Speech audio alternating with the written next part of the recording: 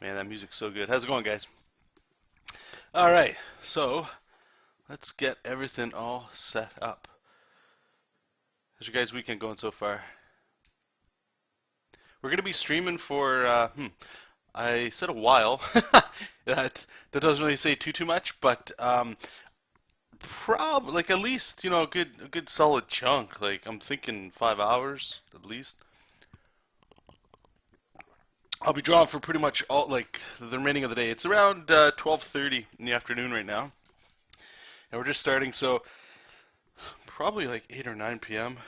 I don't know how much of that'll be streaming, but what I'd like to go through with you guys is I'll probably be stopping the stream and starting it.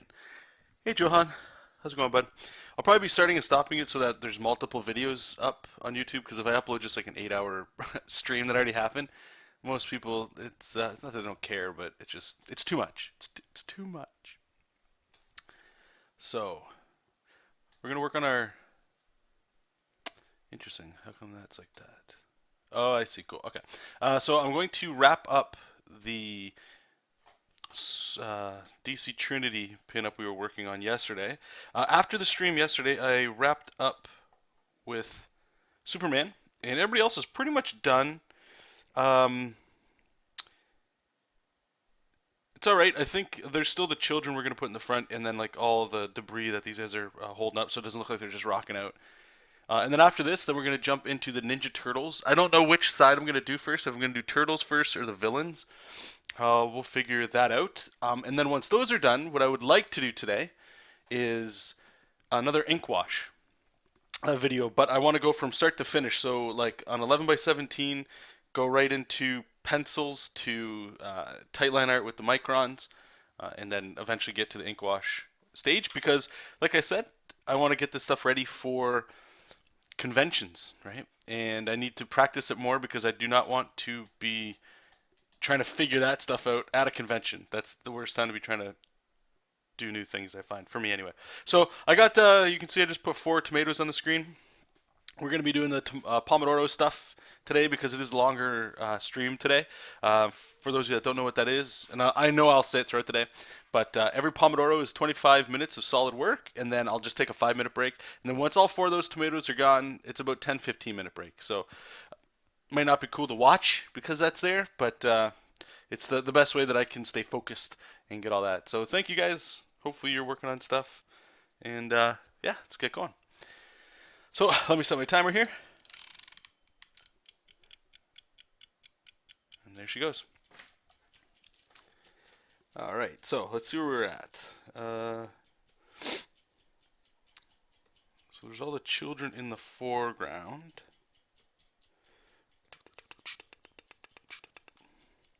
I'm thinking what I might do is just turn them off for now.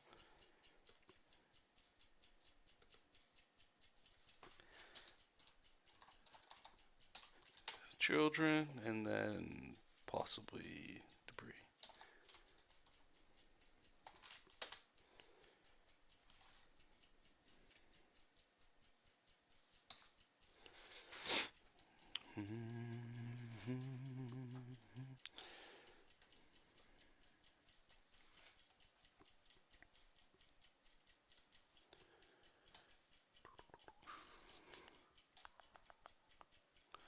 So what are you guys working on today? You guys enjoying the day off, or you got the long weekend? Just relaxing? Or you guys got some projects you're working on as well?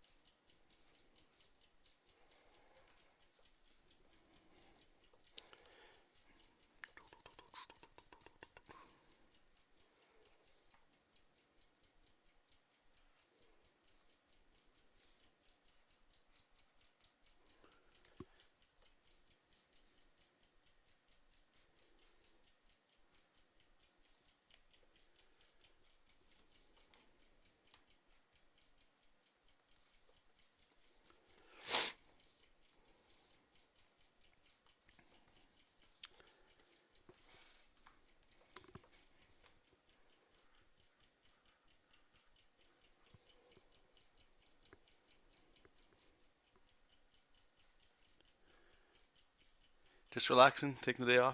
That's good.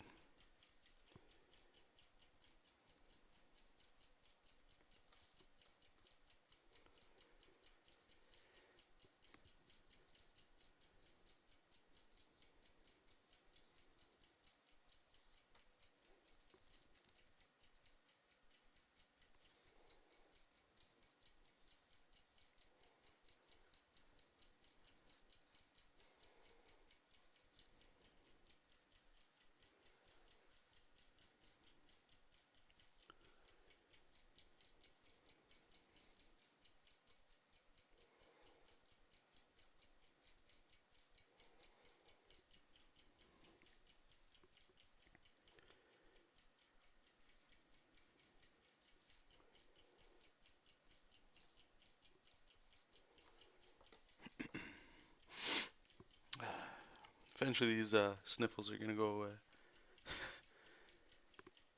It's been like 2 weeks I've been streaming with you guys and just like still sniffle city.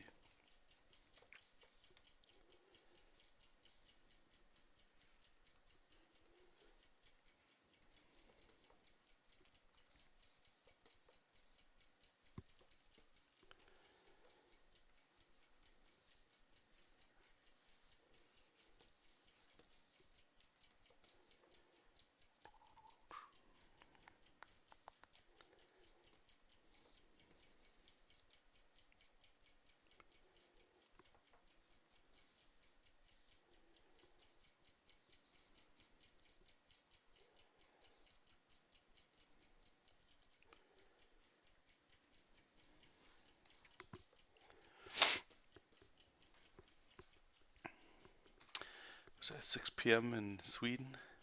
Oh, nice.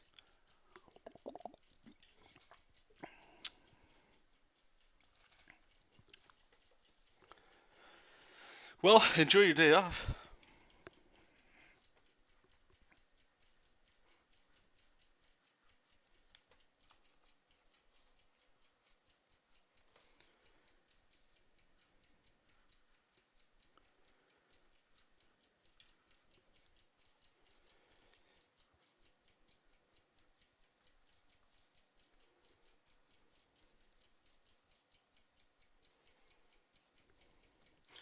A lot of these lines I'm putting in right here, they're just going to get covered up by inks.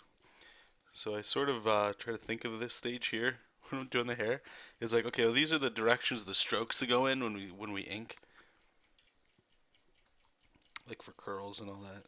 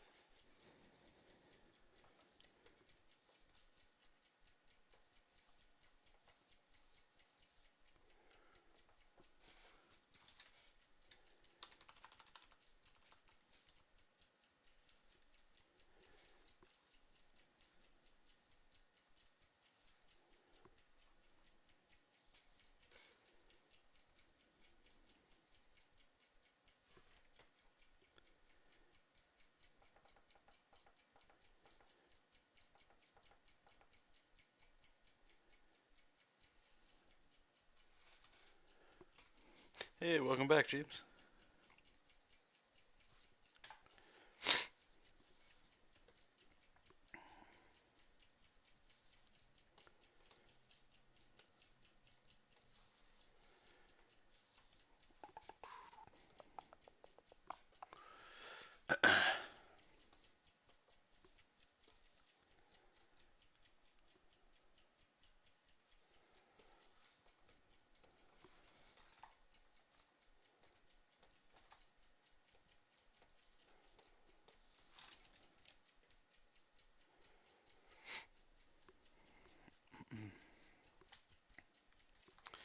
Alright, connect the dots.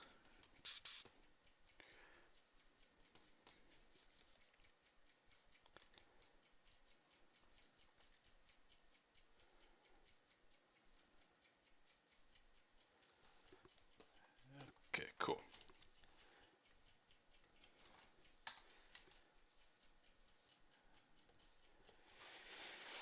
It's got a nice contour liner on this.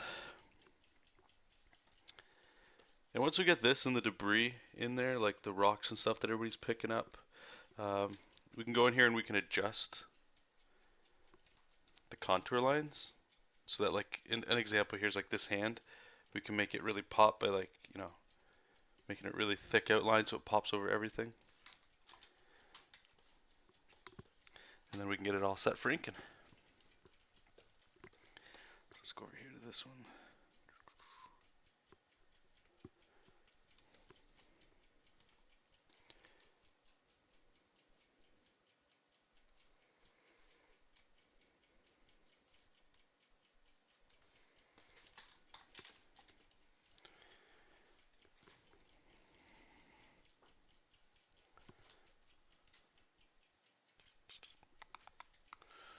And these two dudes here. I think these guys are on the same layer, no?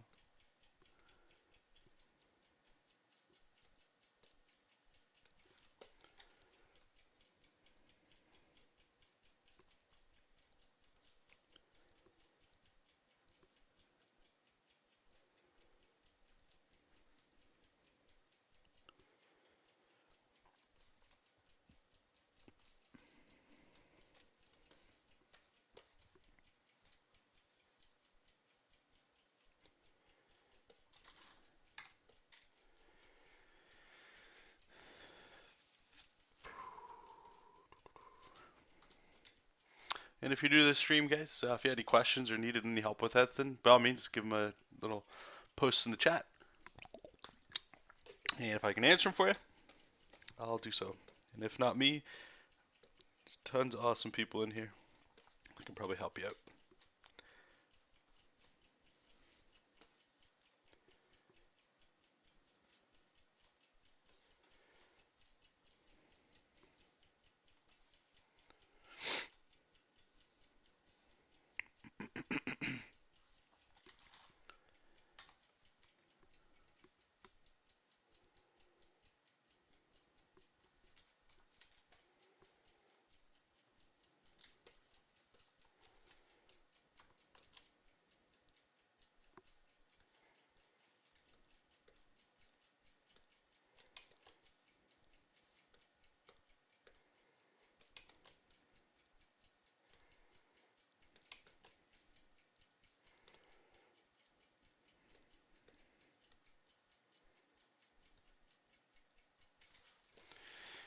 Alright, so we got these guys in there.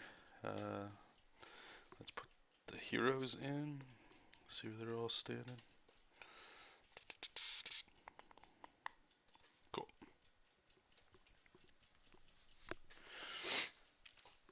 Alright, so before I get the debris and the rocks and all that in there, I just want to make sure, not necessarily that we don't have too many tangents, but that things are pretty clear at this stage. Because the debris is just to help hopefully tell the story of what's going on. So she's fine. Kids are fine.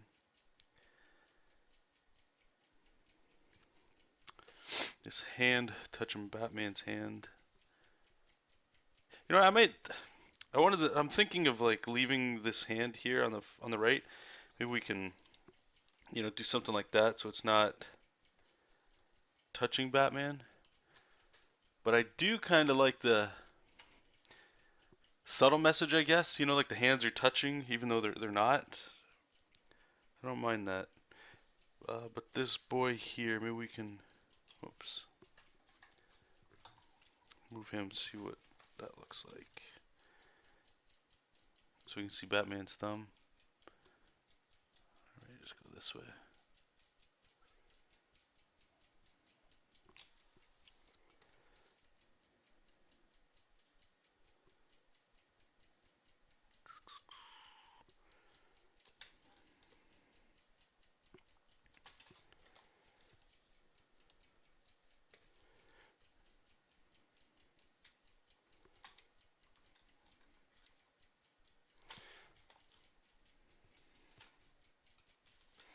Alright, I guess we'll leave that there.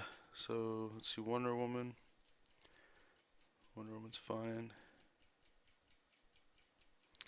Soups, looks alright. Okay, so let's put this first thing of debris here first. This first thing of debris here first. What? Debris. FG for foreground. And it's just simple stuff here.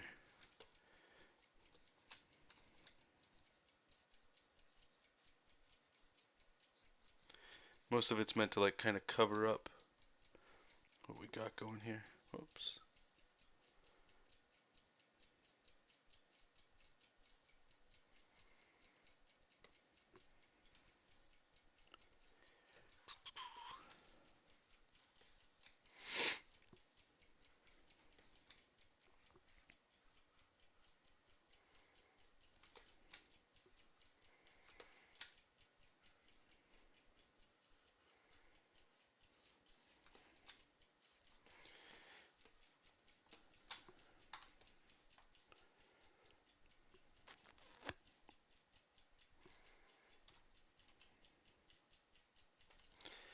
So if we turn this back on, so now we kind of cover up some of the areas here for like the legs.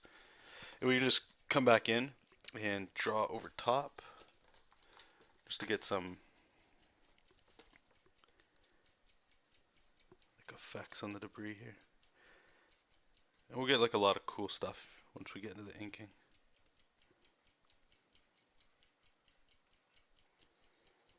Just put some information in here.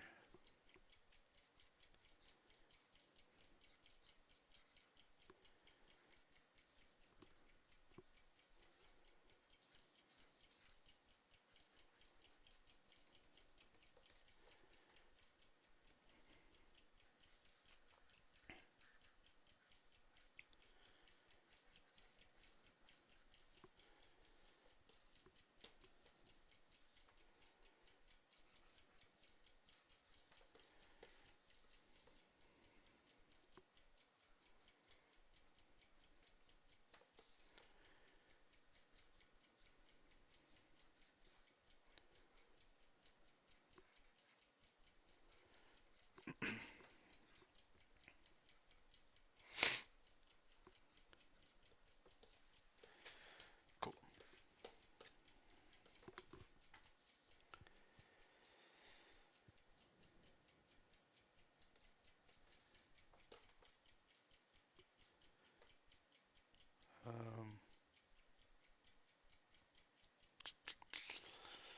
Yeah, let's try this here.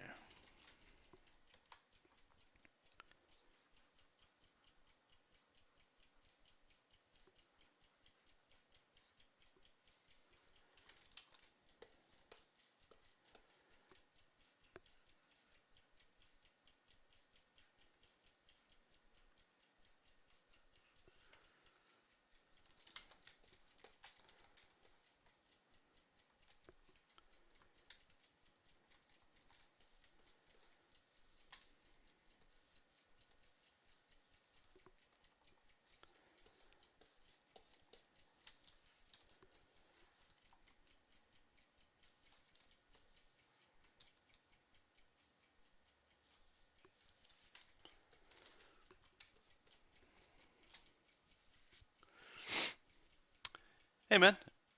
Hey Nimrod. How's it going? No, yeah, it cut off as I was speaking, but yeah, I was done for the night. I said goodbye and all that, but I guess the goodbye didn't get broadcast, so sorry about that.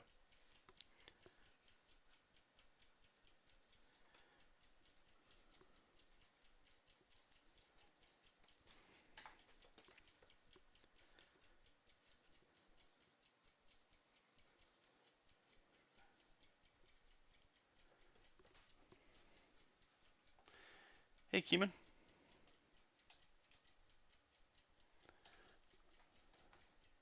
So right now, just to give you guys, because we're starting to see some new people come in here, just a little update.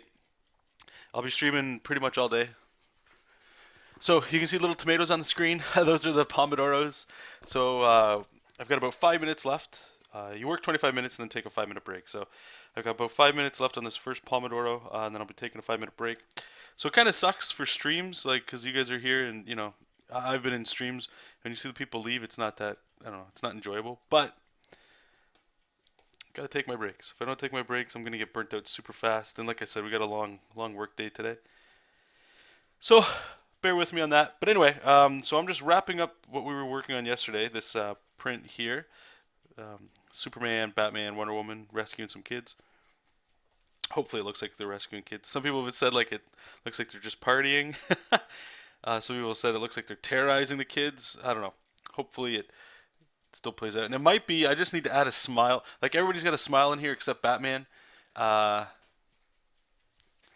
I'm thinking I might just give Batman a smile, even though he looks better when he's not smiling. But that smiling, since Batman doesn't smile, it's sort of like, okay, well, this is a kind of like a happy scene. So maybe I'll just do that right now when I'm done just doing this part here.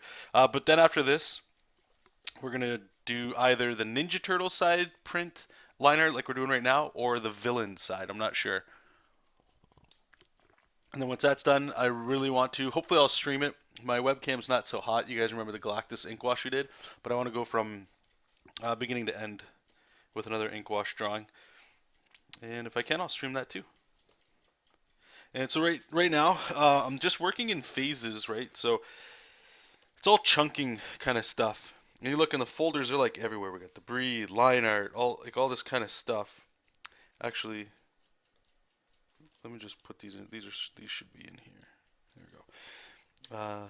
So I'm just working in like groups here, and I'm just gonna make another one here. We'll call it debris background. And so now, like I say, when I keep saying chunking, it's just working in like these little steps here. So now we're gonna work on all these little background pieces. It's pretty quick. And a lot of this information is left out because I will be inking over top, right? So we can clean a lot of this up as we go. Oh, you grabbed a tea and it was gone? Oh, hopefully I didn't ruin your tea, man. Oh yeah, it's gonna be super long. I'm excited too. Um, it's rare that you got no plans to do stuff, and girlfriend, she's gonna be hanging out with some friends tonight, so I won't be seeing her. Not that that's like a bad thing or something like that, but hopefully you guys know what I'm talking about. Sometimes it's nice to just go, okay, you got like a day off on your weekend, and you can just spend that drawing, you know. So plan on getting a lot of work done. So I'm excited. It'll be fun.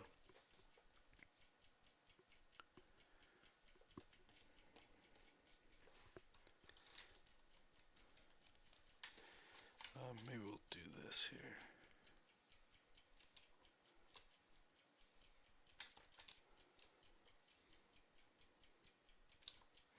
I got nothing I gotta do around the house really, so it's good.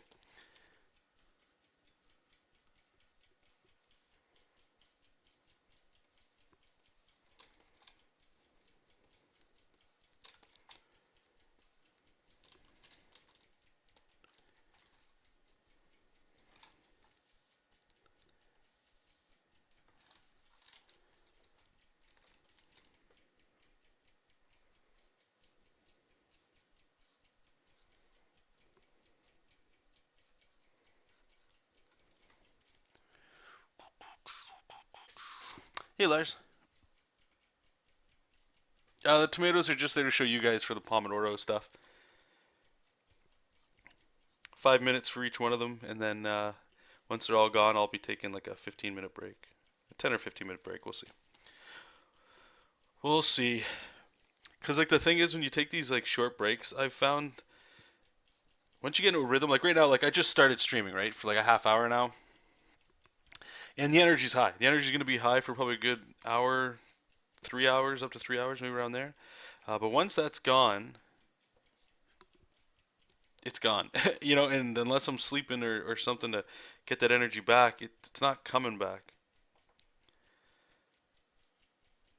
So even if I don't feel like I need a break, you got to take a break. Especially if you're planning on doing like long drawing sessions, because you don't know what you're gonna feel like in 5 or 6 hours, right? So,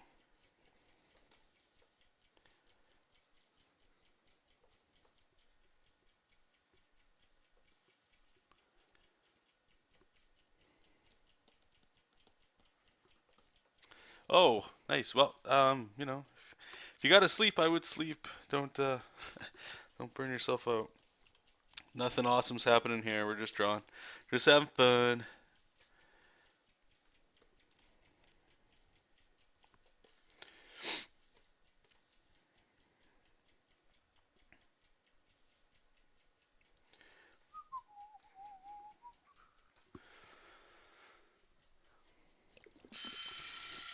It's funny hearing like all your guys' different time zones.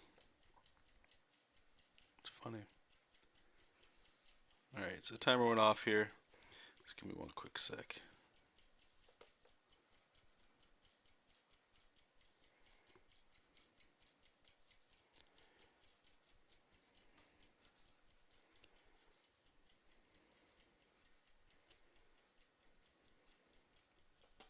Okay, let me just save this up again here, and I'll see you guys in about 5 minutes, and we'll keep drawing.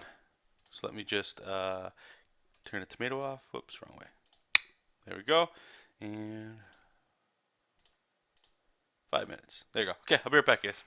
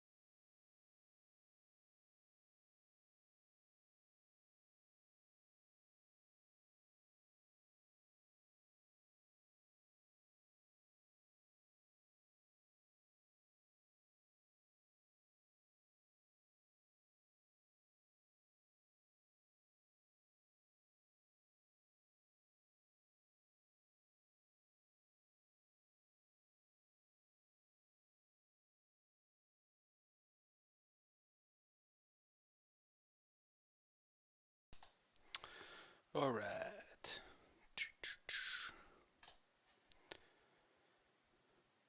Okay, should be good. Let's keep this party going. Hey, all the new people in the chat. Let's go up. Timer's going. Back to work.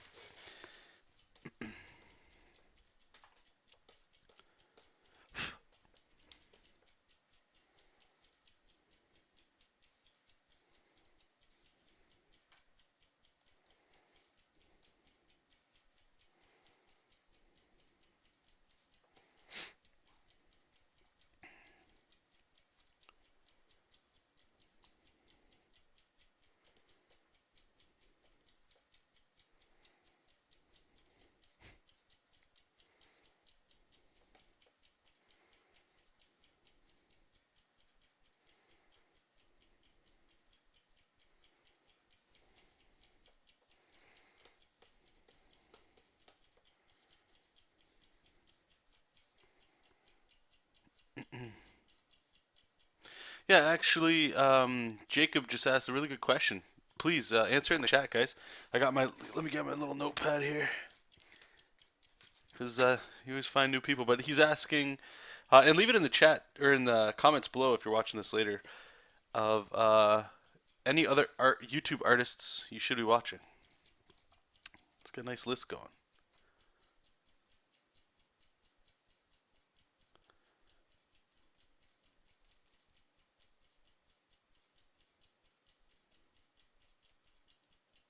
Yeah, Superman's all done.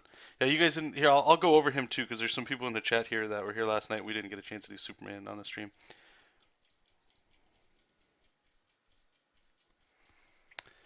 KNKL, yeah, that's a fabulous channel. I enjoy watching his stuff a lot. It is weird.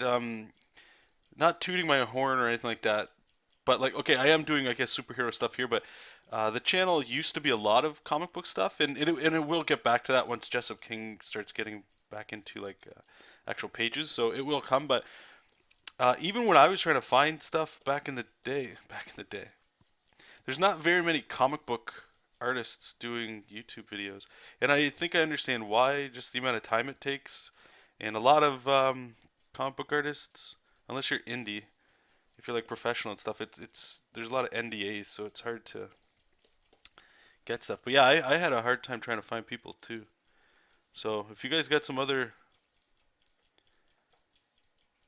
comic book YouTube people you watch, please share it with the rest of us. We are hungry for it.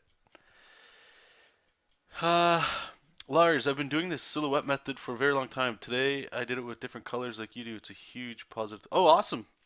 That makes me really happy to hear. Yeah, it's a little different. Like sometimes the color. Don't get me wrong. If you guys are looking at my channel or other people that do the silhouette stuff, if you see silhouettes, it's cool. But when they're in different colors, it's interesting to look at, right? And it's fun. It's a lot of fun to just work in color. For me, anyway, I find it to be pretty fun. It's cool, and I'm glad that that helped you out there. K. Michael Russell is great for colorists. All right, let's write that down. K. Michael Russell.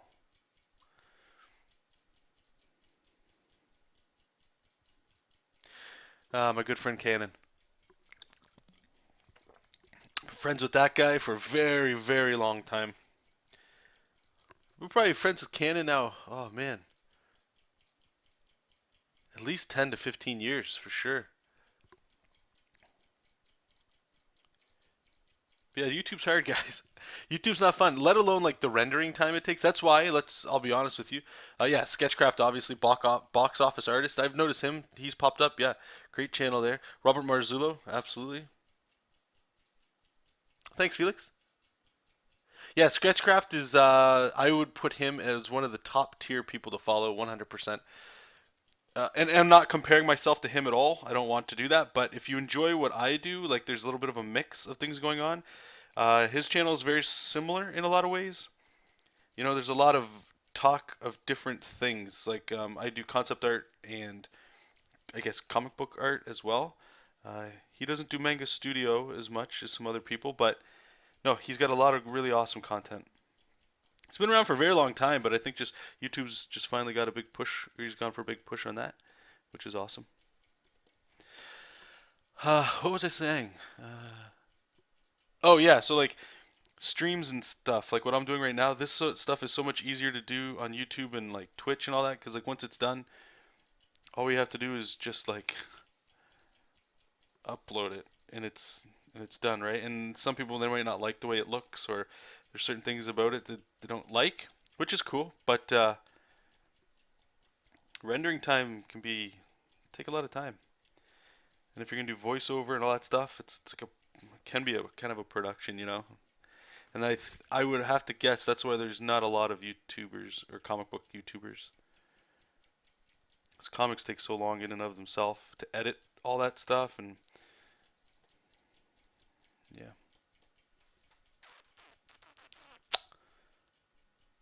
For the silhouette, Lars likes Toonbox Studio. Is that software? Is that a channel? Fangzoo's a wonderful channel. Yeah. Oh, did you? Ah, awesome, Jacob. Yeah. Hey, I need to do it all. All right. So let's get our magic wand here. Should work. Let's hope for the best here. Trying to be conscious to have all the lines end. So let me just do a quick scope, make sure nothing's coming in. Cool. It is right there, but we'll see how this works. Shit.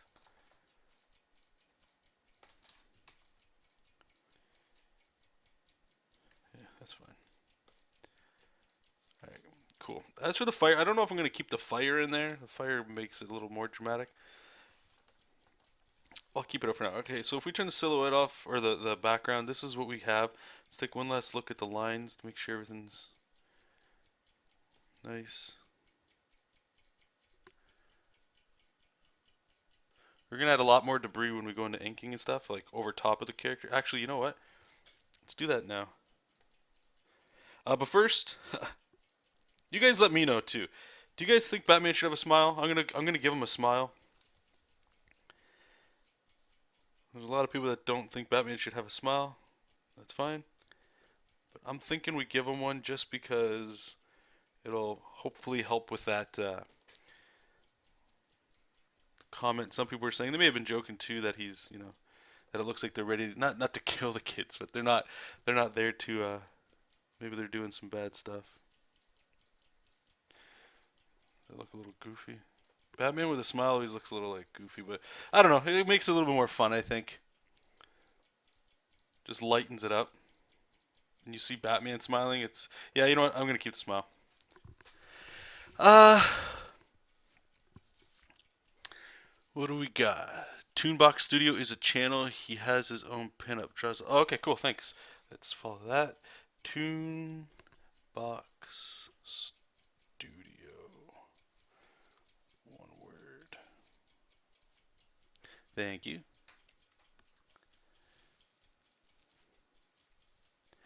Mark Criley isn't bad. Jaw Jazz is back to posting again. Yeah, those are two really good channels as well. I don't watch those two as much, but they've got they've got a lot of subscribers, so a lot of people seem to enjoy their stuff, which is great. Oops. Okay, so let me go into show Superman, and then we're almost done this here. For you guys that were in here last night, we didn't really stream this one, but yeah. So this is him here. I actually really enjoy. I used to dread drawing Superman because Superman's got to have a look to him. In my own head, that's what I kept saying. I might actually go in here once I ink it and erase these eyes and just put little like almost like Jessup King eyes, like they're squinting. Ed McGuinness used to draw him like that, and he always looks. There's something about that that looks really cool. But yeah, so I have him in here. Now I don't really care so much about being intimidated to draw Superman. Just have a little fun with him, and just make him super thick. Like he's got that big giant football player neck, and he's all pretty stretched out. What I like about this too, just from like my own standpoint of like liking the how it's coming along, Batman's always the most popular, right? So he's in the foreground, which is fine. And the fact that Superman's in the back, and a lot of artists do this, but I'm trying to pay a little bit more of attention to it. So if Superman's in the back, even though arguably, in my opinion anyway, like he would just wipe out any of these people, right? Like there's none of these characters stand a chance. But he's the guy that's in the back overlooking, making sure everything else that like there's nothing is gonna accidentally happen as the whole group of people here is saving the children, right? So it's like if Wonder Woman slips or if Batman doesn't react in time to like a piece of debris falling, Superman's like the big dad, the big brother. He's looking over everything. Um, it's really cool. Smile helps. Cool. All right. Awesome. Yeah, you're right. Yeah, Reeves smiled a lot too. I think yeah, Superman. Well, yeah, Superman smiles all the time. Superman should smile all the time. Let's put it that way. Okay, so we got this. What were we doing? Oh, right, the debris. So make another one. Debris overlap.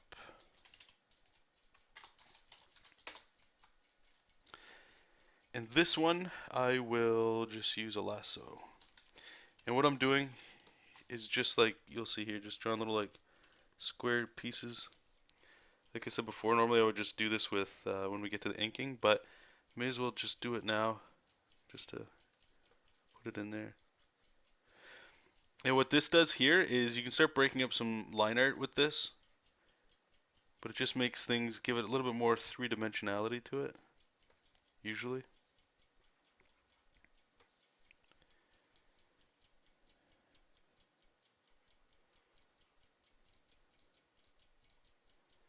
Sometimes it can make things real messy, but we'll see how it turns out. Let's go here and run our script. Whoops.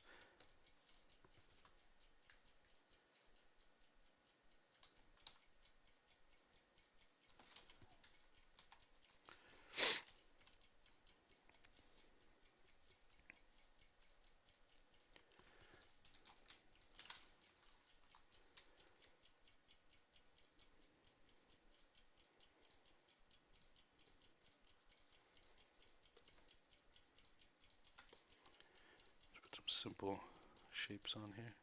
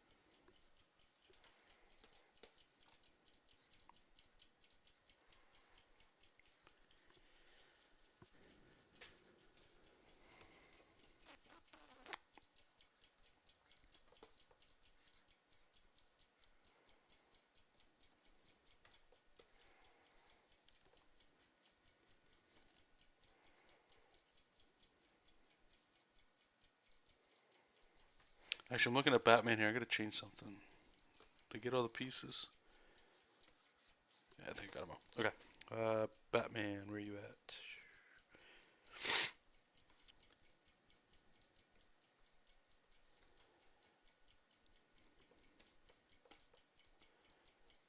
He wouldn't have like those big meaty muscles that are always there. Let's keep them, but let's move it up. There you go. That's better.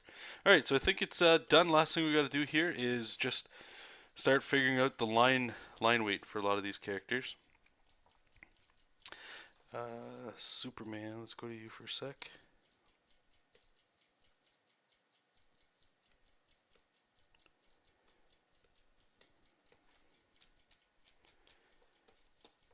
So we're going, what size is that? 6? 10.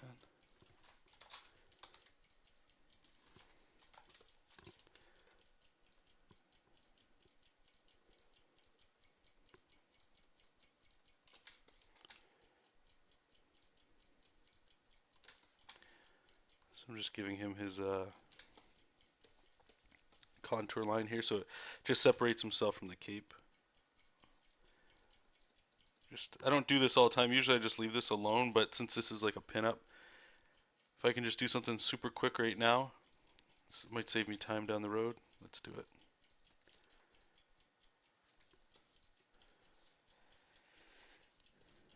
Okay, I think that's good.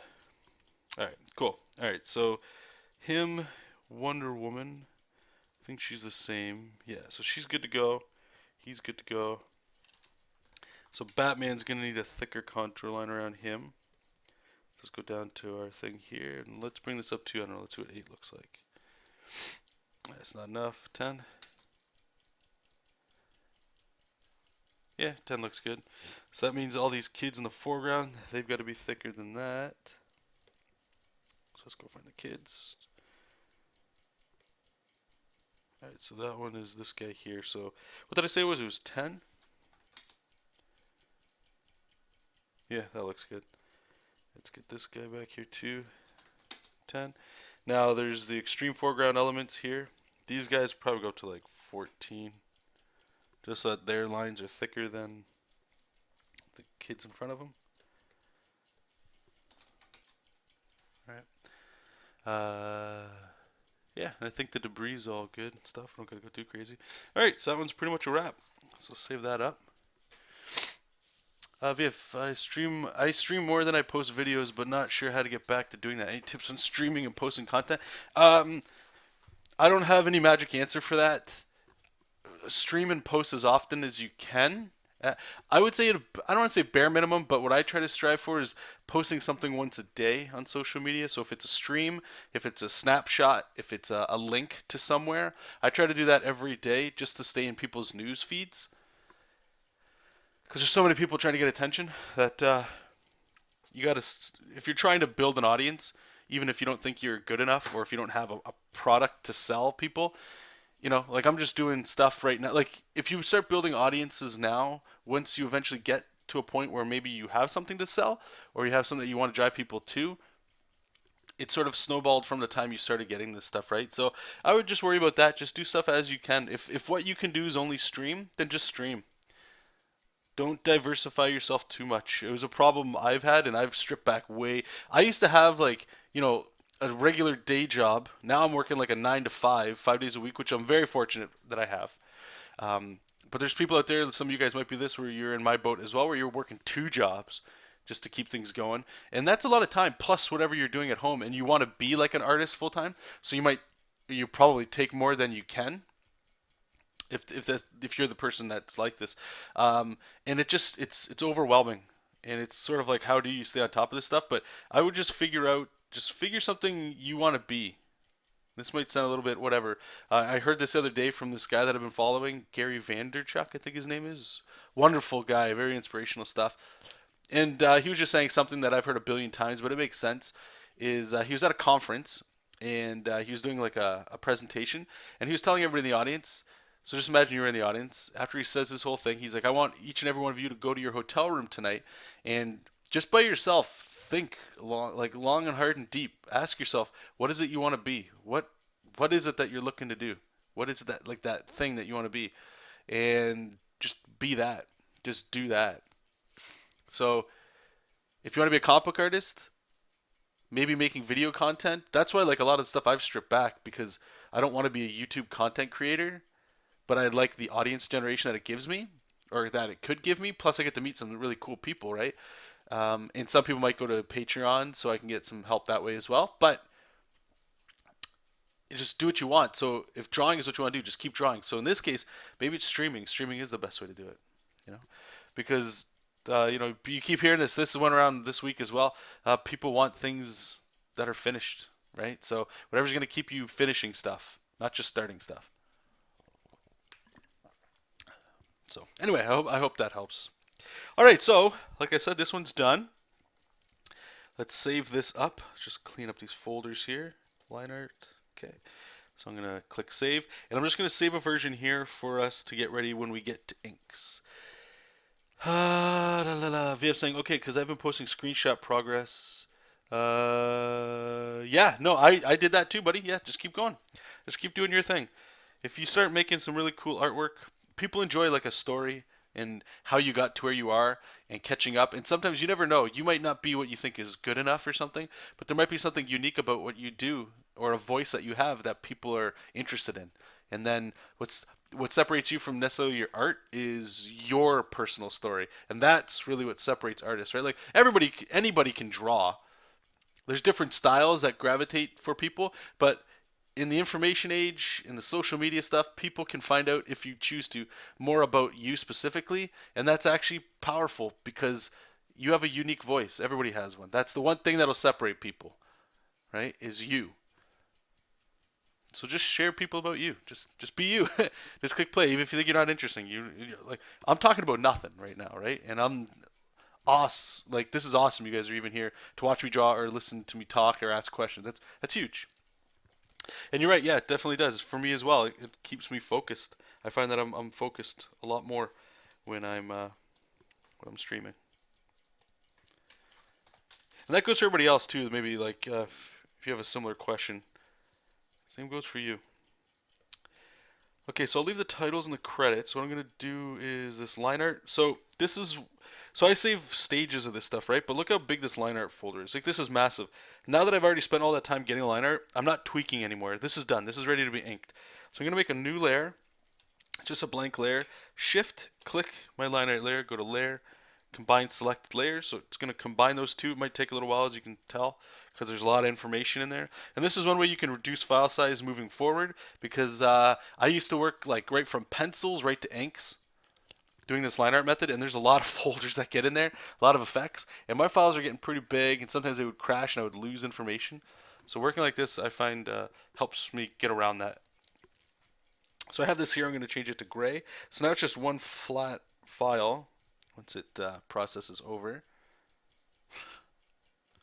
Right, so that's all it is now. And now I can make my inks ready to go, and this will be good. So let's save as. And just as an example, let me show you. It might not even be that big of a deal. Inks. Just take a look at the file sizes here. And these are 11 by 17 inches, 600 dpi. Pretty standard stuff. So the silhouette file was 26 meg. The roughs, that went up to 83 meg. And the line art, that went up to 97. Now, if these were Photoshop files at 600 dpi, these would be like, if I had to guess, like around 2 to 500 meg. That's how high I was getting some of these things at. So Manga Studo is an awesome way of just minimizing this stuff. So when I get my ink file ready to ink, how big is this guy? Always makes me scared when it takes a while to load. Properties, how big are you? 30 meg. So it's a 30 meg file, right?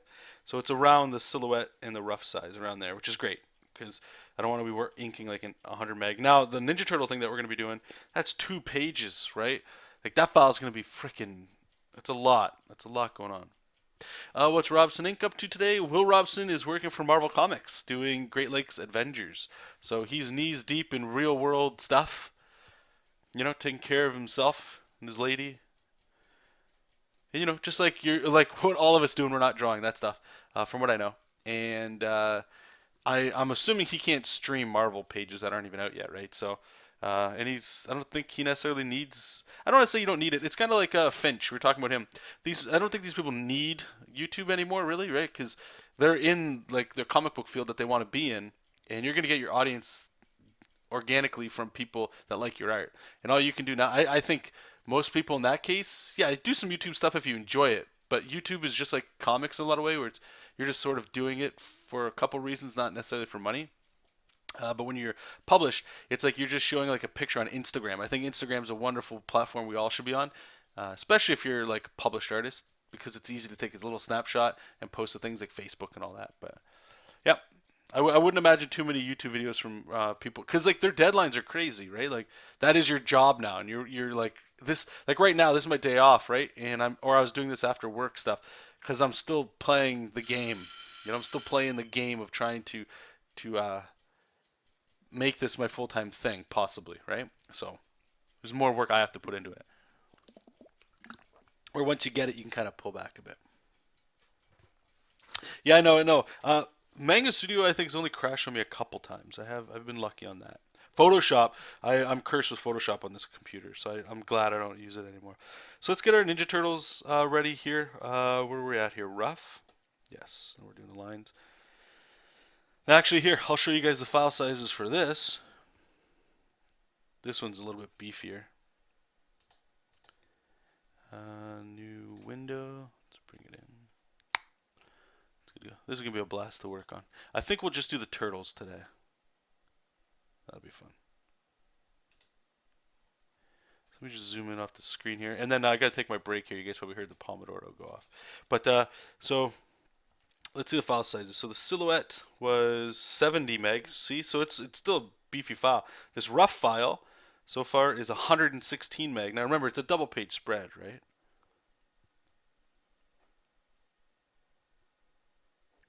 Yeah. Oh, yeah. Keeman is saying something that's perfect. Actually, I don't know if you guys follow Peter Palmiotti or not. I don't think he's a very big following, but a lot of people, well, not a lot, but people do know him. And I was just watching a video of his, and what he was saying was what I thought was kind of true.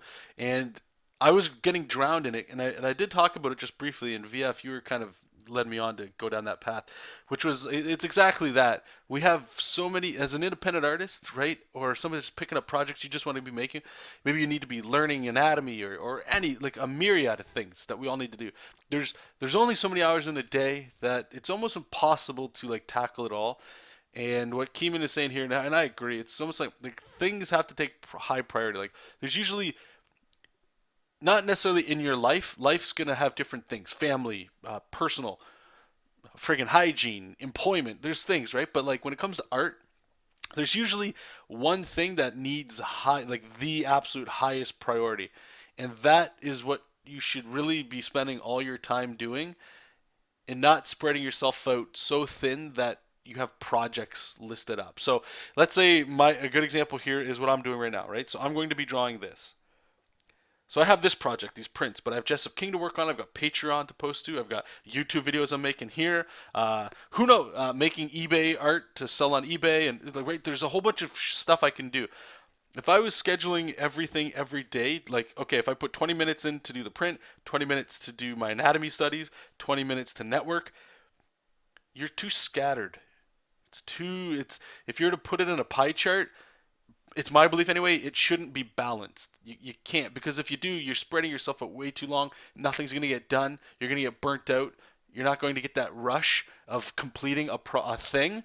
And then let me just say this before I take off here, and then I'm just going to go, because like I'm starting to do a little rambling here. But comic books are so much work, it's crazy. It's probably the hardest thing I've ever done besides physical labor jobs, right? It's mentally taxing. Sitting in front or on a desk or whatever it is to do, it's insane. For me, the only thing that's ever kept me going, like when I'm not working on it and talking to people, it's absolutely a blast and a joy to talk about. It's beautiful. I love it. But when you're doing the work, it's exactly that. It's work, and you get burnt out so fast at the end of like a 22-page project or a graphic novel project, you will get such, if you haven't had this yet, or if you have, please post it in here to mirror what I'm saying if you've experienced it. But you're going to have such a boost of adrenaline, confidence, relief, weight off your shoulders, almost like an art high. And I don't want to build it up too much, but it's like very friggin' addicting and satisfying. It's like, I have nothing on my plate right now. Sure, you might have a project starting in a week or in 2 days. You have to start a new one, but at that moment, you're like, relief. It's that energy, that relief, which almost tricks your brain into being stupid enough to go, hey, let's do it again. That's the cycle. That's where it goes. Okay? And if you're not aware of that, and if you spread yourself out too thin, you never get to experience those things until you're like years away. And from personal experience, when I was working on the standard, it was the same thing. I was doing a whole bunch of YouTube stuff, trying to do all these indie comics. I was picking up other art projects, other comic books, while I was working on the standard. And just take it from some past advice. Don't do that. Take a comic project, and if you're going to do projects on the side, keep it so bite-sized that it's not even in the same ballpark. And you might feel like you're like, yeah, but I'm working on somebody else's stuff and I want to work on mine. I get that, but you've committed to that big project, and if that's not where you want to go, then quit it. Don't just divide your time in half. Either do it or don't do it. And if you're going to do it, then this small project that's your own passion thing, know that you're only going to put in like one night out of the week. The rest of the week is that client project. It's the only way that you'll stay on top, and trust me, you'll be way better off for doing just working like that. Okay. So anyway, ramble, John. Keep rambling, rambling. So just give me 5 minutes, guys. I'm going to go on my next Pomodoro break. Where's my tomatoes? Click that off. See you later, tomato. And where is our 5 minute break? Why does that say 15? It's 5. It's silly. Okay, I'll be back in 5 minutes. We're back.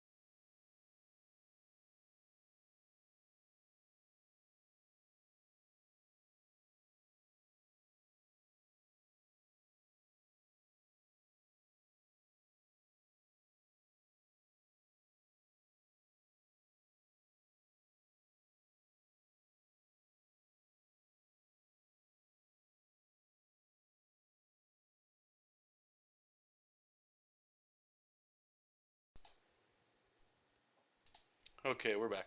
How does the mic sound down here, guys? And can you hear me breathing?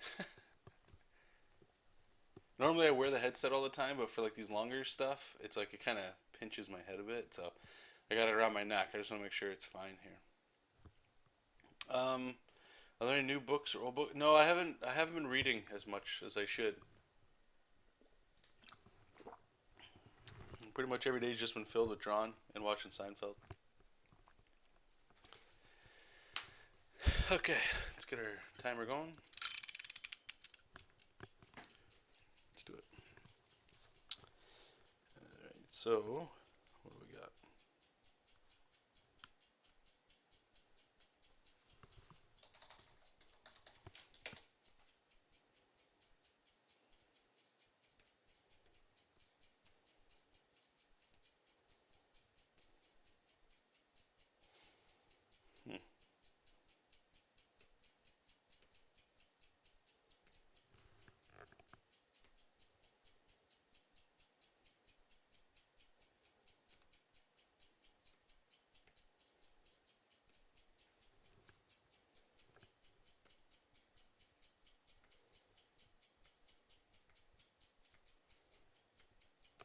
Let's turn that off. We don't need it.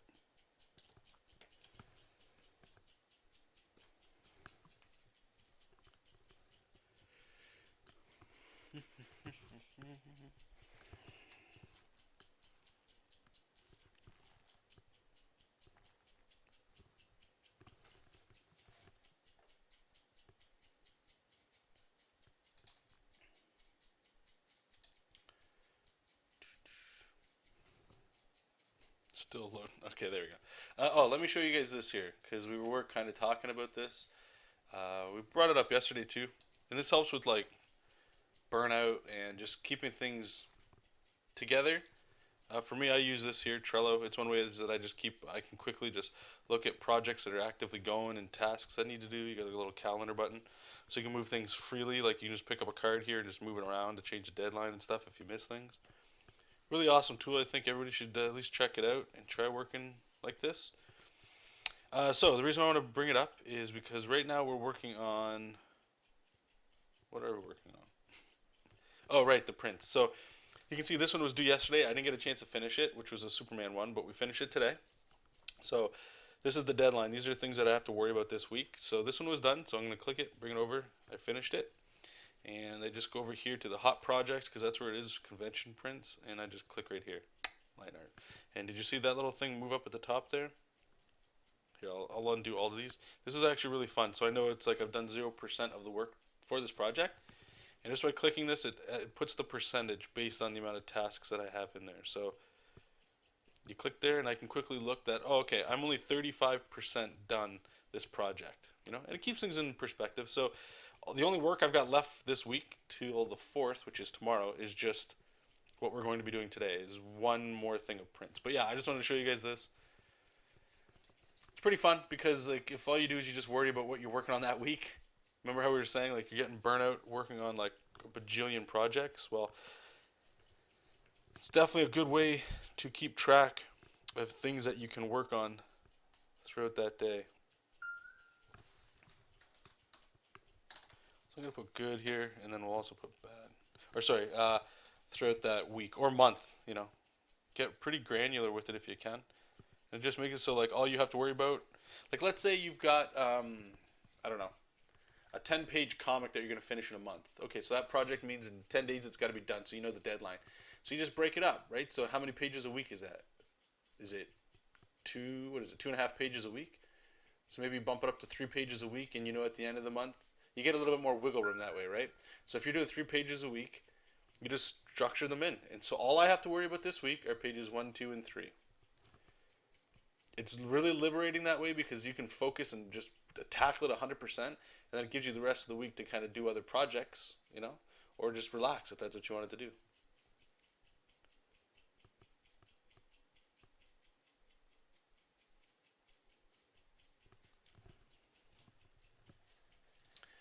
One second here, guys. I just gotta get a date here.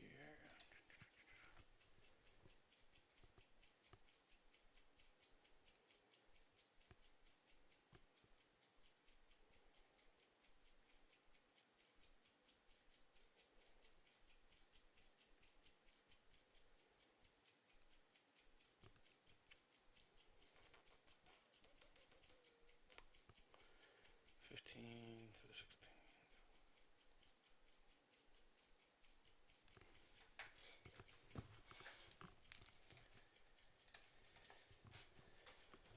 Okay, so who are we gonna do first here? Raphael? Just stick with him.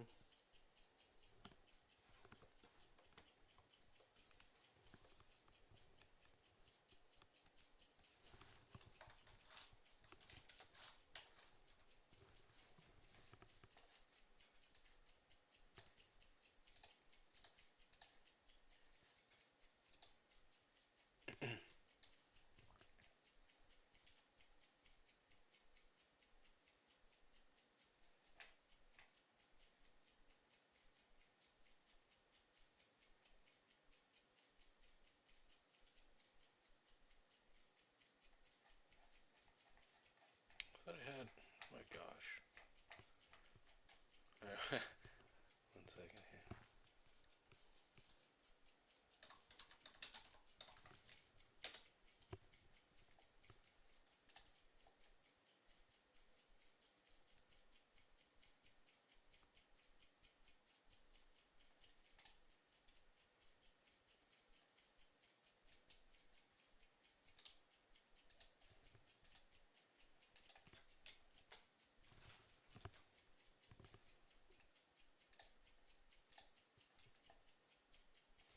Hey V.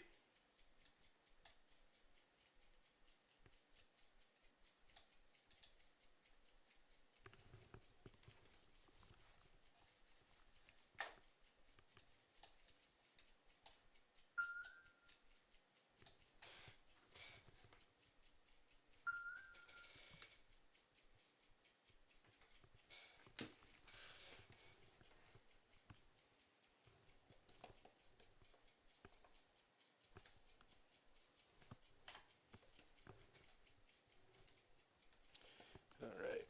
Let's draw some turtles.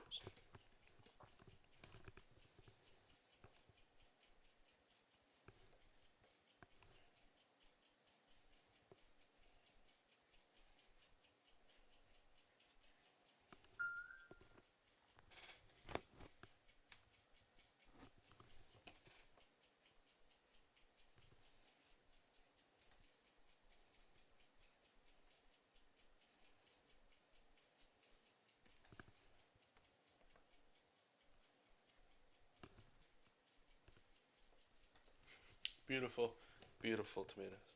I want to start trying something here. I saw this statue and I got a little picture of it. Let me show it to you guys. So let me just bring up. Do you guys use Evernote? Maybe you guys. I don't know if you guys use Evernote or not. I talk about it all the time. I just use this as a place to keep track of reference and stuff. So if I got a project like the prints, I thought I did this. I guess I didn't. But you go through the internet, right? And I'm just like, all the images I need, I just paste it in here, so I can go through and I've got like reference for like all sorts of stuff, right? Which is great. All the Mega Man stuff we were doing. Um, I find Evernote to be really cool. Check it out. So check out this friggin' statue. Look how sick this looks. And I saved this in here because I'm gonna try to look at this as a little bit more reference for what I'm gonna make the turtles look like. I'm not gonna put all the scales and stuff in there. I don't. I think it looks really nice on the statue. I don't like it in a comic book sense, but it looks like a turtle. You know what I'm saying? Like there's like the neck here looks really cool. The shell, like a lot of this looks really sick. But what I liked a lot about it was the face. To me, this is like the perfect turtle face. It's got like that little dip right here, which is really nice. And I mean, this is the current comic, and Santaluco is an amazing artist, absolutely amazing. What he's doing on turtles right now is just, if he might just be the perfect Ninja Turtle artist. He's doing an awesome thing, but I want to use, like, obviously I need this for the designs, but like this right here, the posture and stuff, that's what I'm gonna be going for. Like these little like thicker turtles, it looks really cool. But yeah, I wanted to share that with you guys. I think these statues here, they're like, I don't know where it is. I can find if anybody's interested, I can post a link for it. But it's like, I think they're around like $200 for a statue or something like that. They have this one in a Leonardo one. Really nice stuff.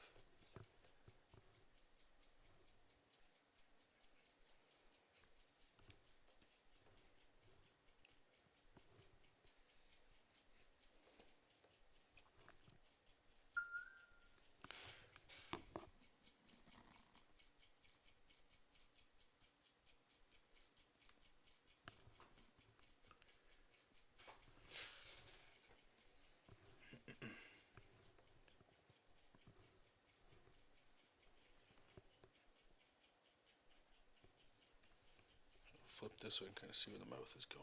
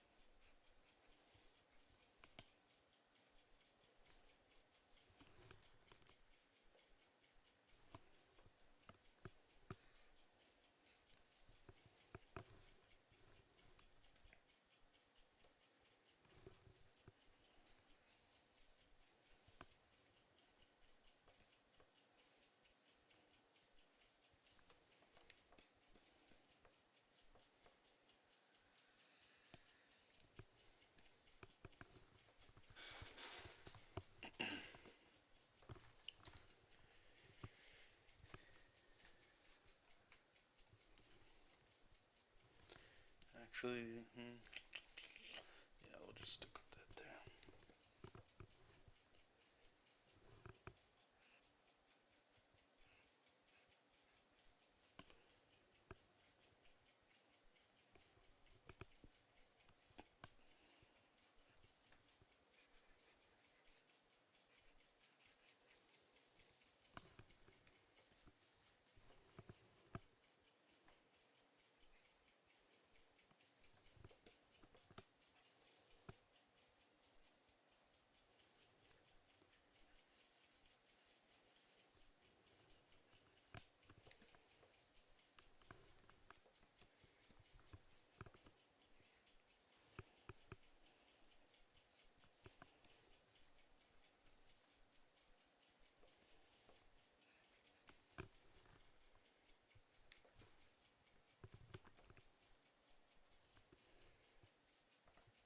I'll just leave it open here.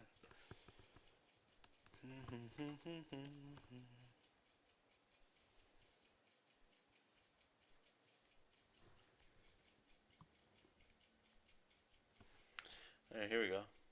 V, I got a hard-hitting topic for you. What can you tell me about your take on ethics or legality of selling prints and commissions of established IP characters? Well, since I'm doing that right now, uh, I don't know. What is my stance? See, so in order to make that question more relevant, I'm going to have to pretend that Jessup King is amazing. It's doing awesome. It's doing so well that that's how I make my living. And now people are making prints and stuff like what I'm doing. People are making money off of drawing my guys.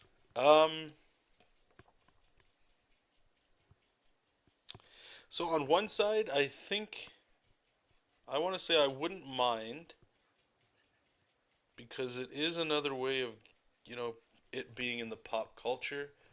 If people are willing to do fan art of something, I mean, they're making money off of my stuff. Well, my idea, my concept, I suppose. But I would hope that that might get people to, you know, if they've never seen the character, sort of go like, oh, who the hell's this? What is that about? And find out that it's a character that they can find more information about, you know? Um, that would be my hope anyway. I think where I would draw the I don't know. It's a good question, man. I think where I would draw the line is if people were making stories. Like fan fiction's one thing, but if people were making like their own comic book of it and selling that, I suppose I don't know. I really don't know. It's a good question. What do you guys have a stance on it? Like I'm trying to figure a way. I keep finding like loopholes in my reasoning. And that's why I'm having a hard time coming up with like a good solid answer.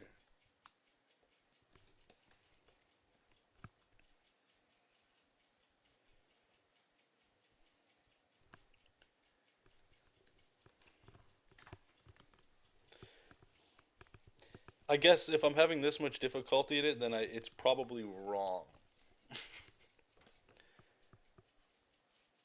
If I was doing just fan art and not making money off of it, then that's okay.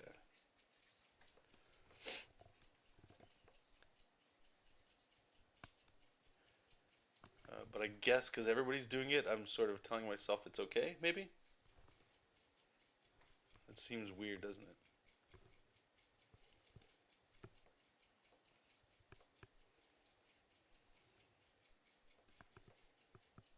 I don't know. What do you guys think on this stuff? And I know there's a lot of people like this is their livelihood, like taking other properties and sort of making prints and stuff off of it. I don't know.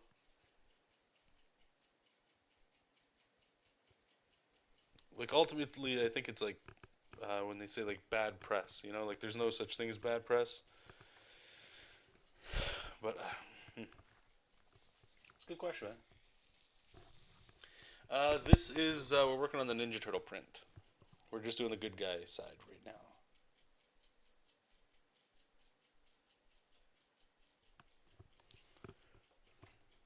Yeah, thanks for the question, man. That's good. Good question.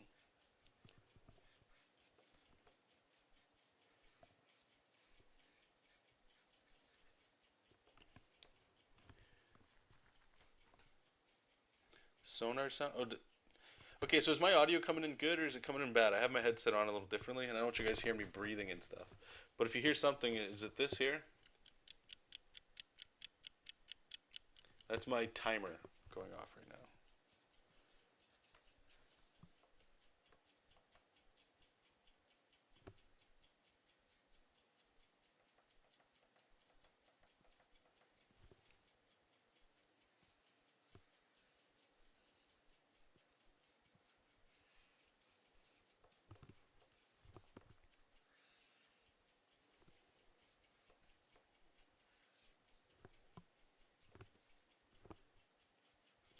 I'm kind of surprised that I'm not hearing too many people chime in on this. Maybe you don't want to and stuff. That's that's fine. I'm just really curious. Like, yeah, what do you guys think? What do you guys think? Is what I'm do? What's your guys' stance on like what I'm doing or what a lot of people do of the ethics and legality of selling prints and commissions of established IP characters?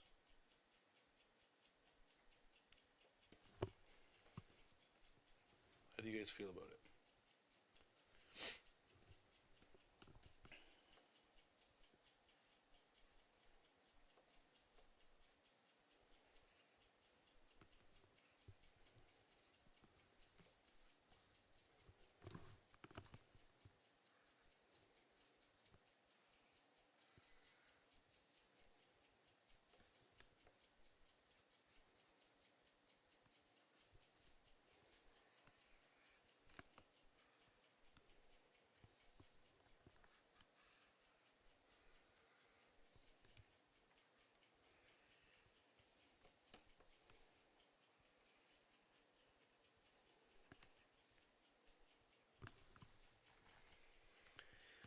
It's a yeah. Jacob's saying it's legally point blank, but unless the IP holder enforces it by suing you, then I feel they don't care. The print biz keeps Comic Cons afloat. Yeah, and I think that's what it is. Like it's so ingrained in things. And I mean it's a great question because there's no right or wrong answer, I don't think. And it's not like nobody's judging anybody based on the answers or anything, right? It's just that it's an interesting perspective. Like it's a weird topic to be honest. Like I think deep down inside it's wrong to sell it, to try to make profit and gain off of somebody else's. Like yeah, you drew it and you spend a lot of time drawing it and putting a lot of thought and effort and work into it. Um, but it's not yours, I guess, to sell. I suppose that's one way of saying it.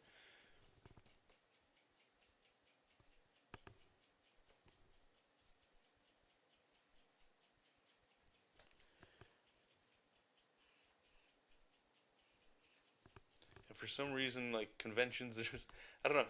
I think in time it might start going away. Like comics are so it's like it's such a new medium. So I don't know. It'll be interesting to see. Oh no, yeah, absolutely. Yeah, yeah. No, I love the question. It's great. There's no right or wrong answer, and it's like so many domino effect. Like you're right. If they were like, "Hey guys, guess what? We have suits from Marvel or like Disney and Warner Brothers here. If we see anybody in IDW, anything, if we see anybody's licensed characters on a print and you are not under contract with these people, you're going to be sued." If that started happening, yeah, like Artist Alley's gone. Like that whole thing's maybe you'd have like 5% of people still there, right? Like it's mostly gone. But in time, it would get replaced with people making their own stuff, which is good, which is arguably even better if you ask me. Right? Now, a commission, I think, is different. I think a commission is different because somebody's privately asking you to draw them something of somebody, right? I do think that is different um, because somebody could ask me to draw fan art of a person, and I don't think that's illegal. I don't know. I'm not sure. But the actual of me making prints, that's a little different because it's sort of maybe it isn't different. I don't know because then like somebody could have commissioned me. No, it is different because if people are maybe it's the wording. Did I get enough people to commission me for these prints, and I'm waiting for them to come to the show to give them their print? Maybe there's like a little workaround around there. I'm not sure. It's weird. Jacob saying, in my opinion, comic companies don't want to crack down because the con culture would probably crumble and they would lose vast amounts of publicity. Yeah, that's another thing too.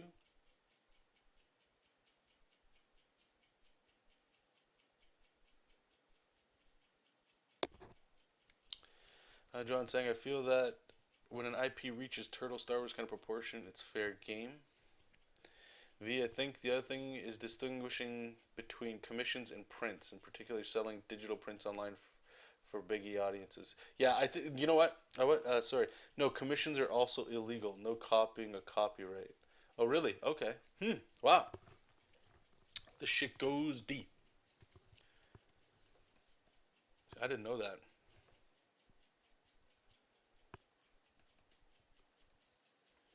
So all it's going to take is, unfortunately, one artist to get burned bad, and then the rest of the art community to stand up and defend them,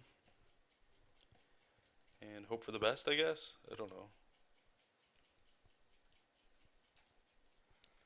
This is interesting. This is really... Thanks for the question, man. That's a really thought-provoking question. It's cool.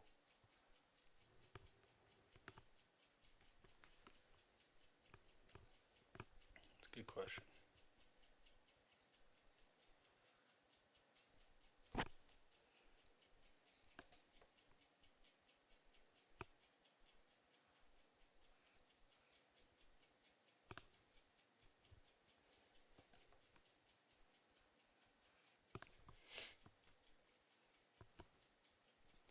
So let's put it this way. I work at a video game company. You guys have heard me talk about it to death. And there's a lot of money and time spent into just getting a copyright or a trademark. Right? So we make a lot of mobile and Facebook games. And I don't know if you guys remember this kind of going around on Facebook or not. And it might sound stupid and petty. And I agree, but I understand it when I'm in there. But like Candy Crush was trying to, the company that makes that is King, and they were trying to get the trademark to the word candy, right? Because all these mobile games were coming out that were ripping off that game called like Candy Crushed or Crushing Candy. Like you can just play it, and what it's doing is it's taking potential money away from them. Now the hard part is I don't know the whole legal thing. I wasn't in it, but just from understanding some stuff is that it's like you have to prove that because of the name that it took money away from you. So what does that mean? So Candy Crush goes, okay, I need to prove that the game Crushed Candy, I don't even know if that's a game, but Crushed Candy is taking money from my mouth and my table for food because of their name. I have to prove that. And if I can't prove that, then it's up in the air. It's just speculation. It's like, oh, that's what you think could happen. So maybe that's sort of what's happening with some of these things where it's like you're making prints, but I have to prove that because you're making prints that you're actually taking business away from me. And I'm sure you could. But like, think of like just the legal structure of setting that up. That's a lot of friggin' work and time to just try to get that to work, right? So if a company has to work that hard to get somewhere, and then they just go to like a convention and they, or something where they see somebody just selling stuff, it's like you're riding off of the coattails of all of this hard work I've put into making something, right? So there is that side to it as well, where it's like you got to be legit with it. Like, you guys know how hard it is to make comics or just make illustrations. It's brutal. Talk about right on time. But yeah, it's like it's super brutal to like even like make something worthwhile to check out, and then you're gonna get those people that I don't think are necessarily like like I would consider myself in this boat, and probably a lot of you, where it's like we're just making stuff because we're fans of it, right? If Eastman or Laird, they came in there like, hey John, or everybody, stop making Ninja Turtle artwork. I would say, okay, I respect you guys. I'm doing this out of the passion of it. Honestly, I'm making this print to sell money, which is great if I can. But I didn't choose the franchise to draw because it's popular and it sells. I adore this IP. Like, this is my childhood. I absolutely love it. And that's why I'm drawing it. I'm not drawing the Jokers and the Harley Quinns and stuff. I don't care about those characters. I really don't. And to be fair, I did say this, and I want to just be open with it. Like, even the what's it called? The um, DC one we just did. I love Superman. Batman I enjoy. Wonder Woman I don't know enough. But I am catering to an audience in that respect for money. So that has that angle of it being like, that's not, I'm sort of like stepping on my own toes saying like, well, you just said you wouldn't do that. But regardless, I'm not trying to base a career around prints. If the creators of these things actually put something out that said, no, we don't want you doing that, for me, I would say, okay, I understand it. And I think that might be, I don't know if that's good, that's just my view on it, where there's other people where maybe that is their livelihood, and they'd be like, whoa, I'm an excellent artist, but I don't say I don't want to spend the time, but I don't have my own creations, and I don't want to do that. I make a lucrative living just drawing other people's IP because I have a cool style and stuff. I mean, that's beautiful. There's so many angles about this. I love it. Oh, my phone plugged in here. I will say this is a bit different, but people who pirate music tend to justify it as saying, I don't have the money anyway, and the musician would likely be happy with more listeners. No, okay, so you're right here. I have a friend that I work with, and this is kind of, maybe I shouldn't say that. I'm not going to keep going there. What I will say, though, is this. It has nothing to do with what I was about to say, but, so, I enjoy video games when I can. But once I started working for a video game company, for myself anyway, this is just me, nobody else has to do it, but I stopped pirating video games. Just because it seems like it's almost like cannibalizing the art or the genre, and it's not helping at all. I'm sort of contributing to the greater. I don't think pirating is a problem. I really don't. Because yes, I do believe that more people will check your stuff out, but there are people that believe it like me, that like if I'm in comics, I'm not pirating comics, I'm going to buy them to support the creation of more of it, right? And that sort of off balances the people that, like you're saying, they're just going to get it for free because they don't have the money. Okay, well, I understand that, I do, but I do think that once you start getting into, like, maybe it's just changing the way it is, like try it before you buy it kind of thing. Who isn't for that?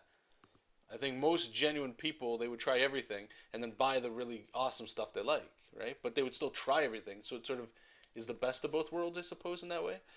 So anyway, like I used to have like for like the Nintendo DS, like it's rampant with pirating. You can get these little like cards where you can download ROMs and stuff and put them on there. ROM is the file for the game, and just play it for free, and that's cool. Like, just do it. But once I started working, like making video games, like I'm not making the games that I'm playing. We make, like I said, a lot of match 3 games, but I'm not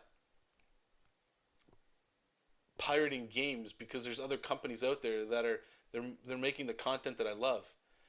And it's weird. I know it's a little different in time now, and it's like, well, how do you how do you tell these companies that they're charging too much money, or like what is it? What's the angle? What is it? Is it that they are charging too much money? Is it you don't have the money and you don't know how to make more money, or you don't know how to cut back in areas of your life to afford this medium that you love, that you want to keep participating in?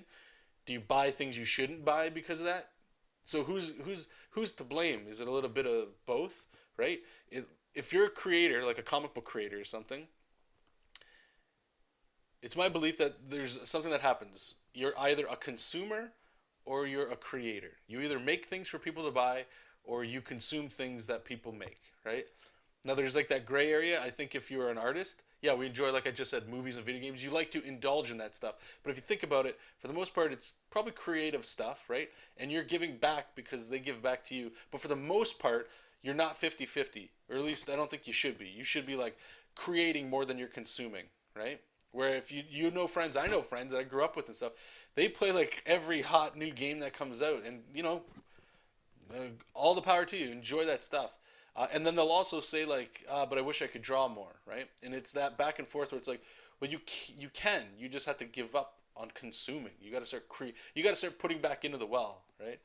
So it's like that back and forth where it's like, yeah, video games are stupid expensive, but they're also stupid expensive to make. Sometimes you'll get games that are just flukes and they sell like crazy and nobody knows why, and it's a small team, and it's just like good for them. They made something unique, and that stuff's is special.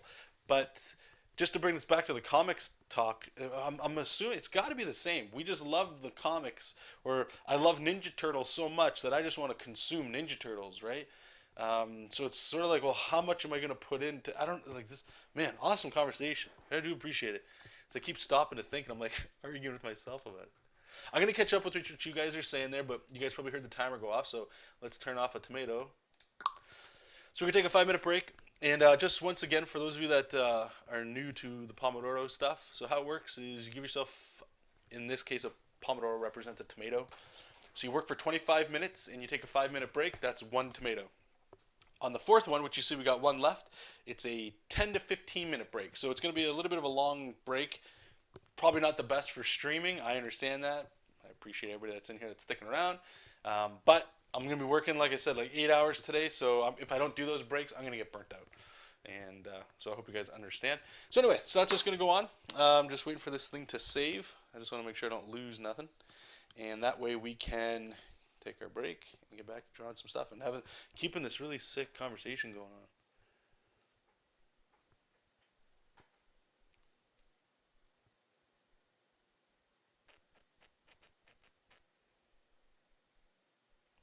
Uh-oh. Oh god. Here we go. So this thing is just spinning. There we go. Holy hell! I almost had a heart attack. Okay, so you guys can't see it, but it's off screen. There's like that little progress bar that pops up when you're saving. It was stuck at like 25% for like a minute or two there. I thought I was about to lose it all. This isn't good. Okay, anyway, be right back, you guys. So let me click this for 5 minutes, and like I said, I'm going to continue talking, and you guys please keep asking some sick questions or what's it called? Talking about this topic because it's a hot button topic for sure. Anyway, okay, I'll be right back. Let's go on a break and come back. Okay, I'll be right back.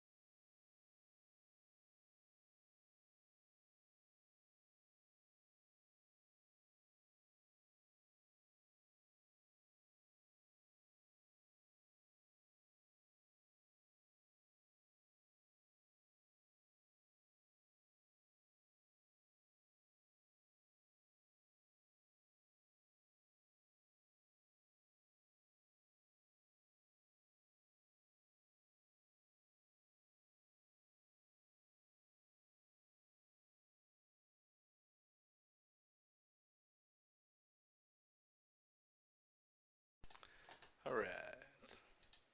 So before I start the timer here, I just want to catch up with what you guys were saying.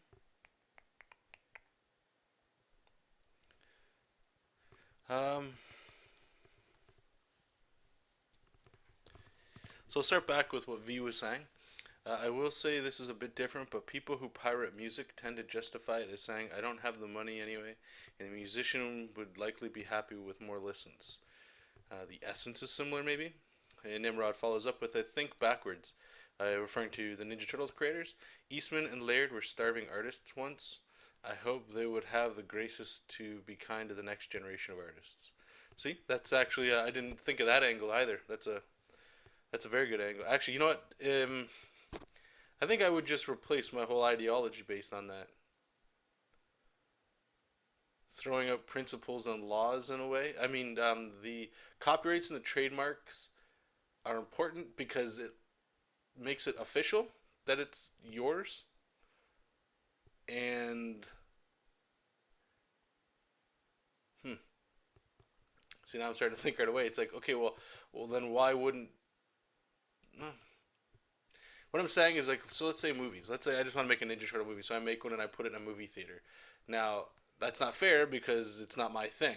I'm just using it based off other people's ideas. So it's trademark. So I have to ask them, do you guys mind if I do this, right? And then they might want to work together or whatever. So let's bring it down to the most primitive stage, a print. Shouldn't I still ask them, hey, is it okay if I make money off of your IP for prints? Because it's not in the same ballpark as money making movie. Is it cool? Is that all right? But then that angle where it sort of like trumps it all is what Nimrod was saying there, which I kind of dig because like let's say again I was just using Jessup King as a reference. Let's assume it just blows up. 10 years from now, it's movies, anime, cartoon, toys, whatever the frick, right? It's like the comic book itself doesn't even matter anymore. It's so big, right? I don't think I would necessarily go after anybody, but because when you say that, it's sort of like I think I know I wouldn't unless it was some. I don't know, man. See, because I want to say unless it makes a certain money, then I step in. Because there's fan movies that I've seen of like everything, and they're good. They're high quality stuff, but because they're not in a movie theater or something, maybe it doesn't make a lot of money, so I don't care. But it's good publicity. Right, man. It's a sticky. Maybe I don't know. Wow. It almost feels like if I say no to something, like no, you can't because it's copyright. Like you've sort of got to like apply that right across the board. So if I say nah, it's cool, go ahead, you guys use my characters for whatever you like, then I got to say that's okay all the way across the board. You can't like this gray area is what's making everything so confusing.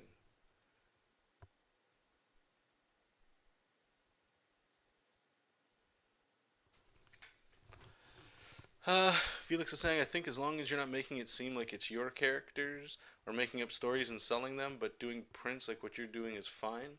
Scotty Young, which is a fantastic artist, and others made it cool to do stuff like this. Plus, it gets others to go to the original material, hopefully. Yeah. But it's the same as asking an artist to draw Superman and Wolverine, and they don't work for them, but they get paid for it. Johan saying there's a Metallica documentary on Spotify now where Ulrich reminisce about the 80s bootleg culture. Apparently he didn't feel the same way about Napster. See, there you go. Right? Like that's a great example where it's like you used to do that and then now that you've made it or something, you're backtracking on stuff. That's interesting. Spotify is an interesting one to talk about too. Yeah, Spotify definitely is. Yeah, okay. Uh, so everybody's bringing up some really good points.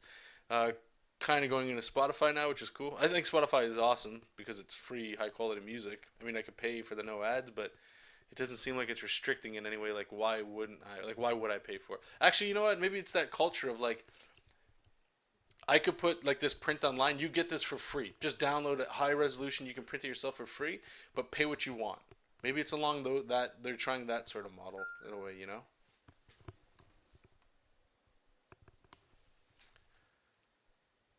Oh, I guess there's yeah, definitely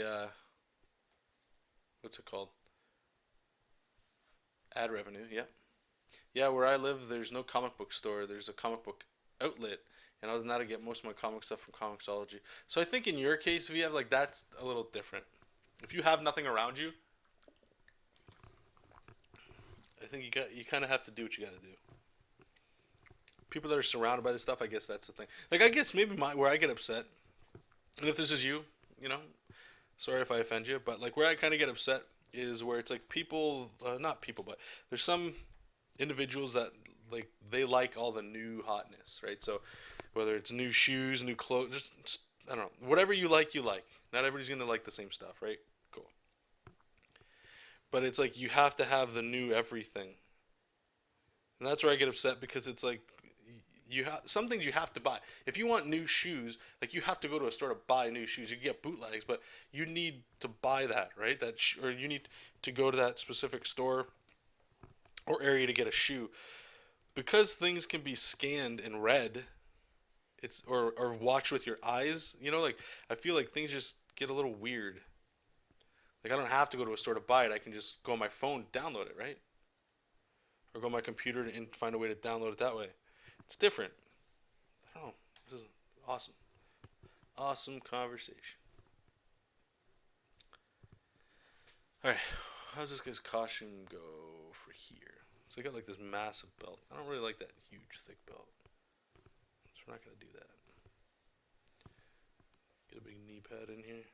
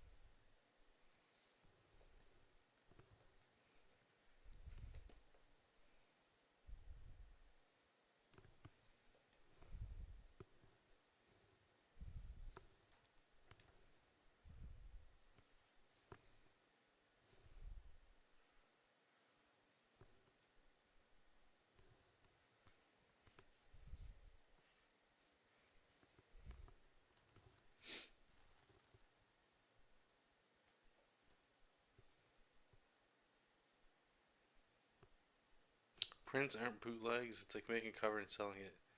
No, no, yeah, that's true. That is true.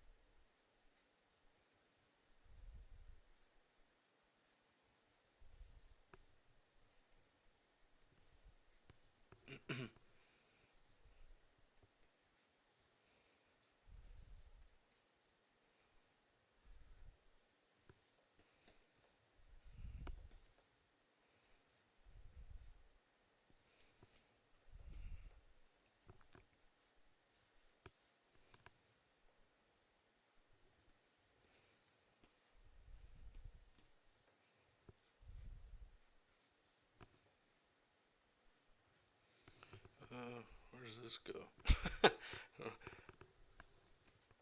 Sure, we're just gonna tuck all this stuff down here, guys.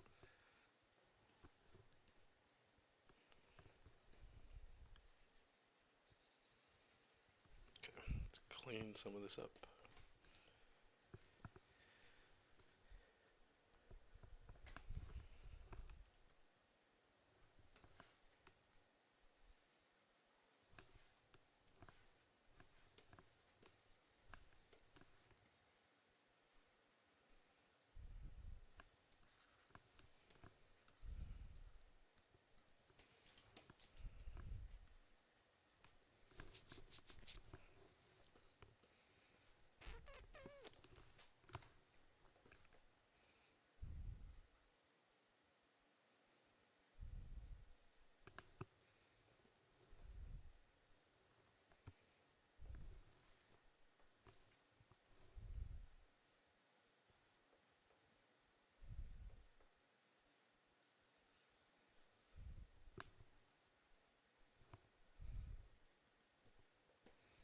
Yeah, thanks, man.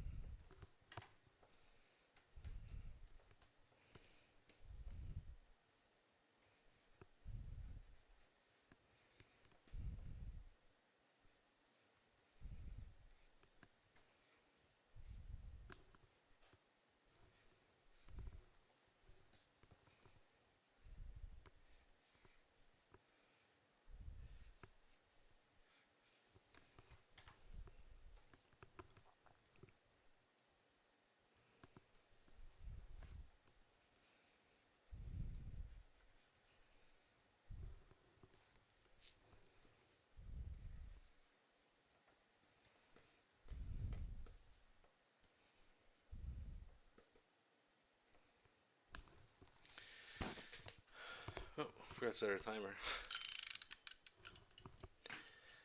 With the whole asking permission thing, I've been planning on doing a creepypasta mini comic since I really love the stories and wanted to practice panel wise. Nimrod saying, I feel like the thing of don't ask, don't tell. I mean, the artist turns a blind eye to this kind of art. I mean, this isn't like a portfolio. Yeah.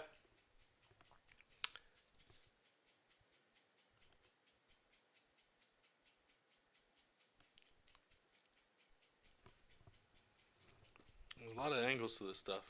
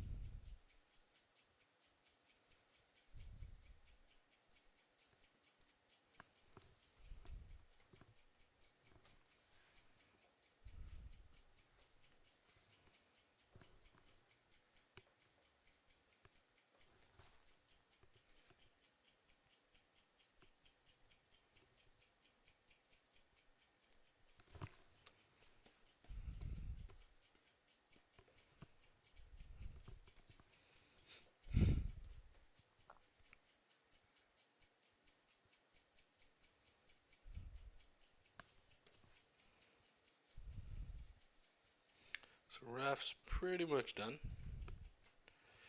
You know, it's pretty messy, which is good. I like that. For the turtles, I don't like to get too like tight with it. I have to give him, actually, that's a lie. He's got to have a belt and obviously his mask here. So finish that, but first I need to start setting up a perspective for this before we start getting too crazy for the background. So let's do that now. Make a new layer. I don't know if this will work. Perspective. Okay. So what we're gonna do? Let's have. All right. So one line's going this way, going that way. And maybe we can have maybe something going like way up here.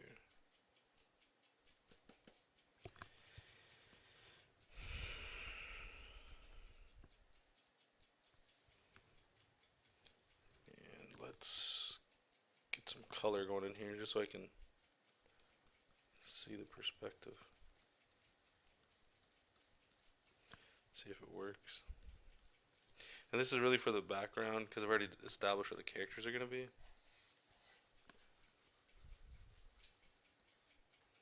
I'm going to have to change Donatello's thing a little bit, maybe. We'll see. We'll see.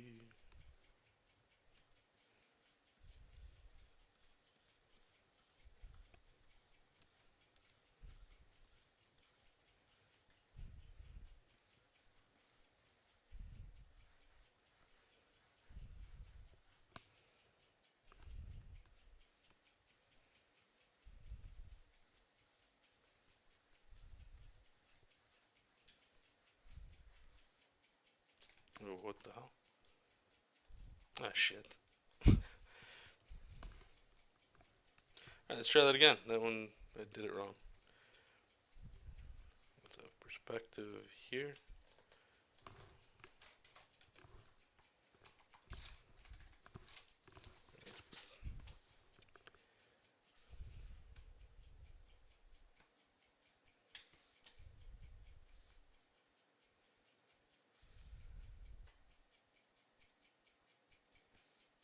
So why did that just make it 1 point?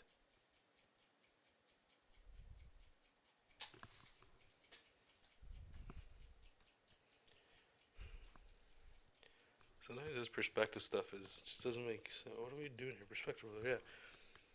So if I go, okay, I want this here, and I want this here. Oh, right. Okay, I see what's going on. It's been a little while since I've used this, so I have to find out. Obviously, it's like 2 lines will make a point. So if I come here and I go here, that will make that 1 point perspective there. This one, and this one, that'll give us our horizon line, and then I can just do the same thing. So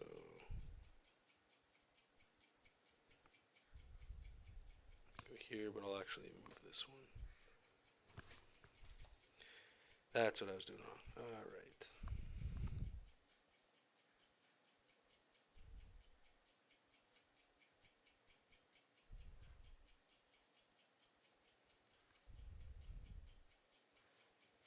Trying to rotate this over so I can still get Donnie's wall over there to kind of still work. Alright, that should work. Let's try it now. Yeah, it's funny. It's like a lot of these tools in Manga Studio, like if you don't use them a lot, they can get pretty like, how do I use it again? Sorry, just so many lines. Yeah.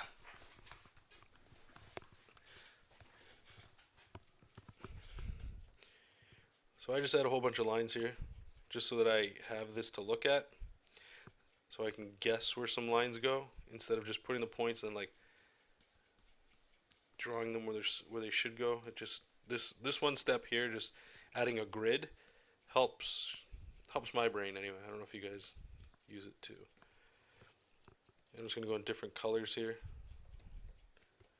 and the different colors also make it easier for me to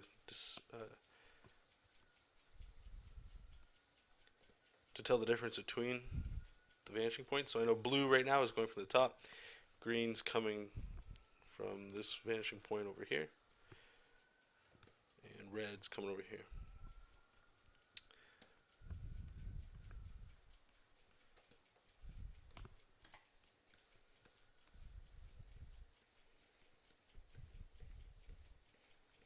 I'm going to show you why this is important in a second. Or at least why I'm considering it important here. Okay, so I'm going to turn off the perspective grid, don't need to see it, and lower the perspective a bit.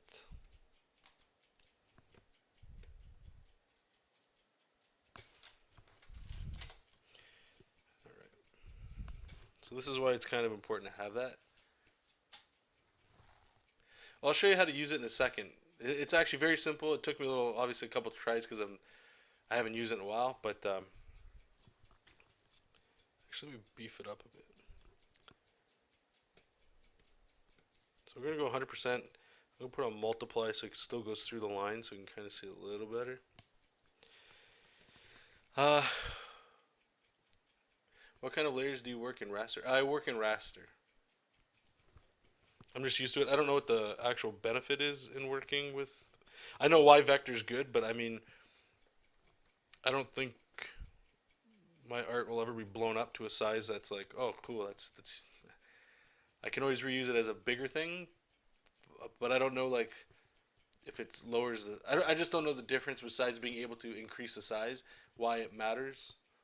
I'm not sure. I just think like a lot of the tools in Manga Studio, from what I've seen, they default to raster, so I just stick with that. Okay, so you can see the grid here. What I'm gonna do is you could snap to grid if you want. I'm not gonna do that just because I want to.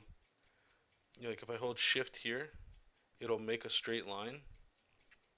So let's go to like here, and what I'm doing is I'm like trying to line it up with the red line here. So it's a little off, but again, that's okay. I think sometimes we can get a little stuck in perspective that it's supposed to be perfect, and it should be in some regards, but sometimes it's just like if you go a little loose with it, it can have a little bit more of like an organic feel.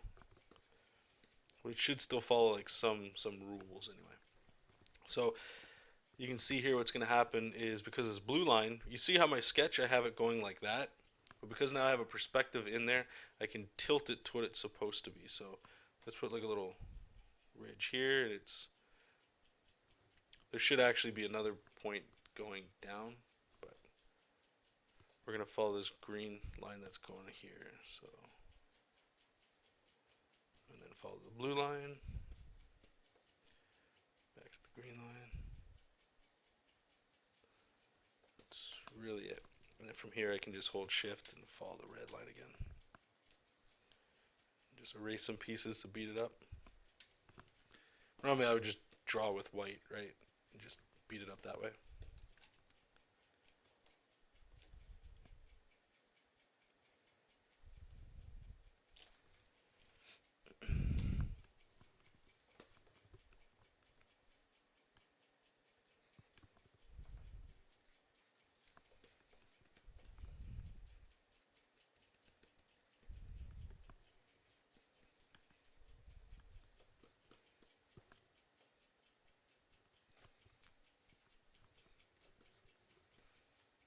Okay, so whoops.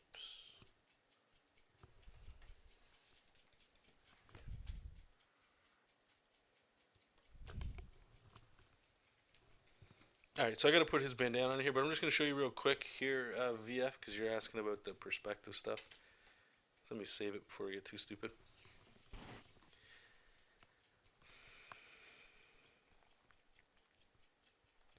So I'll assume you understand how perspective works. I'm not going to talk about how it works, but I'll just show how I use it. So let's assume here's a comic panel, right? And I'm just going to do 2-point perspective here, whatever. So I draw my little sketches of guys. Okay, so let's get some people talking. And I'm thinking anyway in my mind that just freehanding some lines here. Okay, so there's a perspective there. And then maybe this one's a little bit longer, whatever. And then that's what I'm thinking. All right, so now it's time to do perspective. So if you go down here and you click the actual perspective ruler, go down to perspective ruler, what you're doing is you have to draw, think of it like this. You're not putting down I'm not putting down vanishing point 1 as my first line and vanishing point 2 as my second line. What you're doing is you're figuring out like, okay, this line and this line, wherever they connect, then it's going to make your first vanishing point. So as long as you know that's really the golden rule for Manga Studio's vanishing point, is you have to make 2 lines to make a single point. Because where they intersect is where that point's going to be. I think in Manga Studio 4, it was, I think that one was better because you could make all those lines I just made through the software, and all you do is you put a point down. That's it. And you could just put points, and it would make lines come from it. It was more intuitive, if you ask me. I know I understand what they're doing in this one, but like I said, it takes a little while. So what you could do is you just pick a line, right? So like I'm just gonna here. Let me zoom in so you can see what I'm doing. So like you see this line right here that's going from left to the right to the top here. I'm just gonna select and drag and try to like line it up, I guess, right? So okay, that's my first line. Remember, I need to find the second one. So maybe I'll come down here and I'll pick maybe like this line here. So now what it's done is that's where they connect. That's the first vanishing point. So I'm just gonna do it again for the second point that I want. So I'm gonna do the same thing. Pick this line up here, and I'll pick the other line down here, and bang. So what it's done now is it's connected them. And if you see this blue line, I don't know how easy it is to see on the stream. You guys let me know. But this blue line means that's your horizon, and you can tell it's tilted. Maybe I don't want it tilted, and if you want to fix it, you just go up here to it's like the third one down.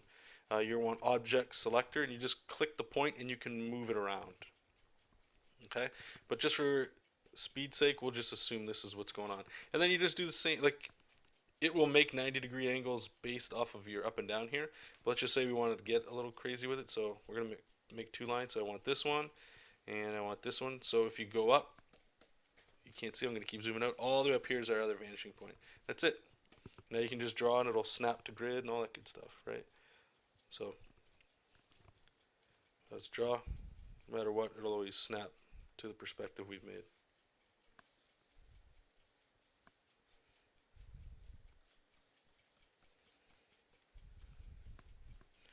That's pretty much it. I still prefer Manga Studio 4, to be honest, but what you gonna do? Alright, I'm gonna make this blue so I can see it. And Raph's bandana, I didn't want it blowing in the wind. I like it when it sort of drapes on Raph.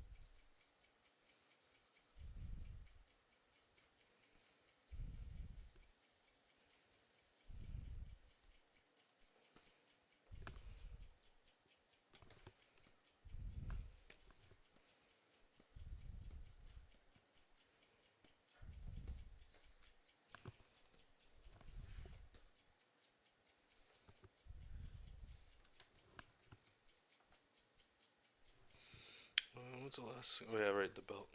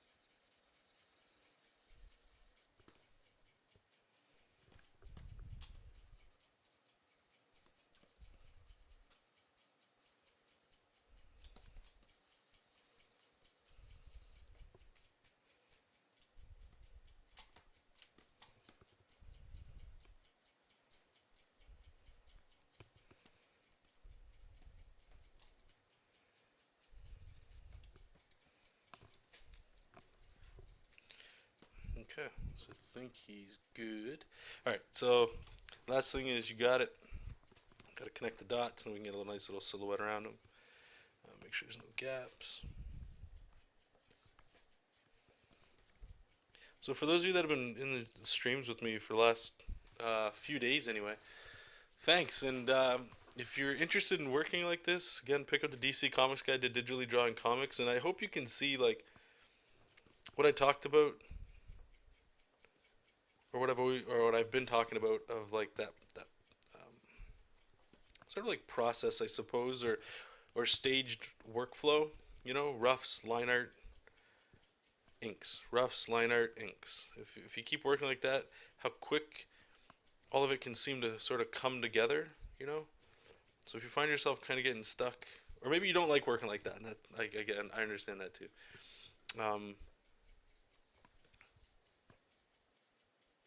But it's definitely something to check out to see if, you know, it might work for you. If you're somebody like me that gets, I don't say necessarily distracted a lot, but you kind of want to keep moving forward so things get done and you just want to keep making stuff, you might really dig this sort of workflow. It's one of the reasons why I keep going back to it myself. So if you've been here for a little while, like I said, hopefully it's reflecting that in a little way for you to see it in action kind of stuff.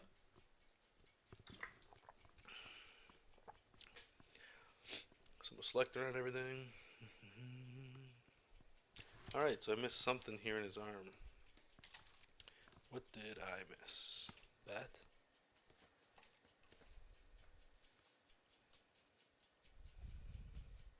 Let's try it again.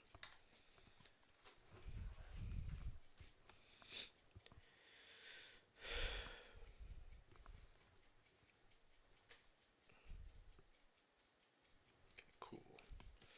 Anything else? Let's get here. Alright, let's make a contour line. And it'll like immediately look better because like everything gets white. It starts looking a little more like what it'll kind of look like in the finished piece. Alright, cool. So he's pretty much done. I'm just going to beef up the line art now because I know it's going to get whatever, but we'll always go back to it. So yeah, that's pretty much it. And again, not everybody understands, but the reason we do this is we're going to end up drawing everybody, but sometimes you have to move characters over little, you know, slight iterations. Like maybe I need to move Raph a little bit down so he can fit in and adjust some stuff. Hopefully you do that before you get to this stage, but you can always go back. But the reason we add that, like that little white knockout line behind everything, is like if you notice if I drag him, it'll always block everything that's behind him, which is very important. Because I find anyway, this is really like the last line of defense. Once the composition here is done, that's it. We're getting into inks. You can always adjust stuff for sure, but I don't want to have to worry about that. I just want to get in there and start making the inks sing, right? So this is a really nifty way to get things happening there.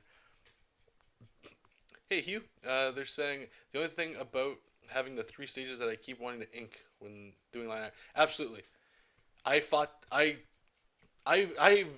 actively fought that probably for the first 2 years of working like this for sure. But let me just put it this way here. Maybe you don't want to do the line art. Maybe you just want to go straight to inks. I don't know. Maybe some people they work better that way. I don't want to say it. I was going to say you can draw with like a pressure sensitive brush. You don't have to just draw like with this deadline. You could draw with a pressure sensitive brush. Just don't think of inking. Think of just doing the line art with like a heavier with a pressure sensitive brush. You know. See you later, man. Have a good day at work. All right, so let's turn Raph off here and make a new folder. And we're gonna do my favorite turtle, Leo, next. And most likely we're going to be going into Manga Studio. And I actually want to try something. Or Manga Studio. What's it called? SketchUp. And I'm going to bring in a 3D modeled sword and try out the modeling stuff here in Manga Studio. Might be a little easier with this. Thank you, man. I do appreciate that. So the timer's about to go off, and we're going to go on like a 15-minute break here. I might just quickly eat something and take a quick little 10-minute power nap and get back to doing...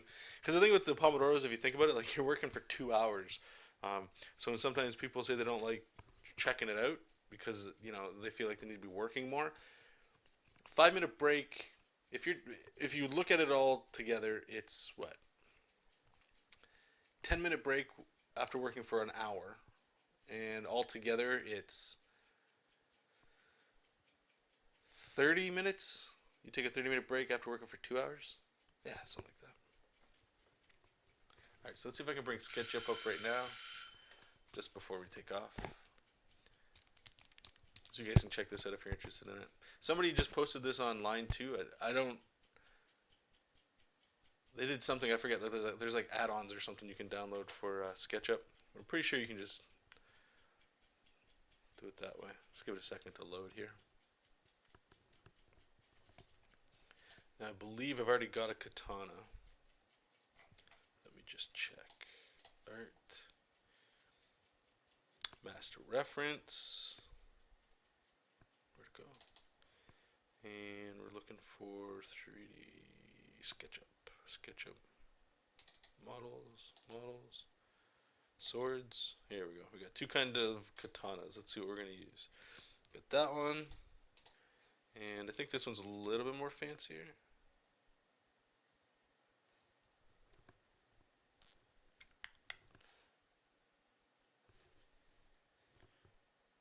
Yeah, these are pretty simple. Oops.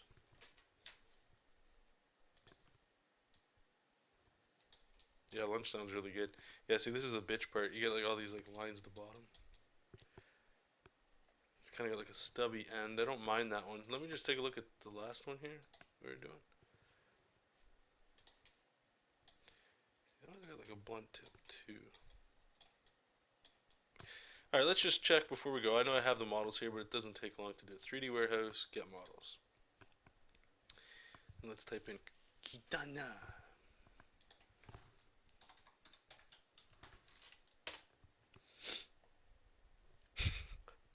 Are you serious? Right from Mortal Kombat? That's hilarious. They're not wrong. I mean, she is katana.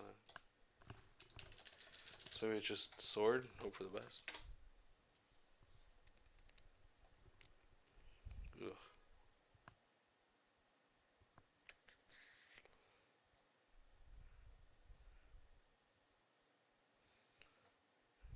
Yeah, we got the Zelda sword. I wonder if I put a ninja sword, if that would... Let's try it. If I don't find anything here, then I'll just pick with one of the ones we got here. Ninja sword. That one looks nice. This one might be what we're looking for. No, it's got the stars on it. Although, you know what? That one might be fine. Because I can change the hilt myself.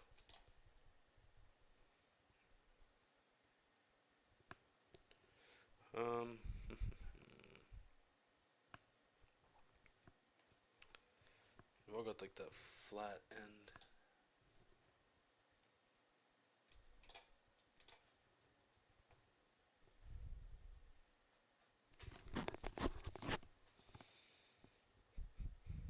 Well, here we go.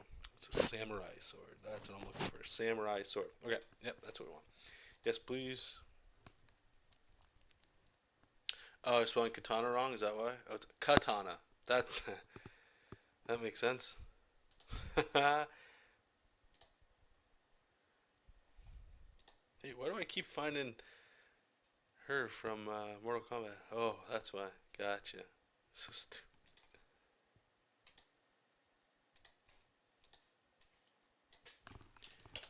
And the best part is like I'm.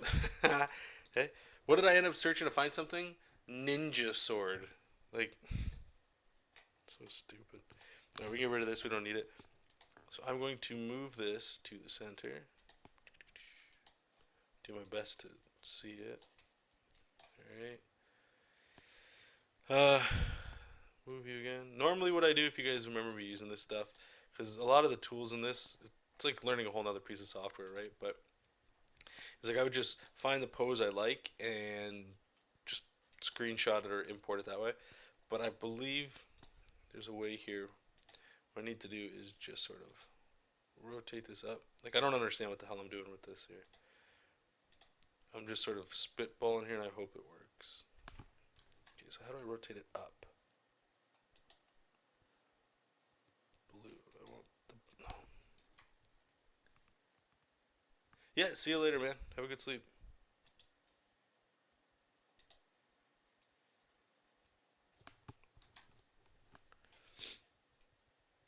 Actually, I wonder, like, it's gotta be an easy way just to rotate, right? Well, I guess not. Let's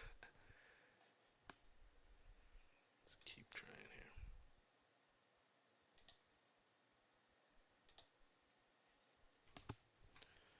Mother of God.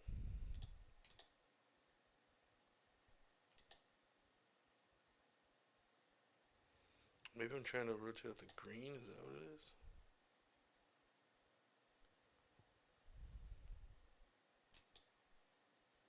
There we go. I was picking the wrong thing to rotate from.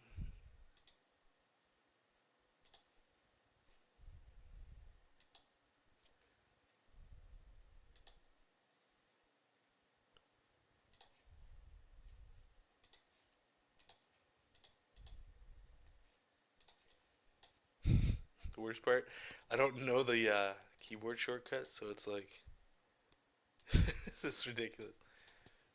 All right, it's good enough. Let's see if this works here. So I'm just gonna save this because you never see. Oh, it is actually. Oh no, right. Okay. So save your stuff here, guys. Have your own little like file going, so you can always pull. Like if you're gonna find guns, if you draw a lot of people shooting and stuff, it's probably pretty smart to save that if you use SketchUp, so you can just punch it up real quick instead of always having to search and all that stuff. So if I go File, Export, 3D Model, I'm just gonna save it to where I got on the desktop. What's the file I keep? Temporary image folder. Yeah, it's an object file. Cool. Export that action. Awesome. Then if we go back to Manga Studio, I'm just sort of like trying this out on my own here. And if we go File, Import, is it an image? I don't know. Let's see.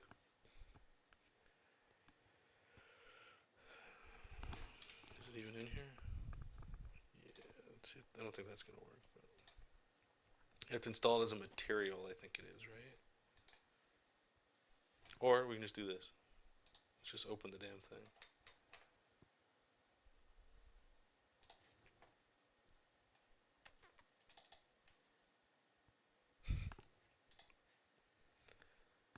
Alright, where's my friggin' desktop? Let's see if this works.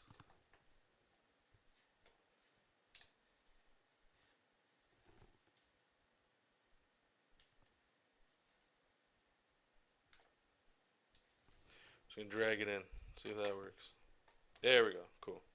And you see you're gonna get all these things. I don't know how well this works, if this is gonna be real gross, you know? But one of the things that I want to keep, or why I'm trying this out, I guess. What the hell is I trying to do? Okay. Yeah, is like seeing if I can, if it's easily editable in the software, as opposed to just doing this in SketchUp and bringing it that way. Oh man, this is frustrating.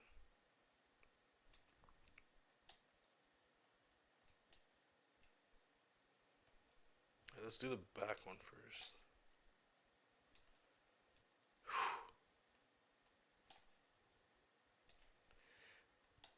One thing that's actually, I might, okay, I'm just gonna stop this. I might freehand this because one of the things that kind of sucks when you use models is that you see this sword here? This doesn't make sense. The sword wouldn't do this. But there's sometimes there's like a style you add to things that's part of the beauty of doing this stuff like that, right? So. Oh, I'm glad to hear that, Felix. Okay, guys, so you're going to see on the screen now, it should say something like 15 minutes or so. I will be back in about 15 minutes. Let's wrap up that last tomato. So I'll see you guys a little bit, and if you guys take off, that's cool. Thanks for popping in while you have. I'll talk to you guys in a few minutes. Bye-bye.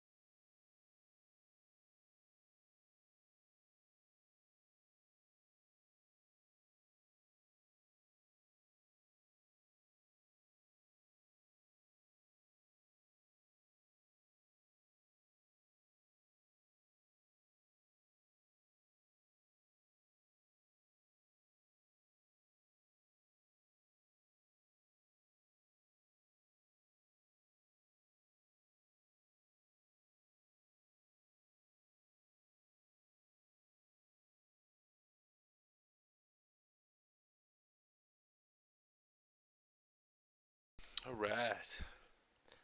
So I'll catch up with your guys' chat shenanigans in a second. First, we need our tomatoes.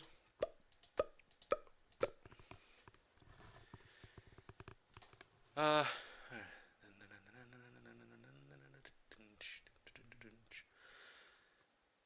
find Manga Studio's 3D controls abysmal. I just use reference. Yeah, I'm with you on that.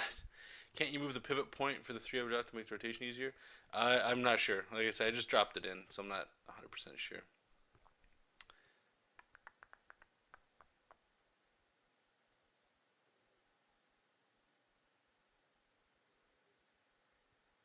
Yeah, it's like 3:20 now. We started this at around noon my time. So hunger will kick in soon, I'm sure. Alright, let's start working on Leo. Let's get our timer going. And like I said before I left, oh man, those tomato emojis are sick. Okay, so we had our reference kind of going. Now that I think about it, let me just close some of this crap up. Let's look at it again. Maybe we can use one of the swords. How's he holding this thing? He's holding it like that. So I think what we'll do is we'll just use the reference for one of them. And then we can sort of do the other one. So, we kind of have it looking this way because it's going behind him. Is that right? It's a little weird.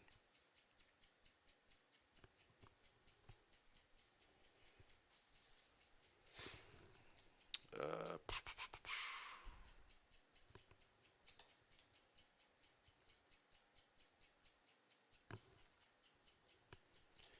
want it to be a little longer like that. Alright, let's just try this out. Sometimes this is just how we do in this. So profiles, put that to 1. Alright, so all you gotta do is go File, Export, 2D Graphic, save my temp image folder, export that.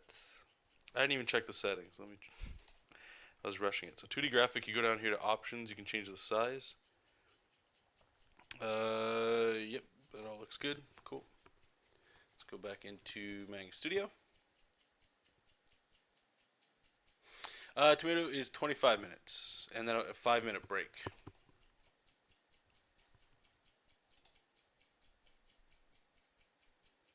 But really, you can do anything you want. The idea of it is like you take a small break, but you work longer. So you could do like, maybe you don't have a great attention span, so you could do like work 10 minutes, take 5-minute break. I know it seems stupid, but some people that need to, you got to find a way to kind of get into the workflow. That's all. Pizza, keep you got it. So temp image folder. Where do we have Katana 3? Or is that like they call it a Kitana apparently?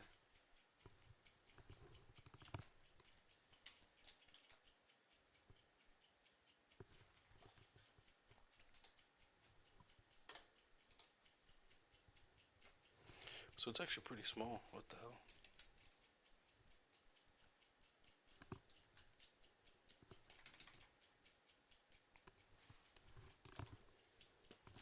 Why is it so? Why is it like that?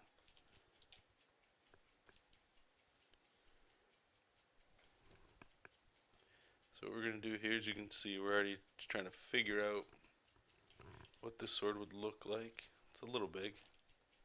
So let's shrink it up. Cool.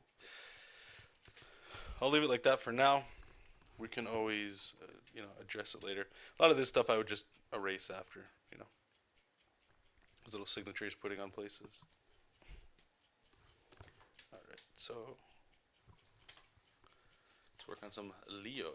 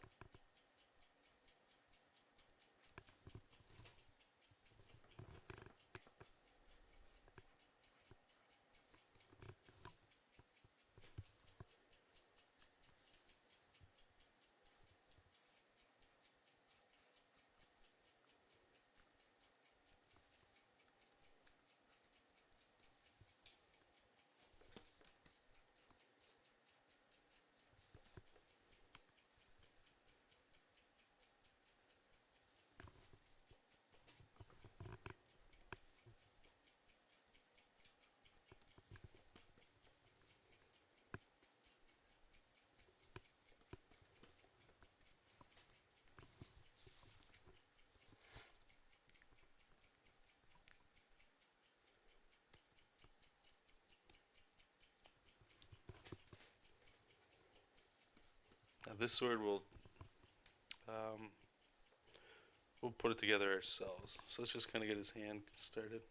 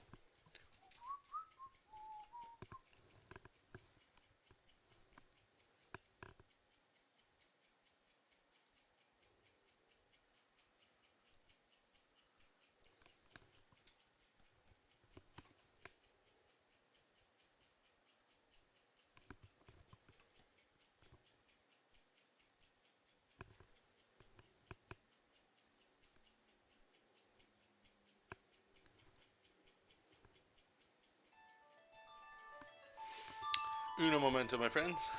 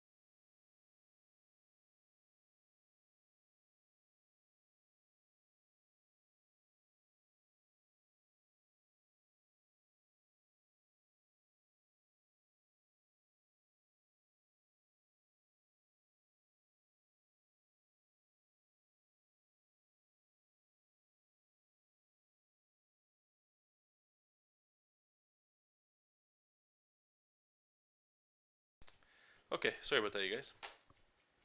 Always getting phone calls while we're streaming, eh? But yeah, Leo's actually coming along pretty good. I'm pretty pumped about that.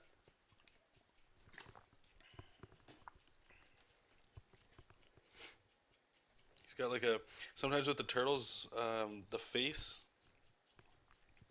can get kind of like, that doesn't look very good. But just add that little beak to it. Definitely helps. Definitely helps put it together.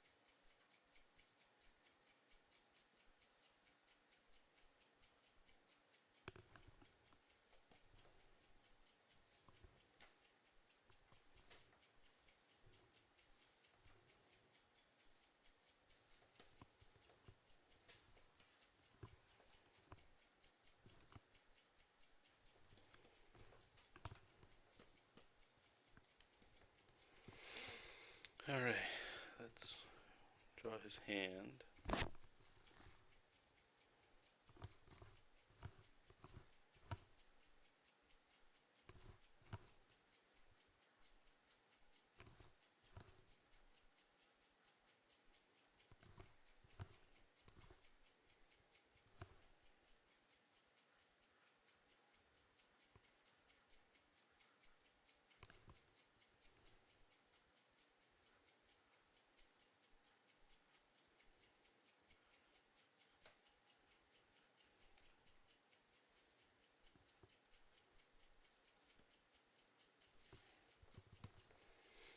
So I'm going to change up the anatomy just a bit to what we had in the underdrawing there, just to sort of fix this.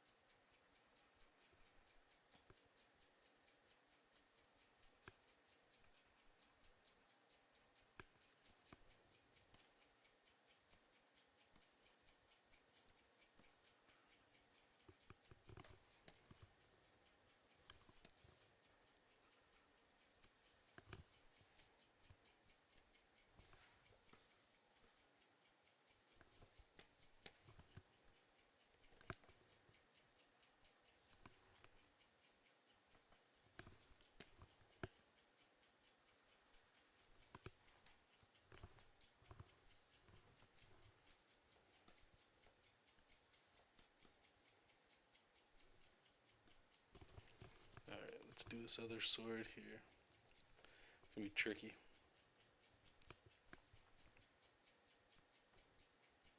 It doesn't curve that much, but we still kind of get like a little bit of a curve on there.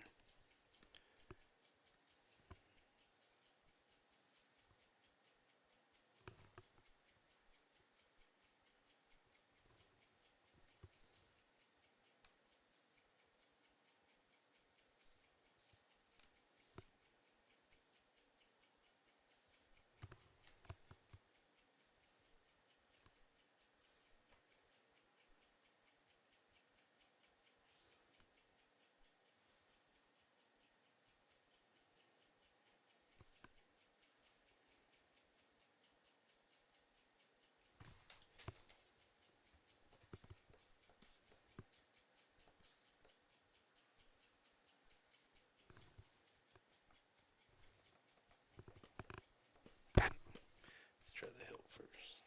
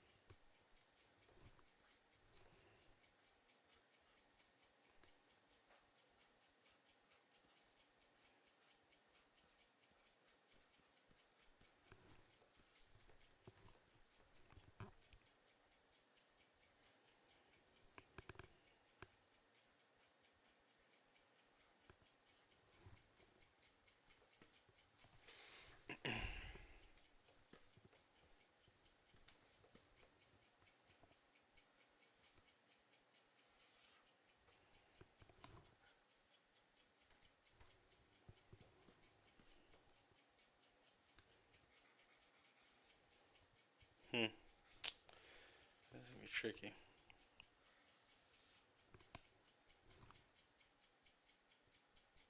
Like I'm really curving this, and I don't know if it's just gonna make it look like crap or just keep going with it. I think we'll keep going with it and just see if we don't like it.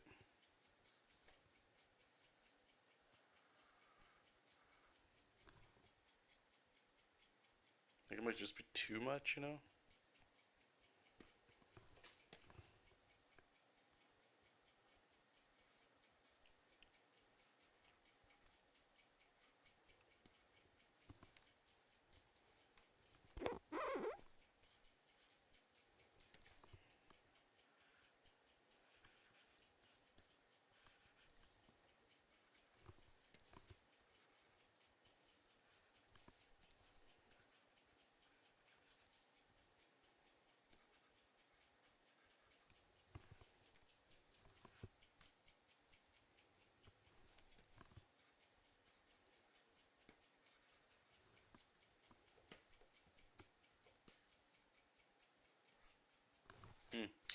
It's taking a.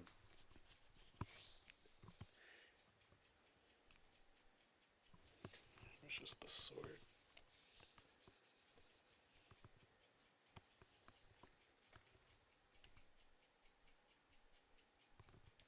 See, I think what the problem is it's gotta get. If it doesn't stay the same towards this, it's gotta get bigger, and I was doing the opposite. So. It's like something like that. Then it just might start looking like a much bigger sword.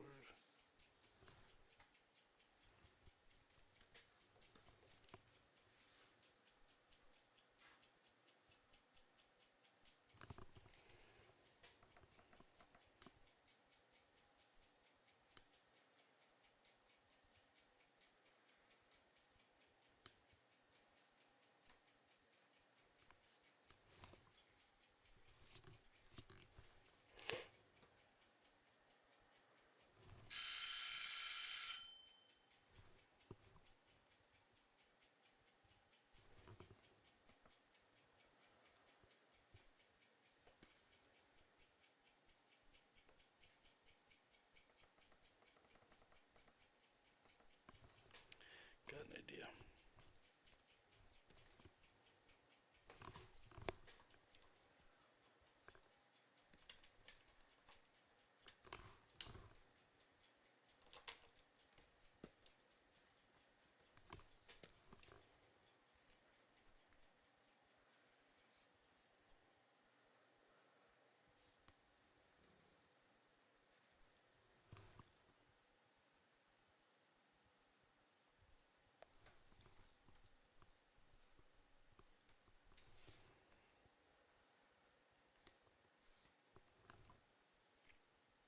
Maybe that.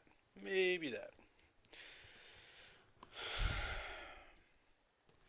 So how's Raph doing? What's did he have? Bandages there. Okay.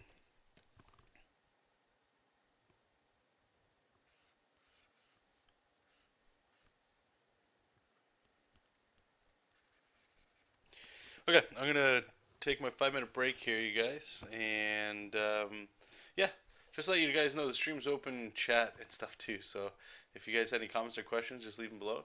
Gonna take a 5 minute break, and I will be right back.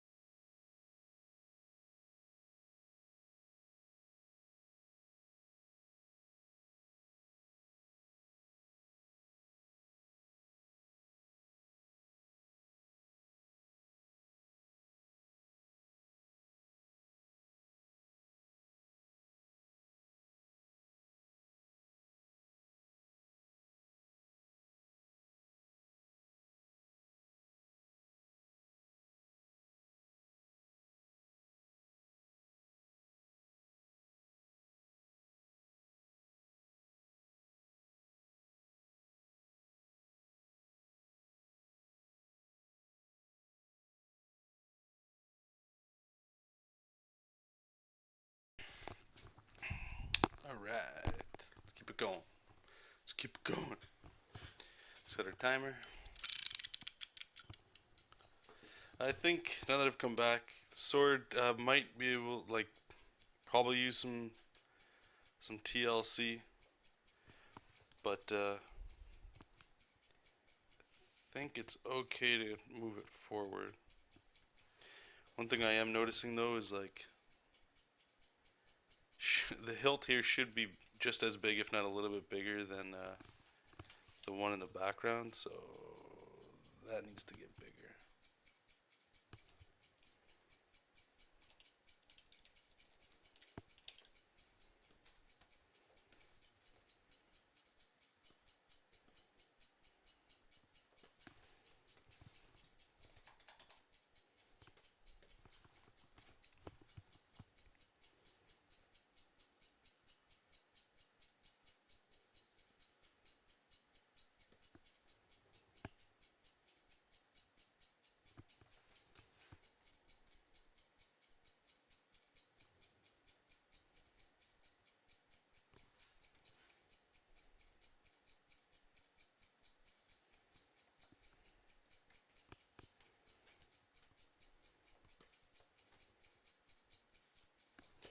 Alright, so Leo, what else has he got on his costume?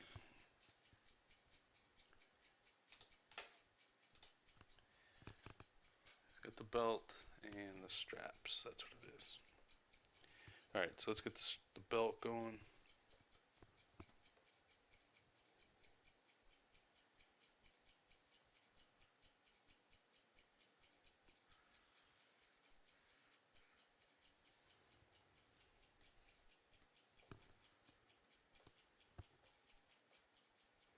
What do you think about symmetry, asymmetry, and character design? What they suggest, how can you use them? Yeah, I think if you're doing design, especially character design, 100% be aware of it. And use it whenever you can. I know that's not really like a answer, but some characters, they look really slick when they're symmetrical, and then other characters, asymmetrical always looks good. Especially in like video game characters, I find a lot of asymmetrical looks good. Unless it's like older school simple stuff like Mega Man and all that.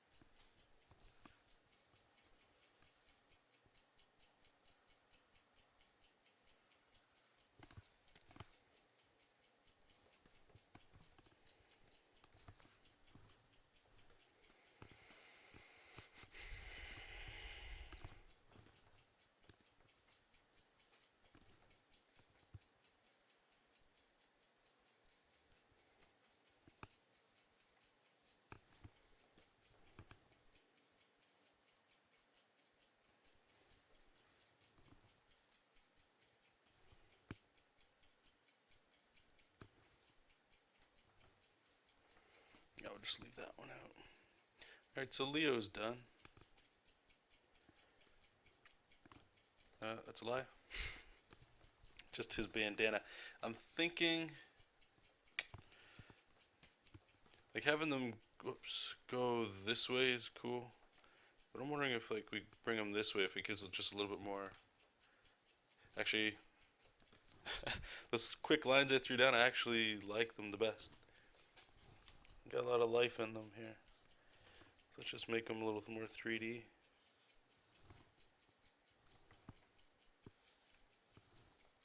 Oh, thank you for that. I appreciate that. Let's just erase some pieces, and we can beat it up a little.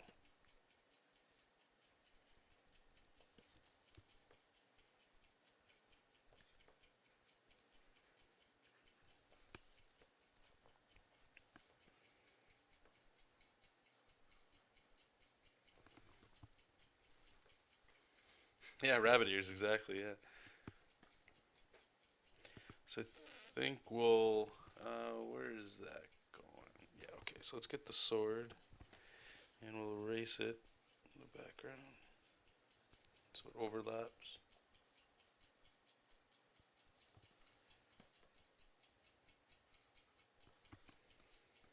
And then on this one, we'll erase, so it's behind it.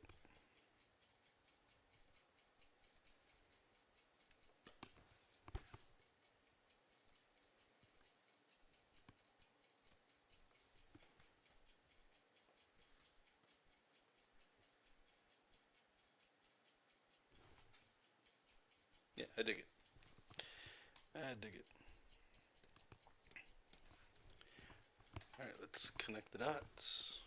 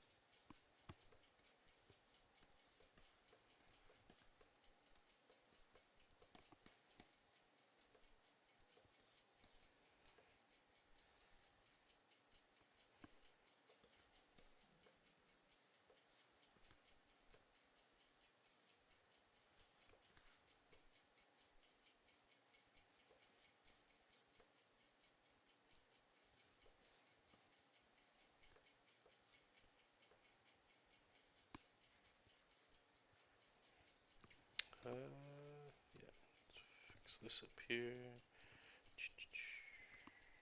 Cool. Alright, so that might cause a problem. Alright, so let's get our wand and hope for the best. Nope, right away. Oh, forgotten right here.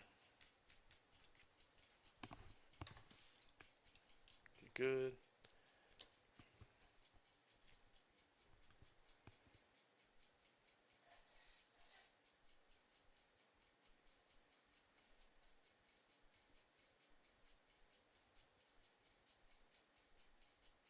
Shit. What don't I see?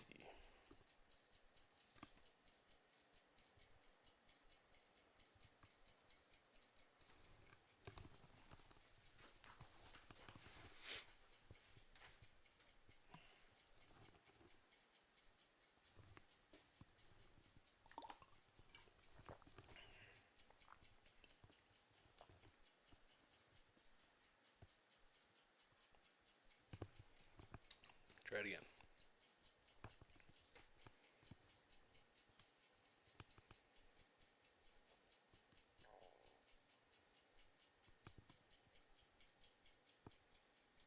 Seriously, what am I missing? Is it that?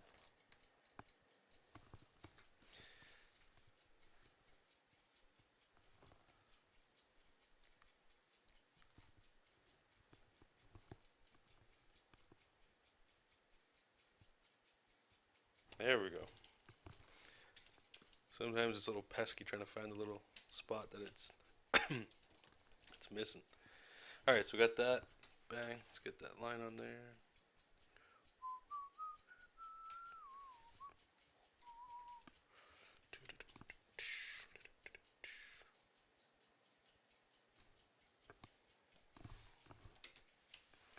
Sweet. So we got him. Let's put it in context here. Let's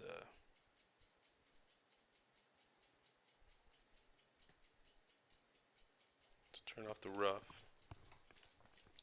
So we got Leo and Raph. Looking good. I just got to put the background there over Leo's leg.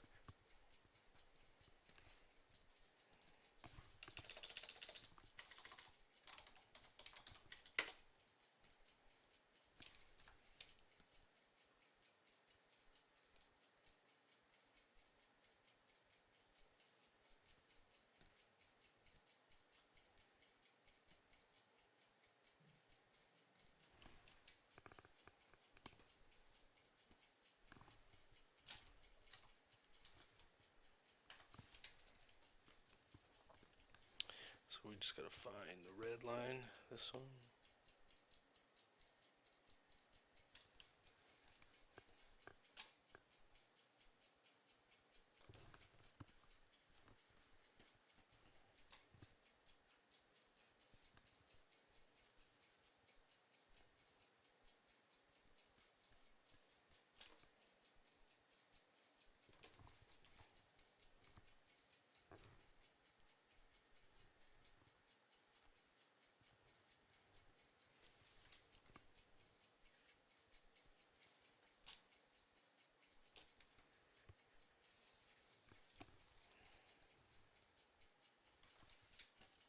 Yeah, see you, Jefferson.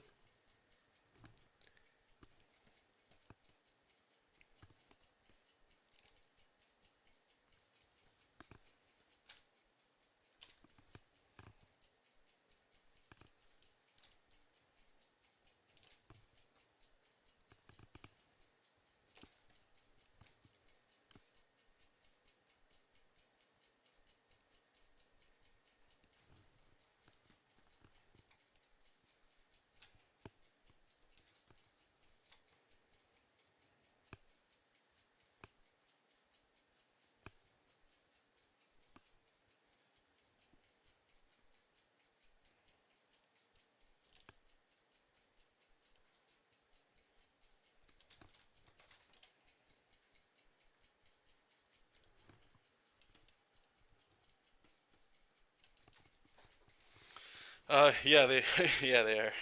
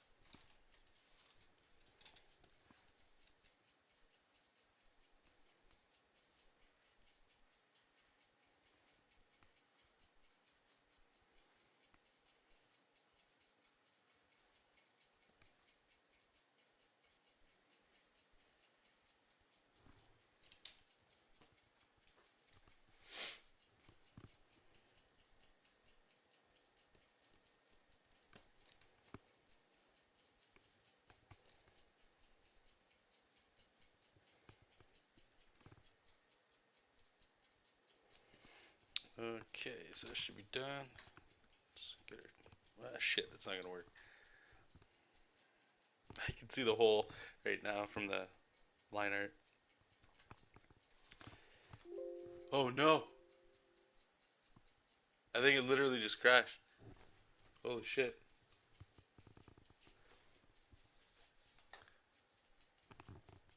Oh man. Well, let's see what happens here. Oh, gross.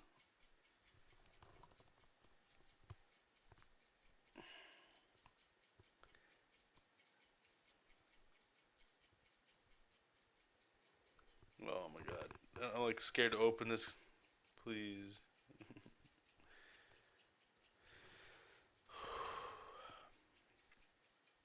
Uh.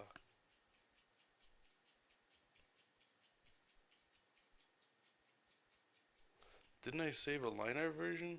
Uh oh.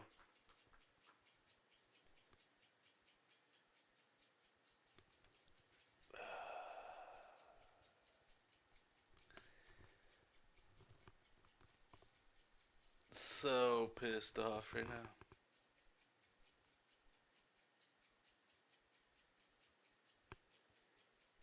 Like, let me check something here. This is. Fuck!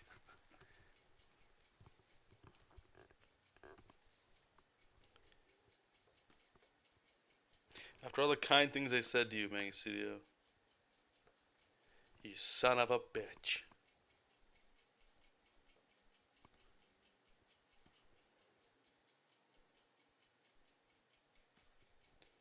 Okay, well, I guess the bigger question is finding out why did it crash. It's because it's such a huge file?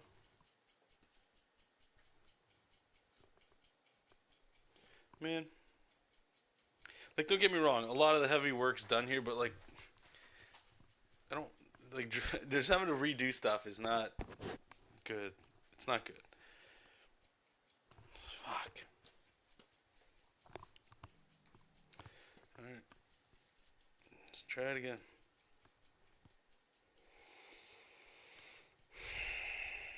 Son of a bitch.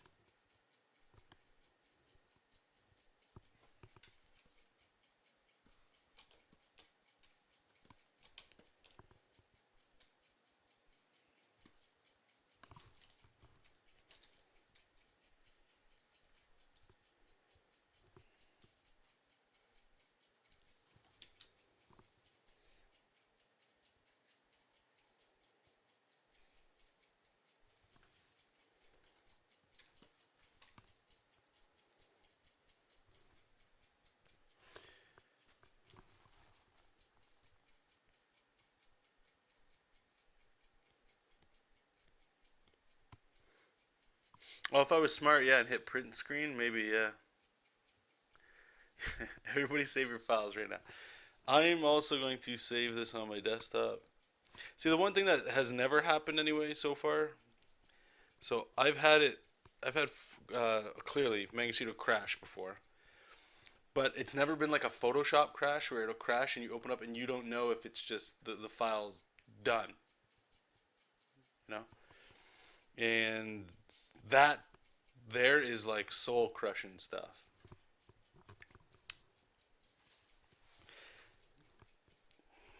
Regardless, man, god damn it. All right, let's go.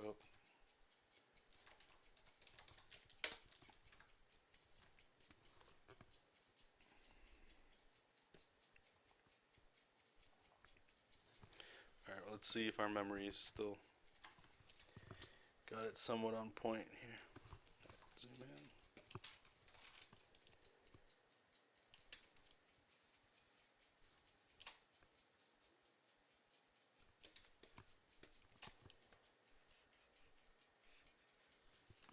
Something like this. I don't know. Where's Raph?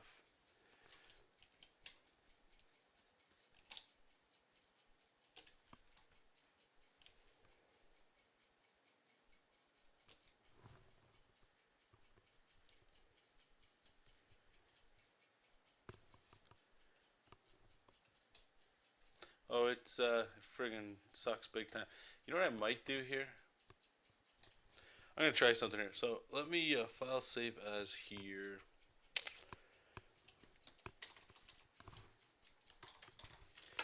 I'm going to crop this image and then piece it together at the end.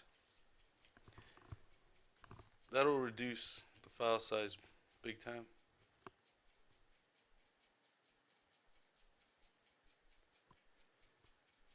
Should crash again. Okay.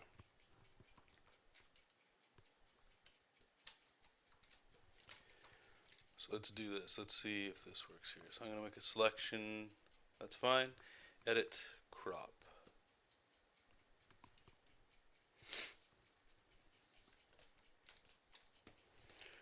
I just want to see something. So in Photoshop, when you crop, it deletes everything. I want to see if it does that with this. No, it doesn't. Of course not. But the file size is smaller. I hope. File save as. Let's try this. Good lines.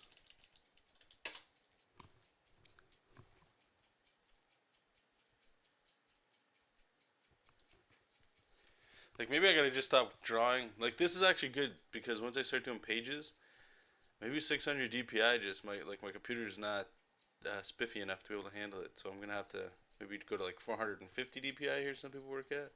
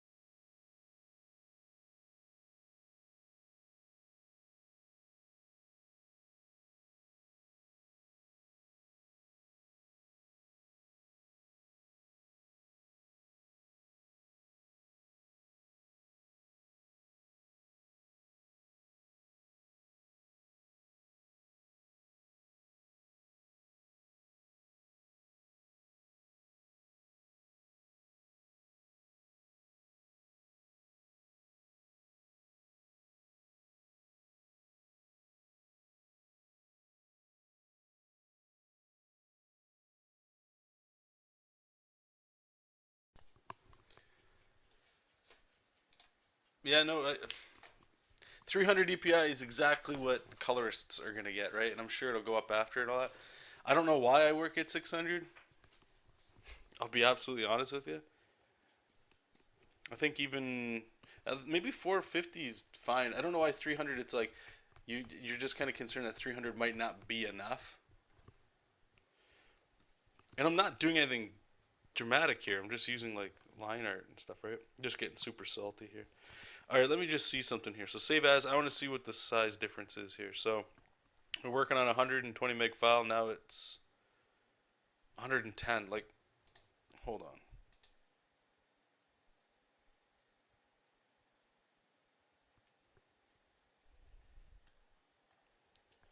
Like it shouldn't. You know what it is? Okay, hold on. Watch this.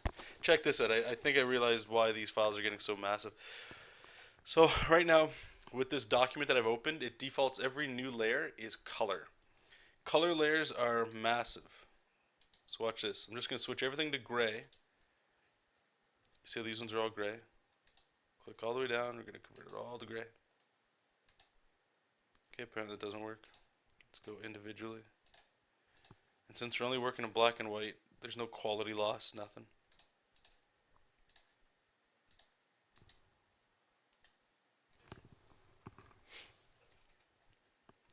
Watch this. Might blow your mind, might not. Can I select a bunch of them? Let's see. No. And I could just like merge all these layers together too, but I just want to show you the difference of just changing this. I'm pretty sure this will fix a lot of it, which is ridiculous. Then again, like I said, I'm getting salty, so. This, we don't need all of that, so let me just do that, and we will cut, paste. See you later.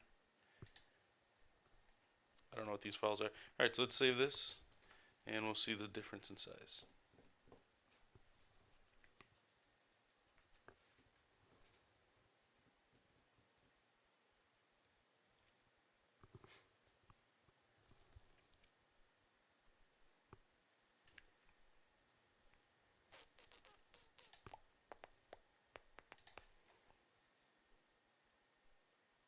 $70 megs. So we just cut down like 40 megs. 40 megs. Just because I changed them to grayscale. So pro tip, make every, unless you've got like a, like a sick machine, make every single one of your layers grayscale, unless you're coloring. Please, save.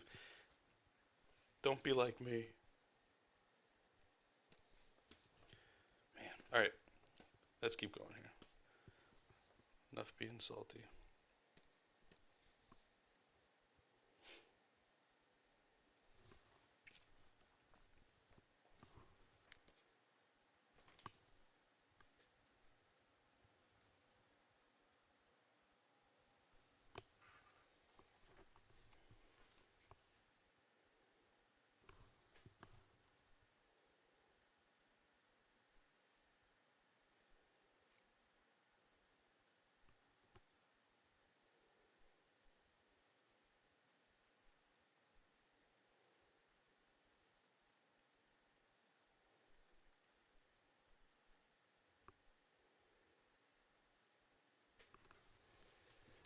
Let's finish this here, and then we're going to go on a break.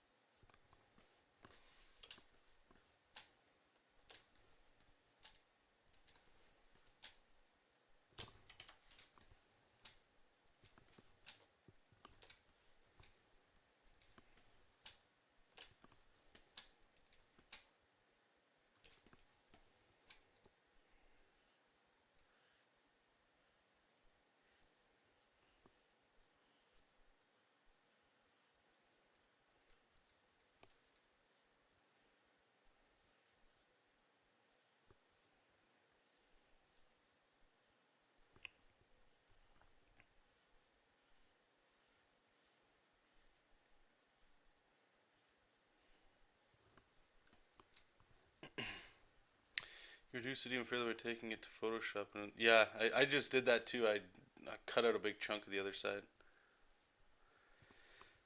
Yeah, thanks, PR. Yeah, we're on the same wavelength here.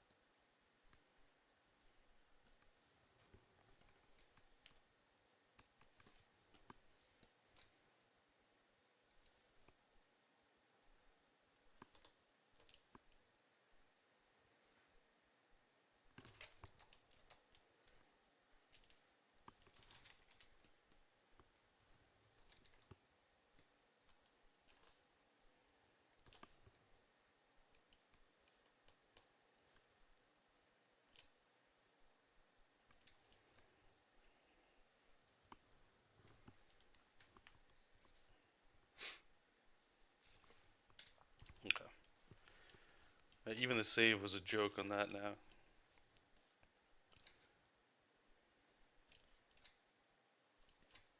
Alright, so we just got all the dots there. Alright, let's get our wand tool. Shit, I can see it there.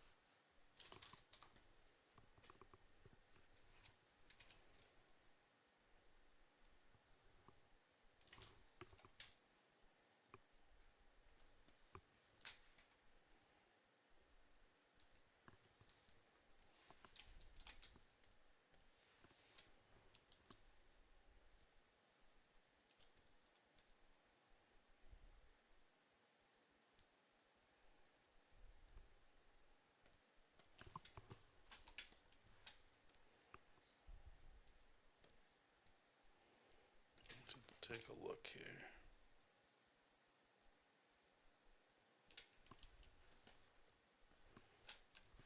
This is where we're at so far. It's coming together.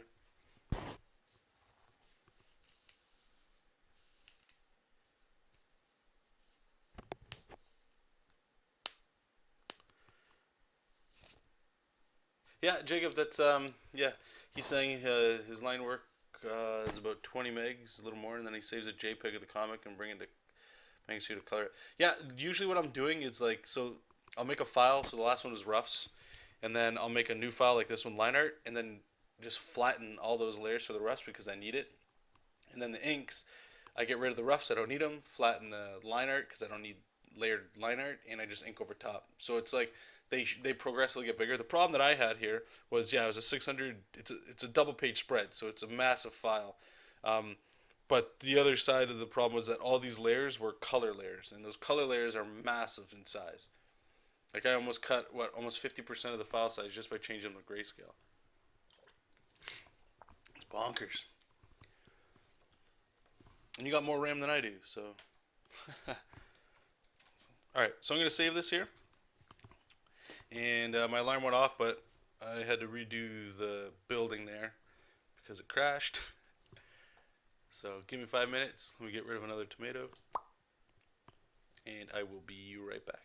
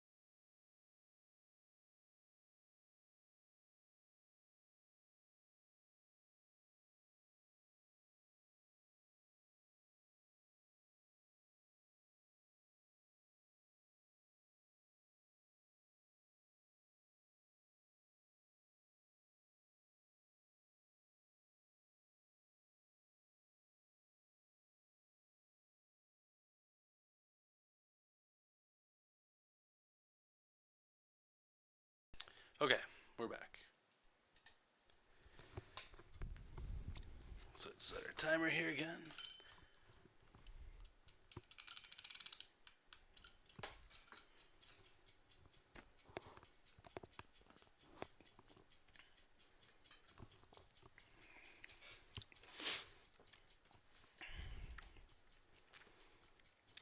All right, who are we going to do next? Donatello?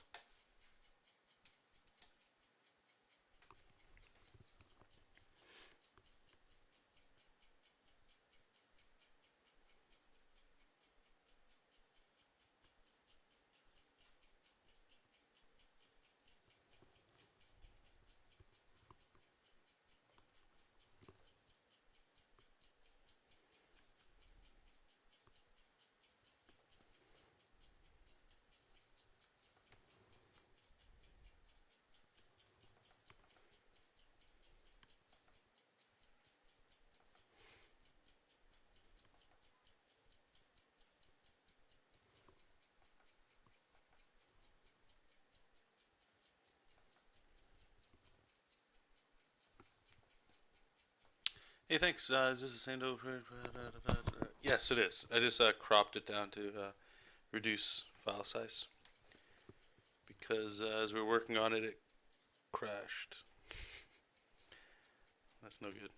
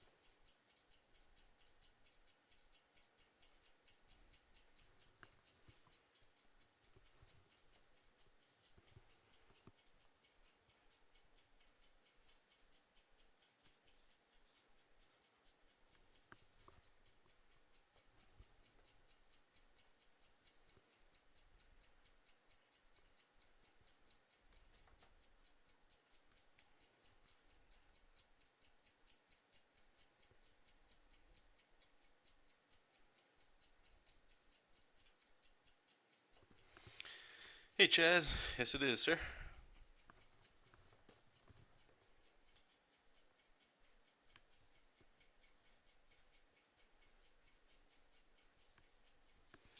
Thanks for popping in.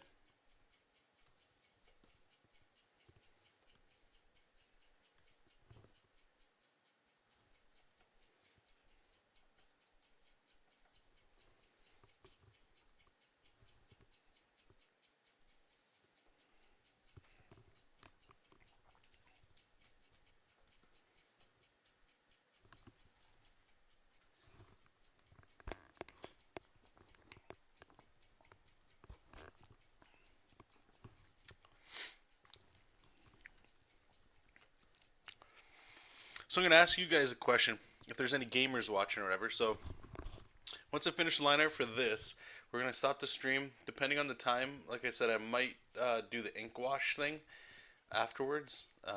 Still very interested in. I need to do more of the ink wash stuff. So that I'm in preparation for. Call it a night. Sit down in front of the old TV or whatever and play a video game. So the question is, for my video game friends out here, recommend me a game to check out. Maybe I've already had it. I can play it. I'm into RPGs mostly. And it doesn't have to be like it just came out. Older stuff's good too. Yeah, thanks. Yeah, I dig the pose too. It's coming along pretty well.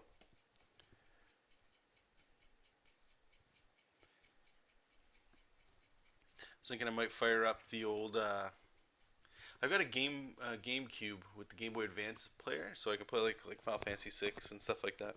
But I don't know if I just want to play something else. I don't know. Don't know. Let's flip this over.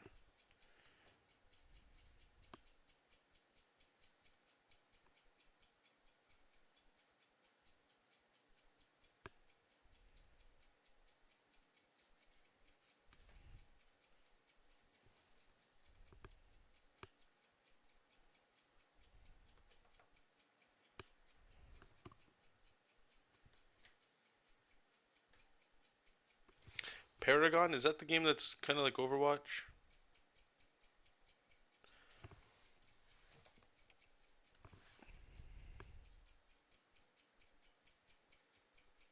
I have Overwatch, but I don't really like. I don't know.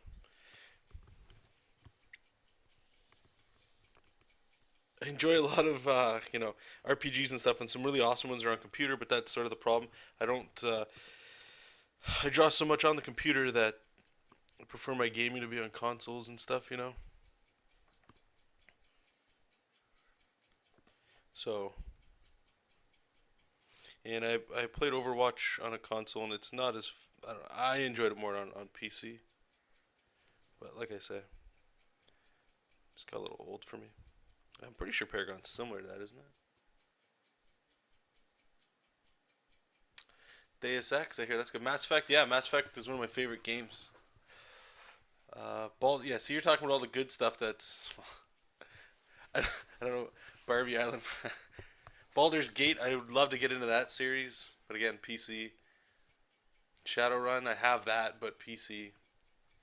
I love DS.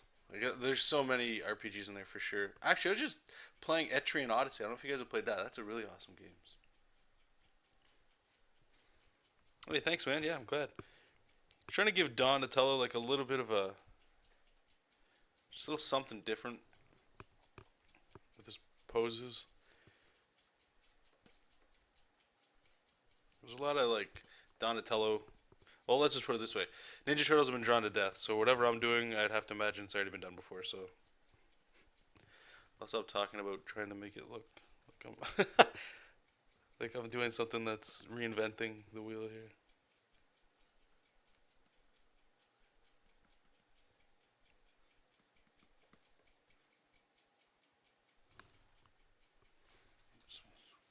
Pokemon, yeah. Actually, Pokemon, like the new one, what is it, Sun and Moon? Those actually look pretty good. They look really interesting. So on PlayStation 4, anyway, I'm not connected online. I didn't repay for that, so I can't play like online MMO stuff. But Diablo, I still haven't beaten it. Diablo's really fun. Wasteland, pick that up. Wasteland 2. Divinity. Those ones are good.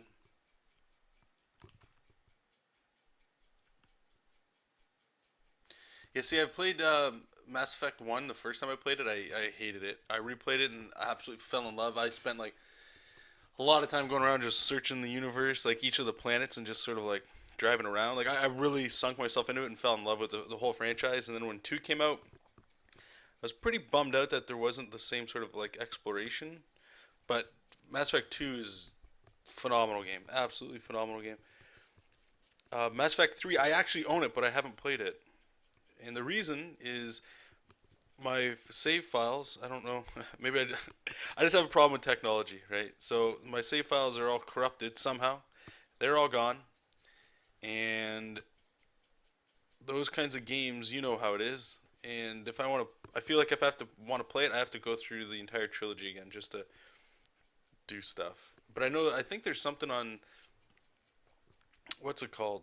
You can download to like sort of pick choices that you had in the first one if you wanted to replay it again in Mass Effect 2, so you can kind of skip the game.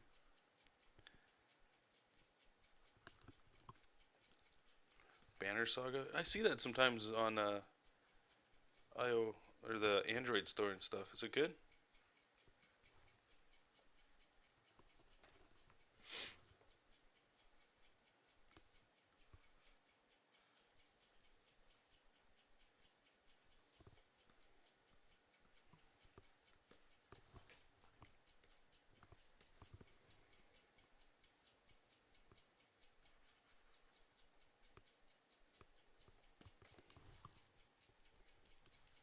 Is it? Okay. One of my favorite games. Actually, you guys let me know this. If you're talking that, do you guys like Dragon Age? Dragon Age 1, I consumed that game. I think that's the only game I've when I was doing like when I was playing pretty heavily in games was like I got 1,000 out of 1,000 achievements for Xbox on that, and then I didn't get around to playing the expansion. But uh, Dragon Age 2, I didn't play because I heard so many bad things. And now there's that Dragon Age Inquisition, which is dirt cheap now. I love what's his name? Tom Rhodes? Is it Tom or is that his brother? Matt. Matt Rhodes is the lead concept artist on there. I absolutely love his art. I just enjoy that series just as much as like Mass Effect in a lot of ways. But like I said, I feel again like I skipped one, so it's like I gotta play the second one.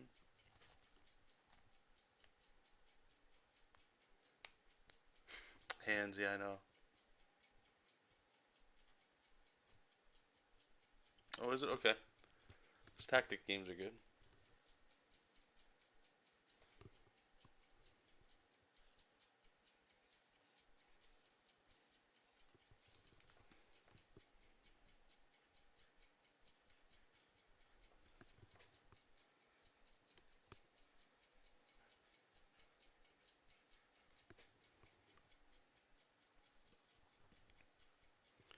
Alright, so let's get this bow staff action happening. Oh, really? Okay, so what did I've been playing video games since I played Nintendo. We didn't own a Nintendo.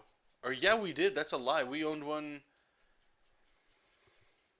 When did I get that? Shit. Grade when I was probably around like grade 3, grade 4 maybe. Super Nintendo changed my life. Super Nintendo to me is still the greatest system that ever existed. The games are phenomenal. Nostalgia is playing a huge role there for sure. PlayStation 1, like the first role playing game I played was Final Fantasy 6. And there's still a story I'll quickly tell that I always remember to this day, which was for those of you that don't know, there's this the main bad guy basically destroys the world. That's like the halfway point. And I never played a game like a role playing game at the time. So if you've ever played a role playing game and the story got to you, and now you play role playing games and you still remember that game for sort of giving you that little transition to that world. That's what that did to me. And when that world blew up, and I didn't know, I thought the game was ending and it was just chaos. But outside, the weather was actually like almost tornado weather, and I had no idea. And the skies were green, and it matched the game perfectly. So it's going to be one of those video game memories that's like forever in my heart. You know, the reason why you stick with these sorts of things or why they're. Anyway, so I remember that, and that was phenomenal. Then it was like Chrono Trigger came out, like it was awesome. That my brother was fortunate enough to know a guy at a comic book store, and for whatever reason, he hooked us up. We had a PlayStation 1 with no memory card, and we saved up to buy one of those. And this guy hooked us up and bought us Final Fantasy 7. I didn't know the hype or anything behind it. I just remember Final Fantasy 6, and that game. I still think 6 is better. The story is way better. Final Fantasy 7 story still doesn't really make much sense to me. I don't get it. I don't care about the characters really at all. Sephiroth, like, there's a lot of style. It's really cool. At the time, it was absolutely amazing, but like, it's very shallow in terms of story to me. But if that was your first role playing game, you probably have a different opinion. But that game was holy hell, and I've been obviously been playing since. I mean, role playing games are huge, but huge into fighting games, Street Fighter, all that stuff. Gears of War was an amazing game. I played a lot of that.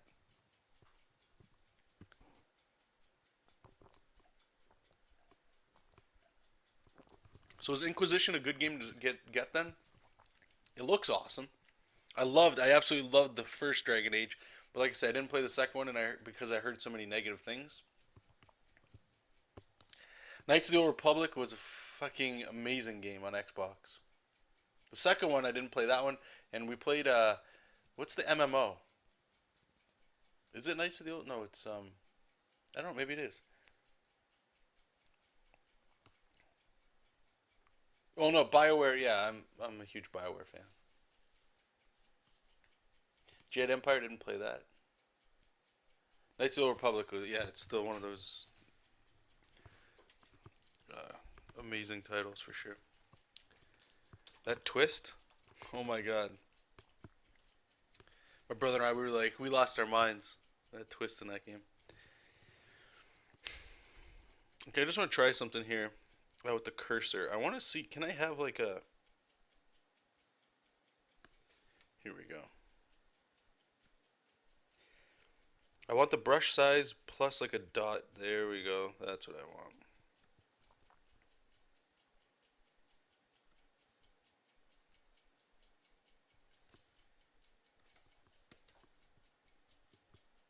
This is going to be good for inking because I always want to look at like the exact point that that's on. Okay, cool.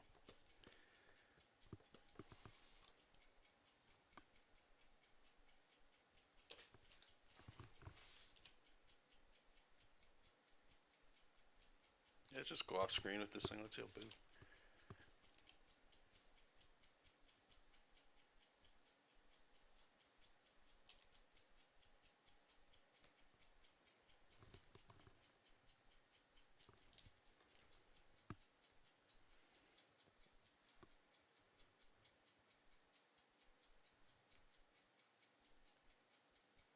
Oops.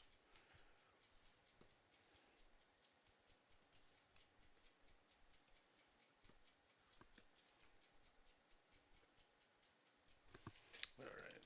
I hate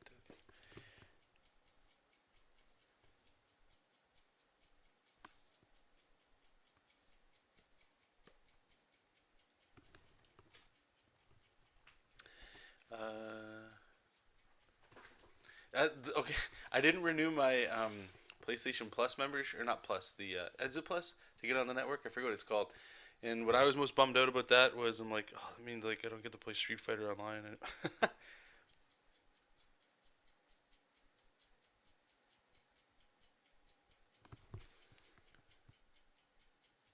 Okay. I was told by Dragon Age fan that Inquisition is great. I dislike Dragon Age's gameplay, but managed to play it for a crap ton of hours. Awesome. Dragon Age, I loved Origins, hated 2. Inquisition, good stories, but felt a lot like it had a lot of MMO style quests. Okay. With little reward. Ew. Oh. Like I know Dragon Age got like a lot of praise and stuff. So maybe I'll check that out. I don't know. We'll see. But thank you guys. Thanks for let me know what you think.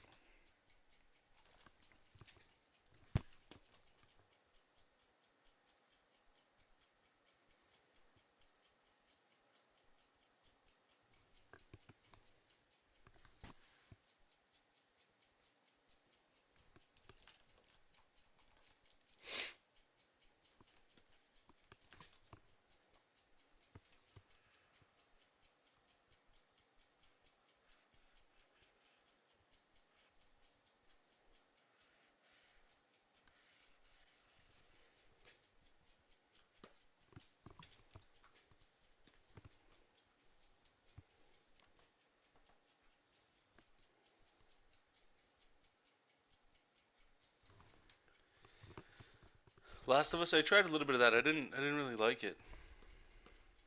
The intro is kind of cool. I didn't really like it. I know a lot of people got raving reviews and stuff.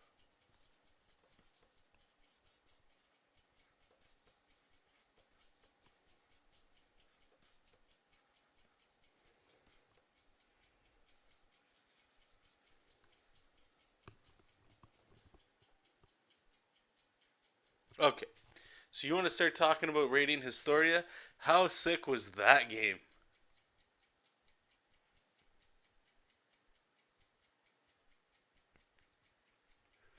The music in Radiant Historia freaking blew my mind, man. If you guys haven't played Radiant Historia and you like role playing games and you don't mind console games, it was awesome. The combat where you're like hitting guys and moving them onto like a certain square to like do more damage. That was a little I don't say gimmicky, but it felt a little like whatever. A little.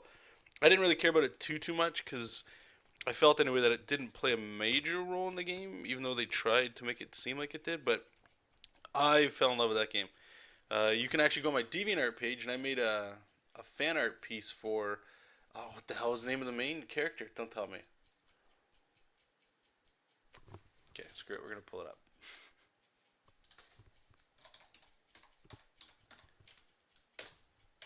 Another one, Bravely Default. If you haven't played that, check that out too. If you like old school role playing games.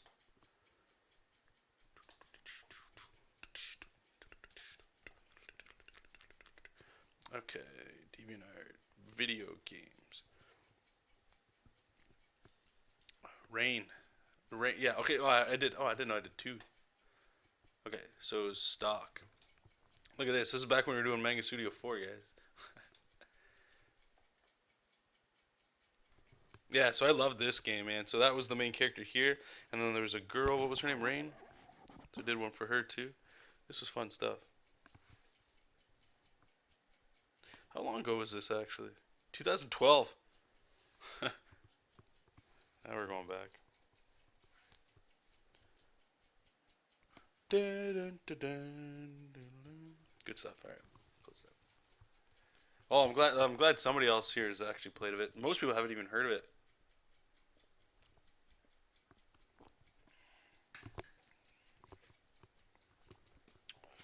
Okay, Donnie, how are you looking, bud?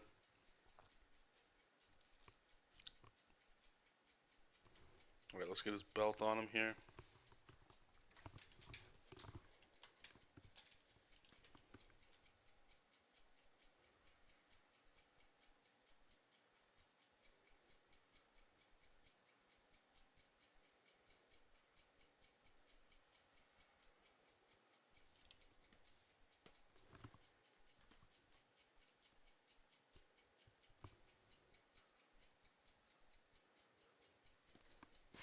Yeah, for real. There's a there's a YouTuber I was following. His name was Dustin Kreis. I don't know if you maybe you found him if you look on YouTube. And he did a lot of things. They were what he called them were like gaming discussions, which was really interesting because a lot of people they do reviews and stuff.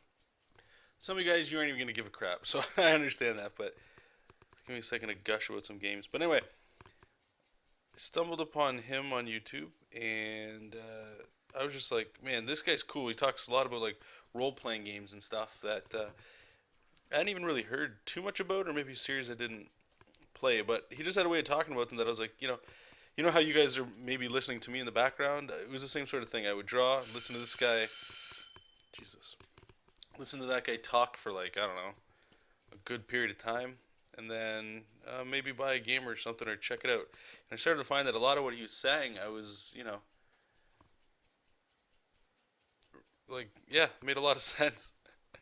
So yeah, he was talking about reading Historia, and it was definitely one of those games where it was like you either buy it when it comes out or you'll never play it again. Or if it actually becomes like a cult following kind of game, then you're gonna be paying out your butt on like Amazon or eBay to just like play these games. So I was like, you know what? I want an RPG. Let's try it. Let's play it. I absolutely love handheld gaming. I think it's.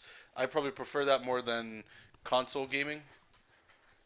It just feels more bite size and stuff. But anyway,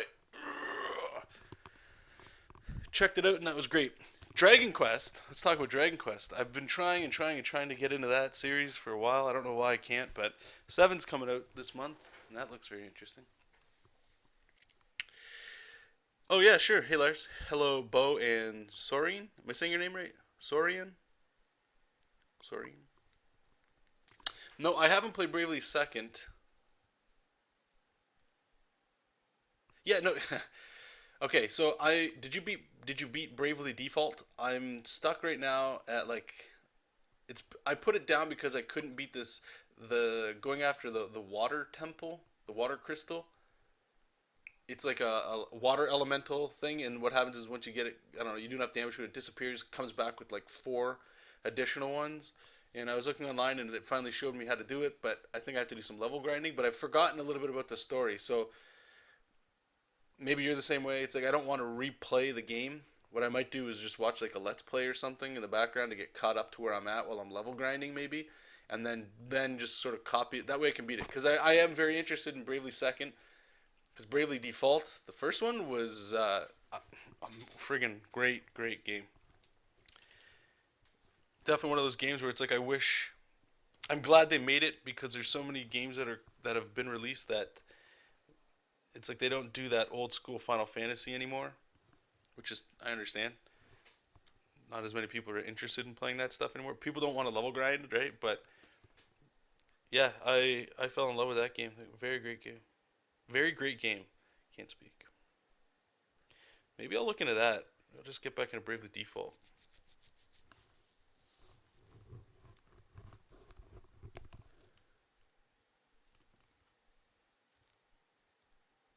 Hey, yeah, no problem, guys. Thanks. A lot of these job games are about funky job combos. Yeah, that's unfortunately, like if it was just a little more simple, I think that'd be cool too. But in the world of different role playing games, like, and that's the thing. So, are you interested in Final Fantasy 15? I haven't seen too much on it, but what I have seen, I'm kind of like on the fence about. Final Fantasy has been real like not even a hit or a miss. It's just been misses for me for a very long time. So I'm not really interested in it. But a lot of people are excited for it. Are you? And that's why I like Bravely Default too, because it felt like, okay, well, we don't have to go down these like, I don't know what happened to Final Fantasy. It used to be real slick. I don't know. For me, it just fell apart. Maybe because they tried to change the formula a little bit, and like they don't want to go back to the way it used to be. So I'm glad in that respect for games like Bravely Default, where it's like, okay, just make DS handheld games for the old gamers like me that want to play that stuff.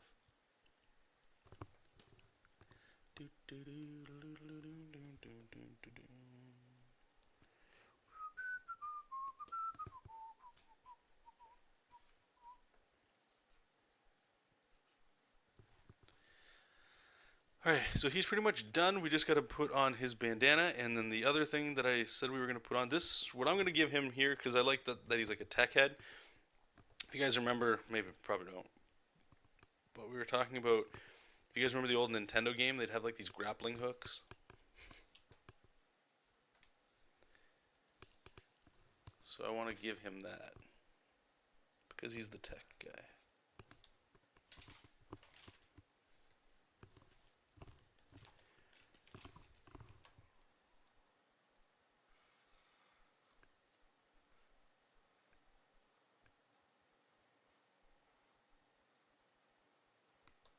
Turn this into like a turtle shell.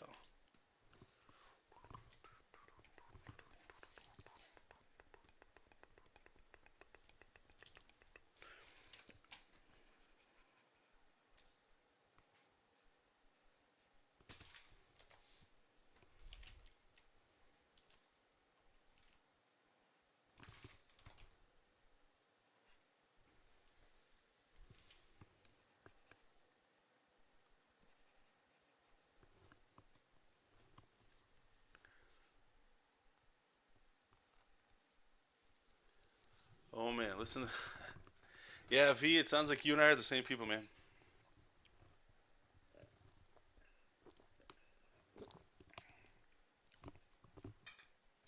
Chaz, you're not into RPGs? That's cool. There's a lot of people that don't like RPGs. Like that. I actually enjoy Call of Duty as well. Like I was playing Battlefront for a little while. I think Will. I don't know if Will still plays or not, but I was on there pretty much daily. Like Call of Duty, Battlefield, Battlefront, the Star Wars one we were playing. Like what was really slick about those was you could take like a 20-minute break or whatever and you'd be fine. You'd go in there, maybe get salty or whatever. Street Fighter's the same. That's why I dig that, but you can get your ass handed to you so fast. Whereas in shooters, there's so many more people playing that there's a little bit more of an even playing field. You know what I find, and that stuff's enjoyable. When you're sitting down with an RPG, it's like okay, well, you better block away like a chunk of time to get in there. You know what's one that I've been trying to get? I have it for both systems, the Wii and the 3DS, the Xenoblade Chronicles. But I cannot seem to get into that. Have you played that? I haven't seen Ninja Turtles 2 yet, the new movie yet. I'm gonna buy it when it comes out, and I'm kicking myself in the ass because I want them to keep making Ninja Turtle movies, and I didn't go. I'm sure they'll still make one, but no, unfortunately, I didn't see it. How do you do that fill in white? Okay, so I'm gonna make a video on this. I think because everybody asks. That's cool. So there's two ways of doing it. What you want to do is there's two ways. The first way is you just make like a black shape that you want to turn into what I just did here, right? So think of it this way. This black line you're drawing, it's going to be the line art, okay? So once you have that on its own layer, you just hold control, click on the little thumbnail. It's going to make these little marching dots here. Go here to shrink the selected area, and you're going to want to shrink it to the brush size you're using. So I've been using 4 pixels is about the size of my brush. So I hit 4 and it shrinks. Now you can either hit delete, and now you got line art, or you can fill it with white. And why you might want to fill it with white is you can see on mine, what I've got going on here is you can start overlapping line art that you've already drawn, which is very effective. Now the other way you can do it is you can make a brand new layer, go up here into the layer properties. This, you know, right here where you normally click layer color to make things blue. Just go over here. There's a little border thing. It's called border effect. Click that. Thickness of edges, again, the size that you're going to want to draw, so 4 in this case. Edge color, this is the line art color. We want it to be black. Okay.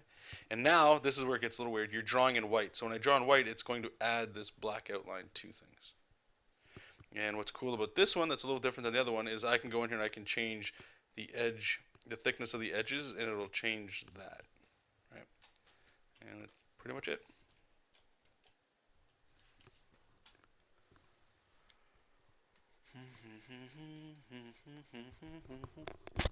Is it? Okay, cool. Good. I've heard good things about the new Turtles too. I mean, it's got Bebop and Rocksteady, right? And Krang. Gee.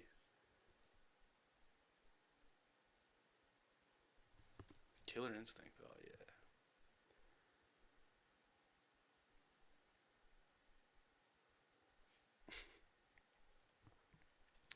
I forgot my timer went off too.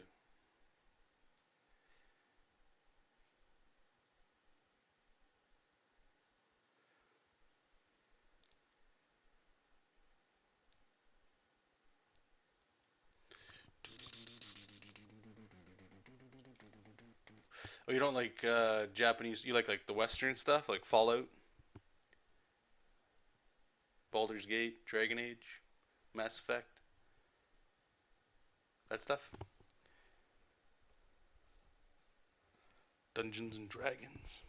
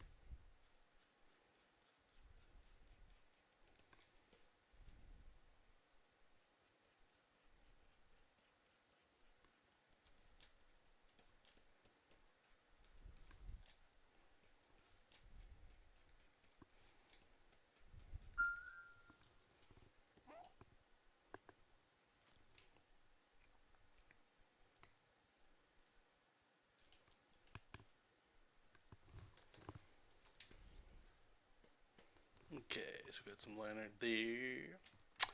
How long? That's a good question. Chaz is asking, how long did it take you to get used to using Manga Studio? Well, I started with Manga Studio 4. That took Manga Studio 4. I still see. I don't think it's a better program, but in a lot of ways it is because it's simpler. I found I was able to do perspective a lot easier. The panel rulers, everything made a lot more sense to me. But then I did end up buying that what is it, The Idiot's Guide to Manga Studio 4 by Doug Hills, and that helped a lot. And I used to read that while I was on the toilet, or if ever I came up to a problem, I would just flip through it, which is a great way to help learning. And I never buy any of those kinds of books, right? The internet's got everything I need, but sometimes a book that has a table of contents that I can just flip to is quicker than taking the time, right? So I would say probably you could actually go back to my channel and you could start seeing some videos coming in. It took me not I wouldn't say it took me longer to get used to the software. It took me longer to get used to how to ink on a computer. Because I don't consider myself I'm much better now at inking. And I think if I had like legit inking tools in real life, I'd be able to approach it better than how I was drawing back then. But it probably took me about, I don't know, 6 months to be totally comfortable. But I will say up to that point, I'd probably been using Photoshop for at least 10 years. So maybe around, yeah, 10 years. That sounds right. I used Photoshop in like grade 10 or 11 of high school. And I graduated high school in 2000. So this was maybe yeah, 10 years, yeah, around there. But when I was using Manga Studio, I used to always go back in Photoshop as well to draw. Now, for the most part, I just use Manga Studio 5. I don't go into Photoshop except to color and noodle. At work, I use that. But yeah, definitely takes a while. I would say if you're getting into comics, yeah, like Manga Studio is perfectly fine. There's nothing wrong with it. It will do what it needs to do. All right, so let's see Leo here because remember we got some stuff going on with him. Okay, he's got the bunny ear. Bandanas. So what are we gonna do with Donatello's? Do we give him the glasses? I'm gonna keep the glasses on him. Those look fun. Makes him look like an old man though. Maybe that's why they always give him like one of these like headbands with tech on it. Yeah, what the hell? We'll keep the tech.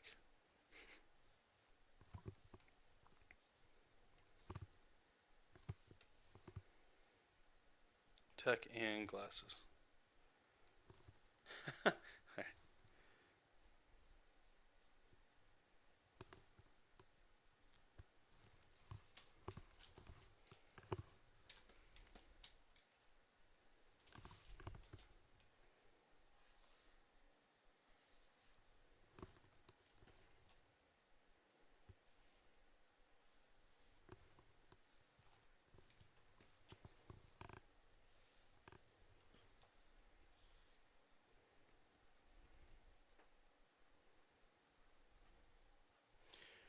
Why are you struggling with Manga Studio? Is it giving you having a hard time just adapting to it?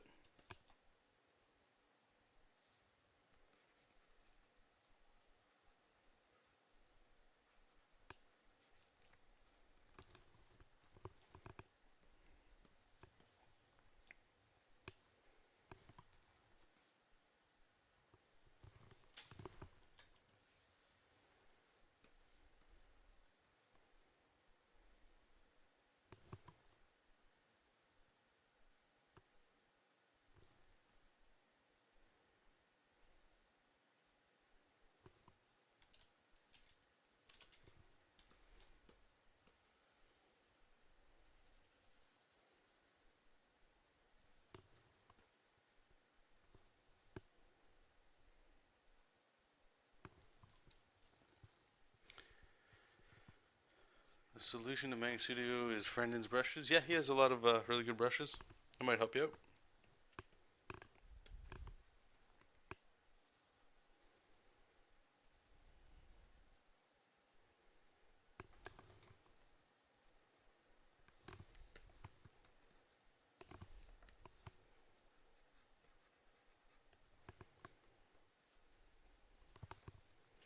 Alright, let's turn Leo off here. We don't need that.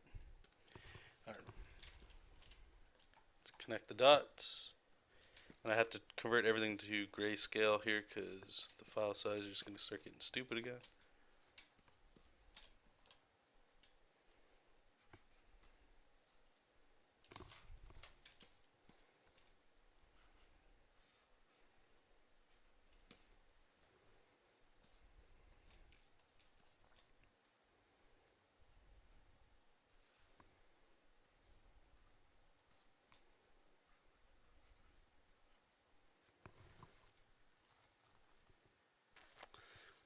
Still have an early version of Manga Studo that I'm still trying to get used to, but it was complicated when I first bought it.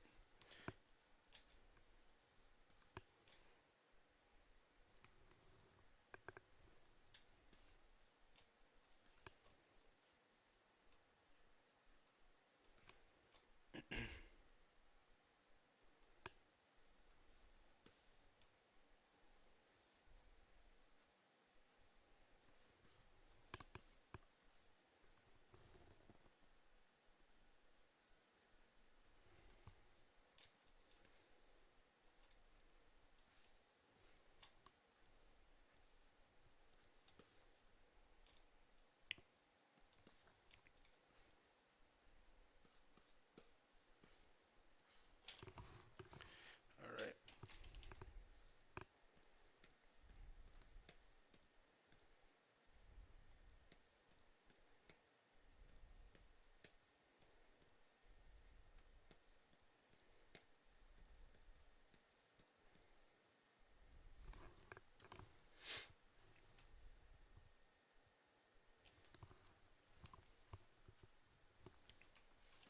Let's grab our wand.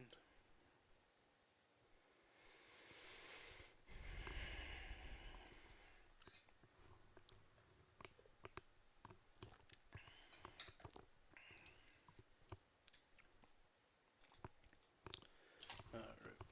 What did we miss here? Okay, you missed it there. Wow. Missed a lot.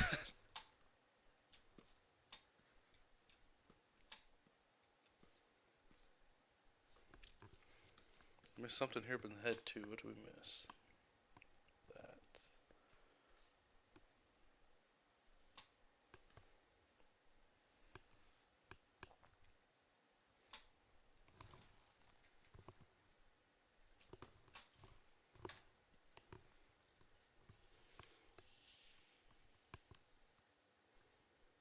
Okay,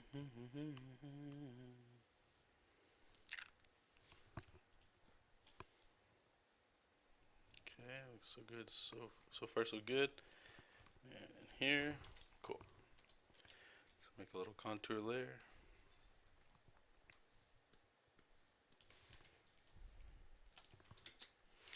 Alright, so we gotta put the wall he's on and stuff too, but let's take a look at Leo and Raph.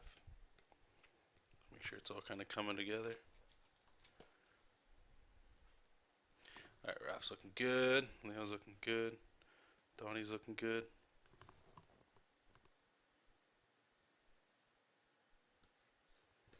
Might actually move him over a little bit.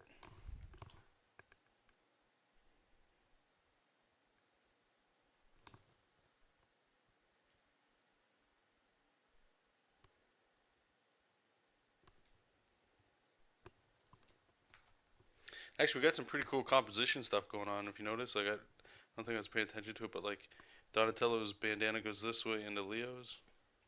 It's pretty cool. Then we got Michelangelo in the background, and then we still got a little bit of work left here. We got Casey Jones we got to draw. They're a little smaller, so it's a little easier to get away with it. But I'm gonna take my break now because it went off a little while ago, and I didn't. I got really nostalgic tonight and pulled out my bamboo tablet for drawing today. I've been using Surface Pro 3 for a while. Oh, awesome. Having a blast. It's crazy how much you take for granted. Oh, good for you, man.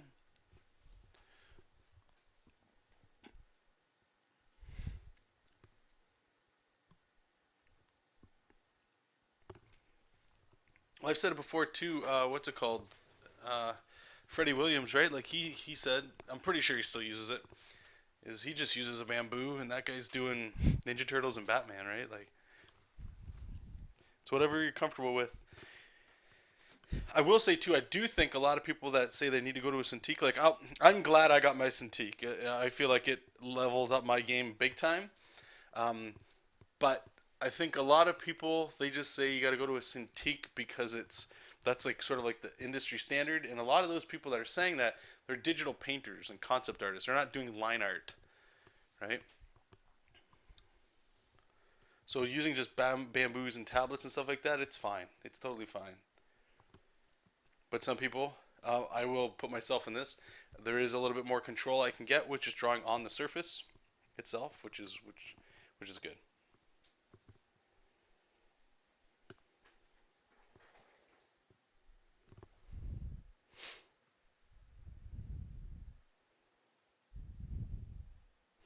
Okay, let's bring this up here. Where is that? All right, let's take off a tomato, and I will be back in 5 minutes, you guys.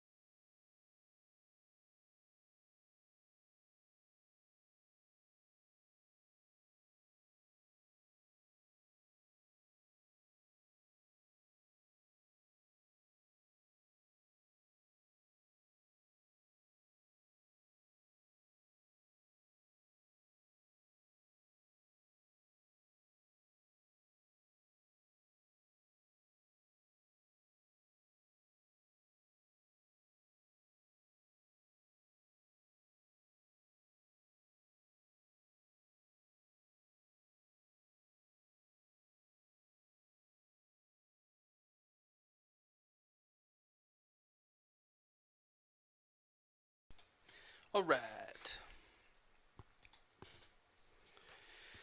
Let's keep going. It's definitely at that point now where it's like, I remember saying this right when we started. It was like, yeah, you feel like you don't need to take breaks, so you just keep working. Because you're going to start feeling burnout later on. That's exactly what's going on now. So we've been drawing for, what, 5 hours now with, a couple breaks, a few breaks. So, who do we got left here? We got Casey, he's small. Mikey, we're going to do him next because he's important. Splinter's pretty much done. Like his line art's pretty tight. Same with Casey. April, whatever, it's April. Oh, I didn't even finish Donatello here, so let's finish him up. But yeah, let's keep going. Let's get our timer here.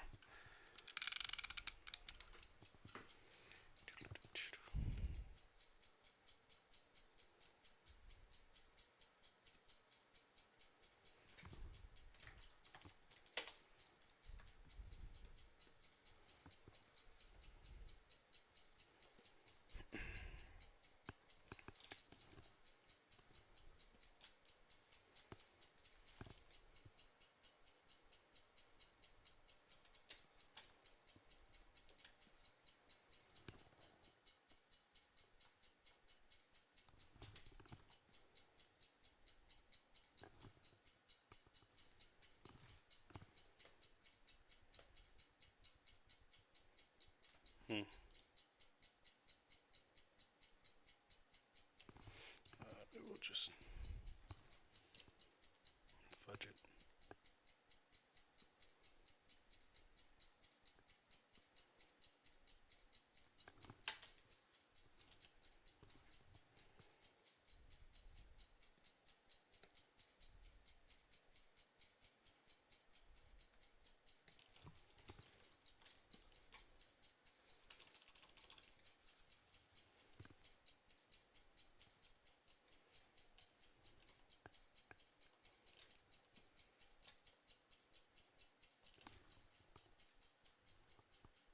Hey, Sergio. How are you doing today?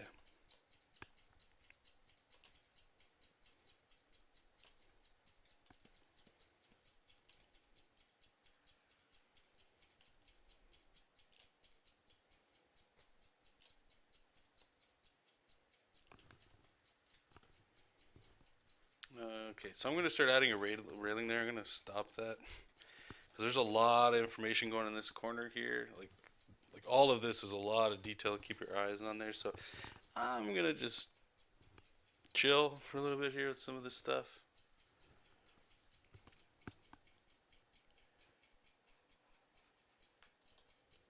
Maybe we can just put like a little stone thingy. I don't know what the hell that is.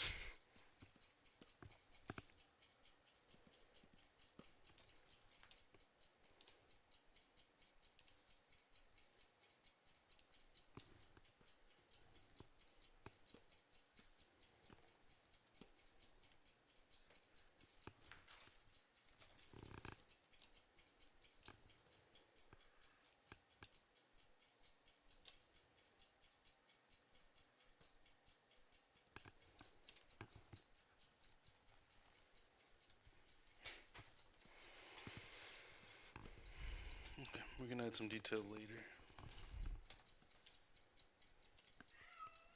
Hey, Jessup. You all done looking outside, pal? You all done your nap? Hey.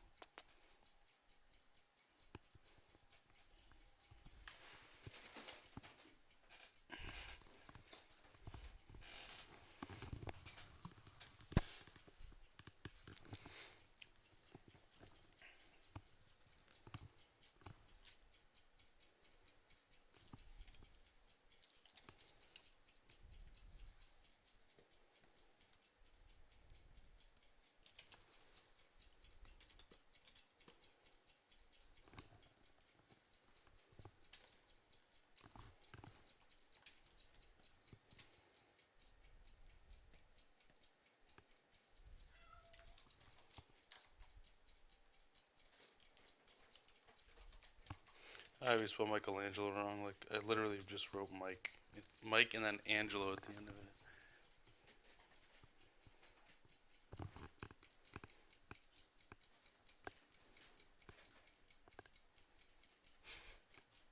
What are you doing?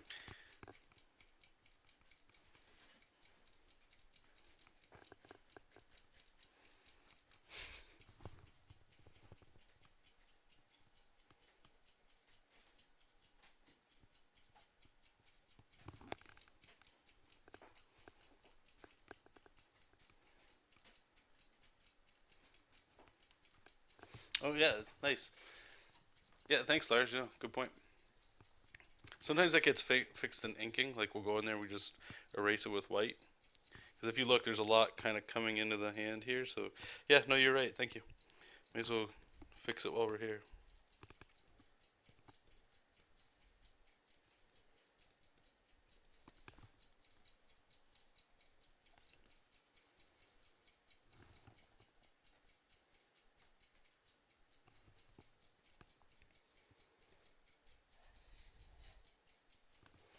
All right.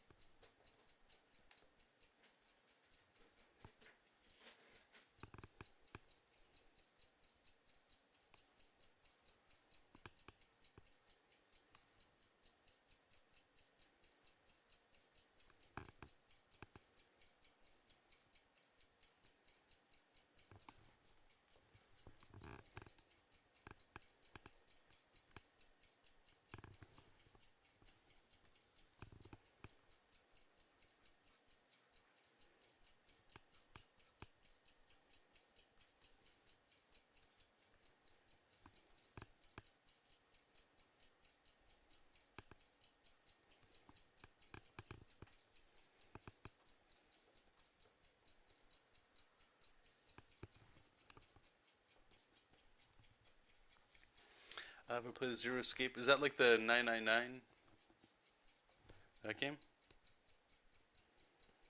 Or that series?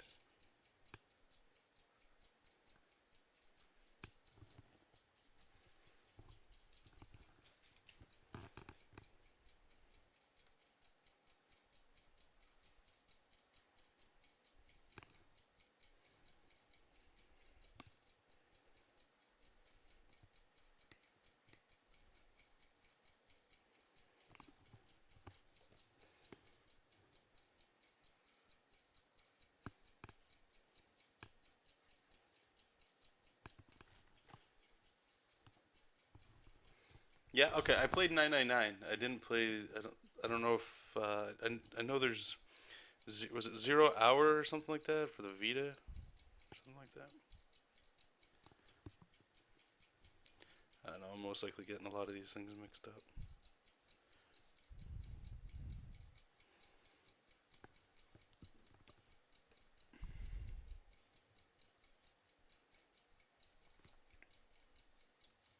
I was actually considering getting a Vita for the longest time just to play Dragon's Crown on the go. I don't know if you guys have tried that game. That game's awesome.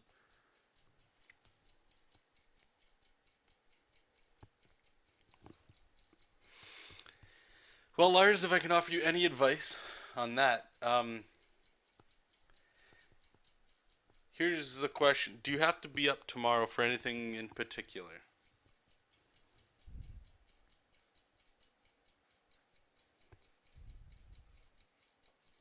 Besides just obviously having to wake up. Do you have to be at work for a certain time? You just have it off.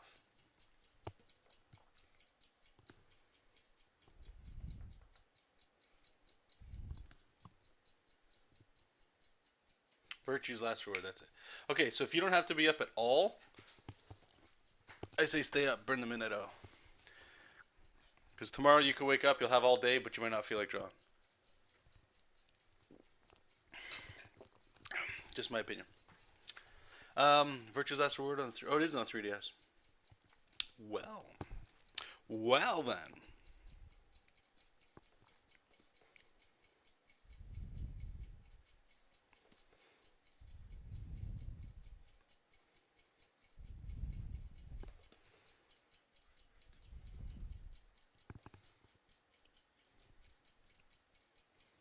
I'm super glad there's people in here that like not just play games but play like 3DS. There's so few people that I know that play that, which is a shame.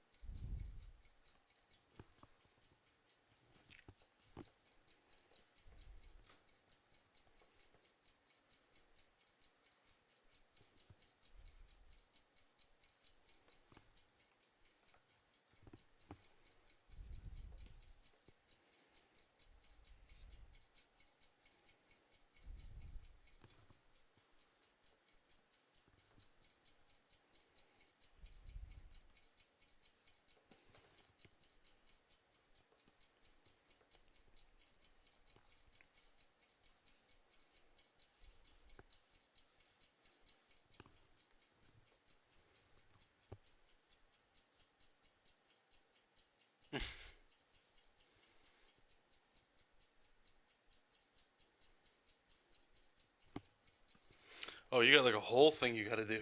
Oh man.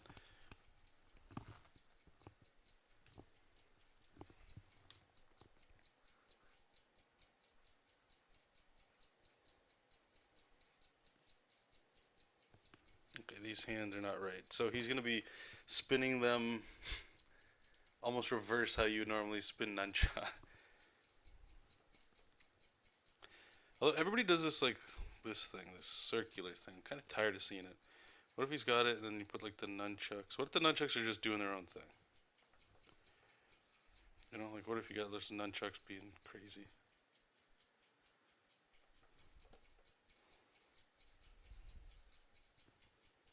I think we're gonna do that.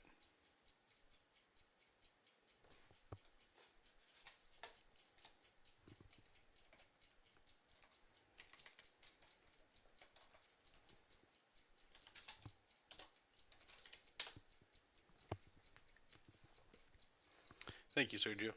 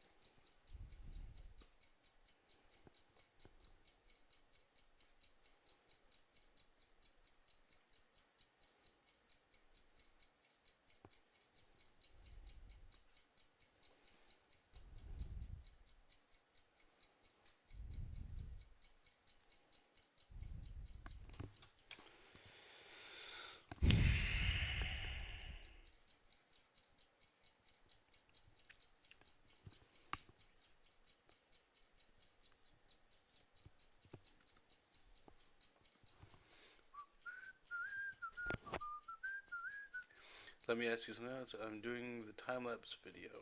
Would you reckon that background music is enough, or should I narrate it? Personally, I prefer when people narrate it. I guess the other question is how long is it going to be? But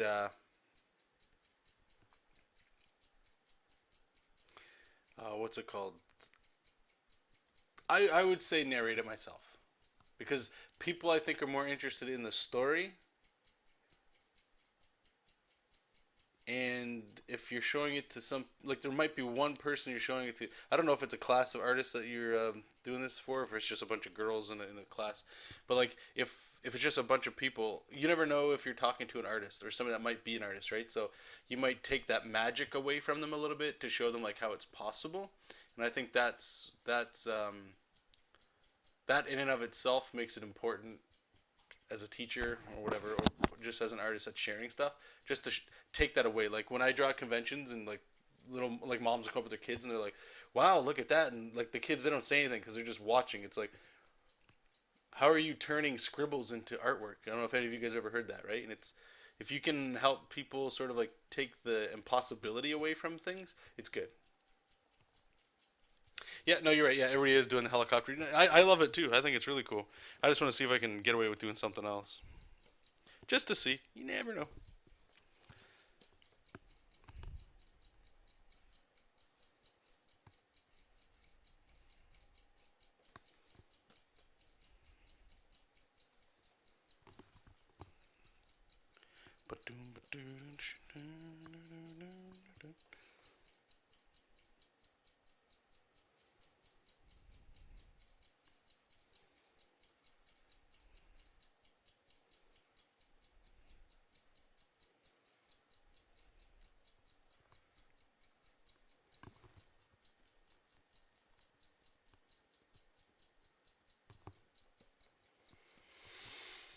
But not art class. Okay.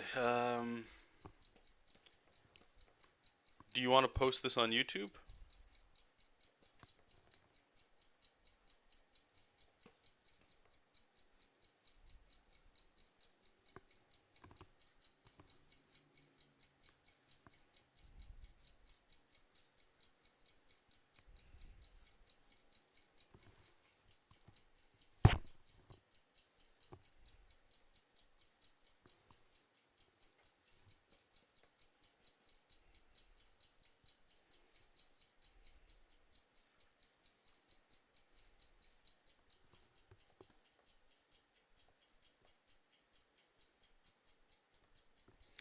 Probably yes. Okay, so I think YouTube. I don't know if you upload in a different language, but you can go back after, and this might be like a whole thing that you don't want to get into. But I think you can type, or it might auto detect closed captioning, so you can try that. And then I suppose the only other thing is if what's more important, you putting on YouTube or the people in your class.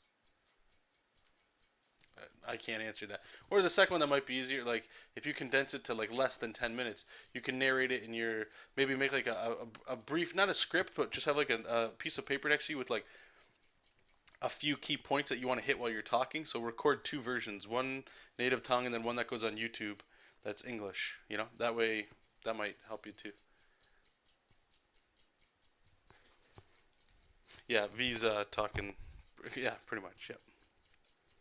Yeah, no, you guys are right. It's either pizza or nunchucks. But I don't want to do the I don't want to do the helicopter nunchucks. We'll see how it goes.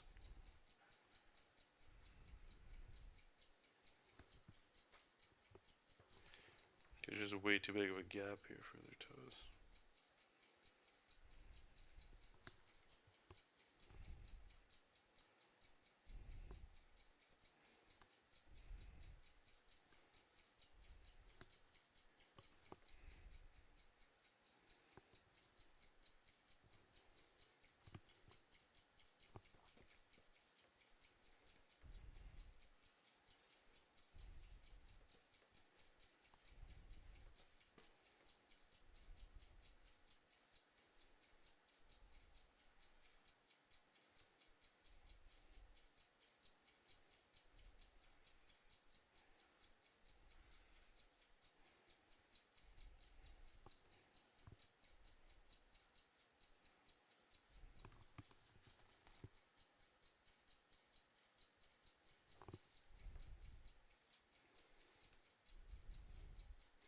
Oh, is it?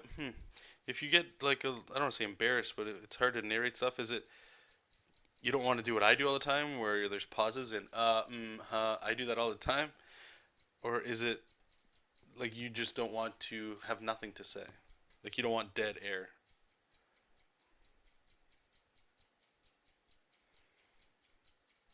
Because either way, I think I do this too as well for some things. Not anymore. Now I just sort of just like ad lib it. But I used to, like I said, not write scripts because that takes time. I don't want to, again, I'm not trying to make YouTube content with like bells and whistles and make the perfect lighting and stuff. It's just if people want to hear my side of it, right? So I would have like a little piece of paper. I'd write like 3 topics that I wanted to hit in that video, whether it's as lame as line art process, Photoshop tips, and like what was I thinking while I made it, and then just sort of go from there.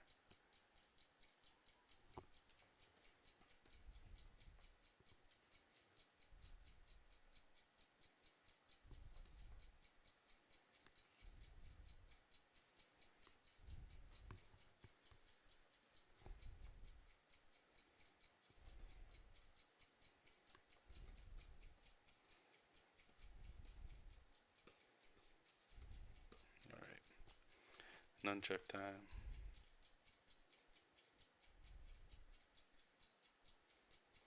Although you know what, like, I wonder if I could just leave his nunchuck. Like he kind of looks like he's just like jumping in to have fun, right? Like his nunchucks aren't even.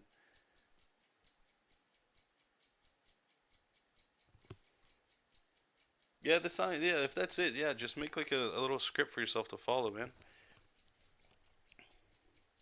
You don't have to write it all the way out. Just so okay, maybe just do this. This is a technique I saw, and I use it for like blog posts or when I do like little audio stuff for Patreon. Is like okay, grab a note card or like a piece of paper. Nothing dramatic, right? You're just doing point form. So let me just get like a little sheet here. So what you do is in the middle of it, just make a little dash. What is it the whole video is about? So if yours is maybe it's how to draw Tinkerbell, right? Maybe let's just say it's keep it simple. It's Tinkerbell, like you're saying, right? So now that you have this is the topic. This is the point of what you're doing. So have 1 to 3 points before and after.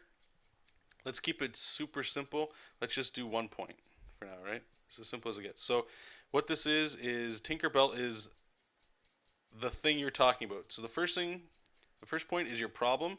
Then this is what the problem, like what the resolution is, and then 3 is, sorry, first is the problem, second's the solution, and the third point is how your life has changed because of it in a good way. Let's say, right? So if your first thing here is like Tinkerbell, you maybe you want to draw cartoon girls better,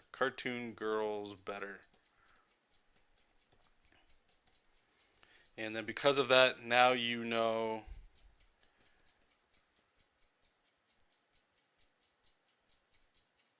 simpler line quality, let's say.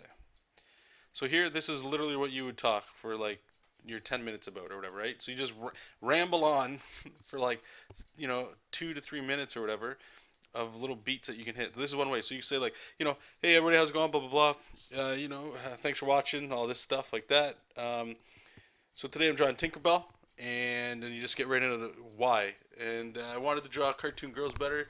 I feel like I'm struggling. It's like the pain, like my girls suck. I can't draw them that well. I'm pretty confident in drawing them this way and that way, but when it comes to, let's say, Tinkerbell in this case, or just more stylized, simpler Disney cartoons, I'm having trouble, and I wanted to get better at it.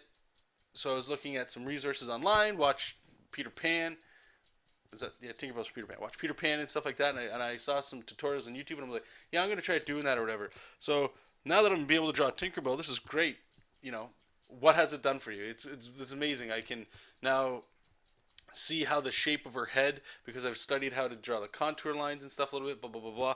And then at the end of it, you can kind of go, but now you can bring this into your other artwork, because now that I've studied this and I get a more competent feel for that, as I'm drawing females in my personal work and stuff like that, that I might want a simple cartoony style, I can look back on the stuff I did with Tinkerbell to remember that sort of stuff. That's very simple. That's one way of doing it. The other way of doing it is just grab a note card and just like jot little notes. Tools you use, what software you're using, that stuff. And as you're talking, you're rambling, you just check them off as you talk about them. And that's it.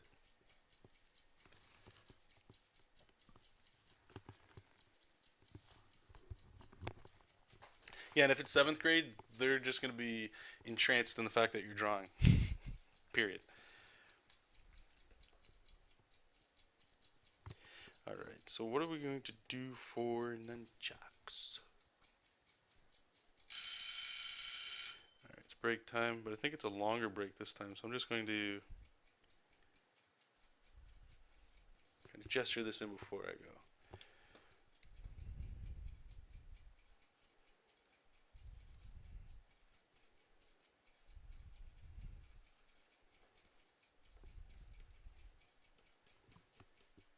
Yeah, no problem.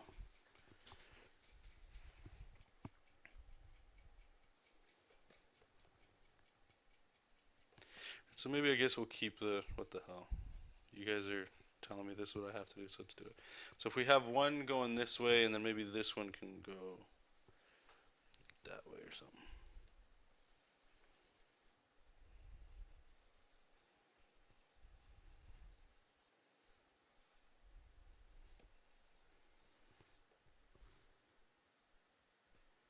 Or something.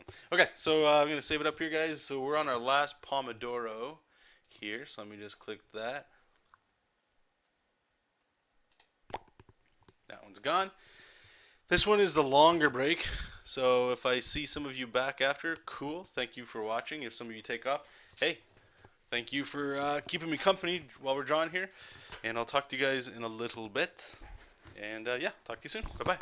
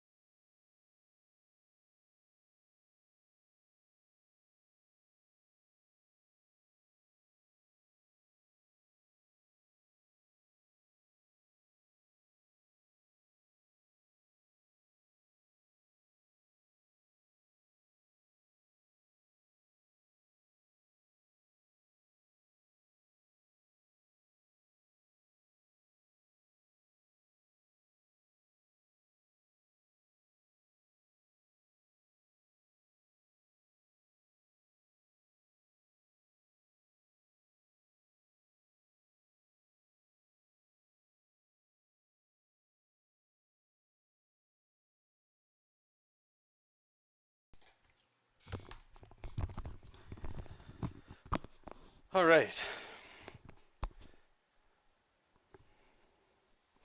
So I'm going to put a little bit of music on in the background here, guys. And I've got a deadline now to hit to finish this, so we're going to try to focus our best. Where are we here? We are going to YouTube's. Clicky, clicky, poop. Dashboard. Oops, oops, oops, oops, oops.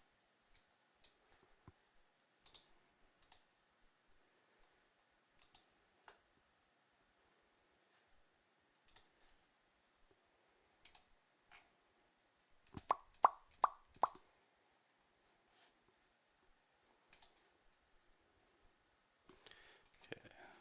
Should be back in the stream. Alright, let's get some of that sweet, sweet music on. What do we want to listen to? Some actual music or some sounds? Some coffee house sounds? Yeah, I'm going to listen to some coffee sound. I know this is probably pretty weird to you guys, but... Oh my god.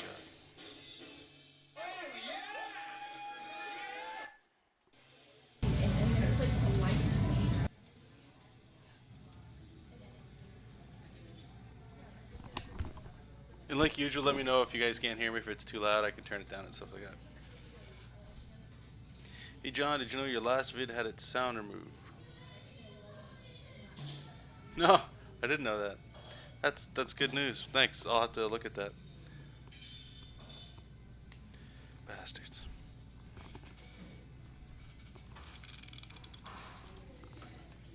Oh, you know what it might be? Because I'll have to take the monetization off, I think. Because is that the one that has like... we were playing some YouTube videos, like cartoon music and stuff. Was it that one?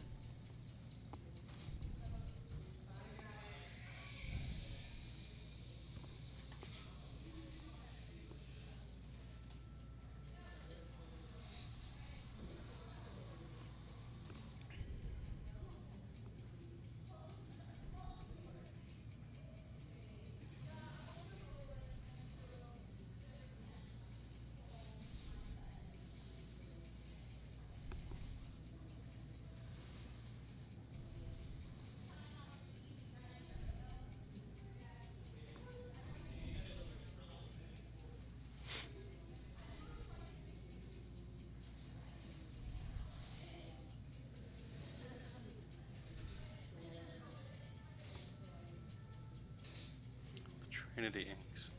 I'll check that out. Thank you.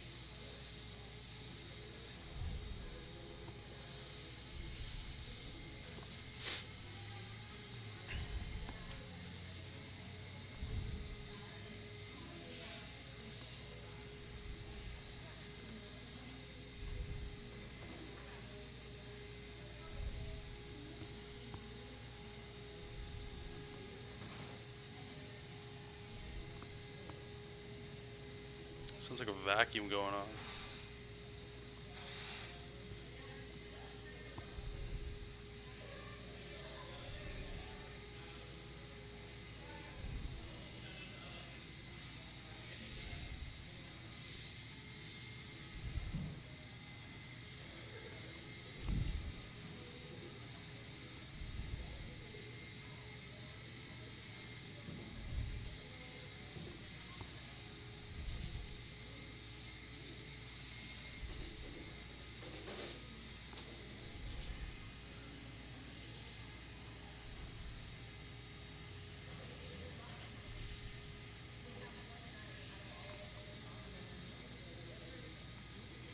Alright, what the fuck?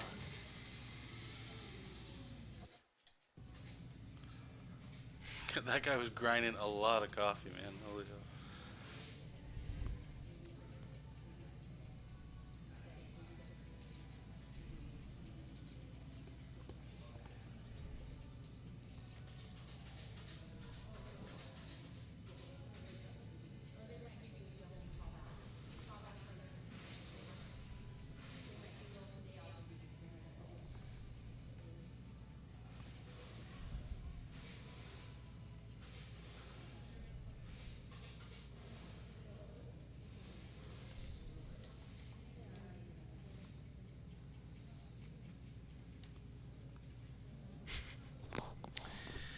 Yeah, still streaming.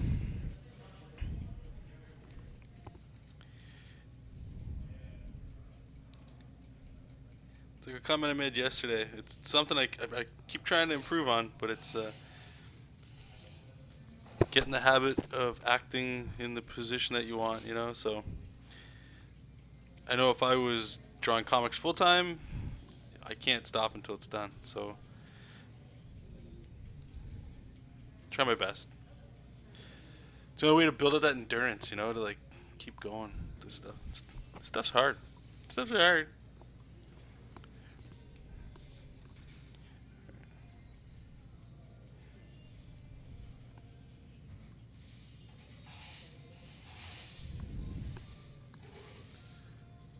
I wonder if we could just use like speed lines in here or something. Let's try that. I think one of these things has speed lines. Like a curve? Or wait, can you get a... I'm just going to be talking to myself for a second here, guys. So it's direct line curves, frames, reduction, scatter, saturation curve, burst.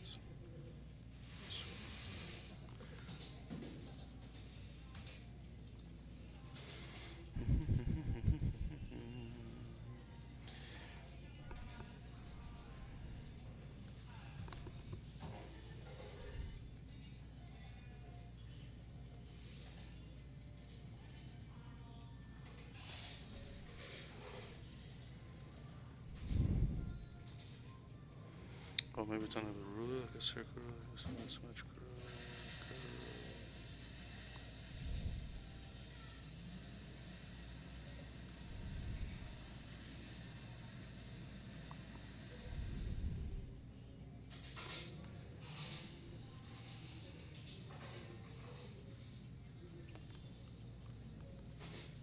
Well, oh, yeah, I know. You're 100% right. I will just add to that, though the old streams we used to do, the reason why I stopped, yeah, it was tough to fit in. Not the hour was hard to fit in. It was to fit in that everything in life had to revolve around me being free for an hour on Wednesday. That might not sound like a lot, but if you're in the zone of working on client stuff that I can't show while streaming, you know, or if I've been drawing all day, and like I got up early that day to knock out deadlines, and I just want to hang out with my girlfriend or watch a movie. You know what I'm saying? It's like, but I can't because I have this arrangement. Now, if I have it free, I can just click it and stream it. It can be as long or whatever, right? It's much more. I don't know. It feels. It's less schedule, right? It's perfect for artists. But yes, I'm with you. It's pretty weird. So I'm gonna try putting like maybe try this stuff.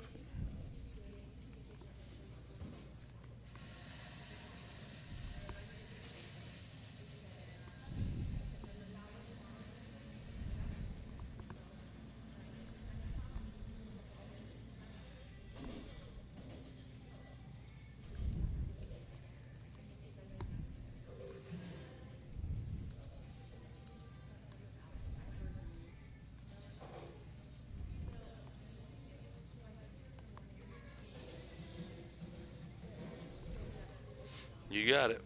You're right.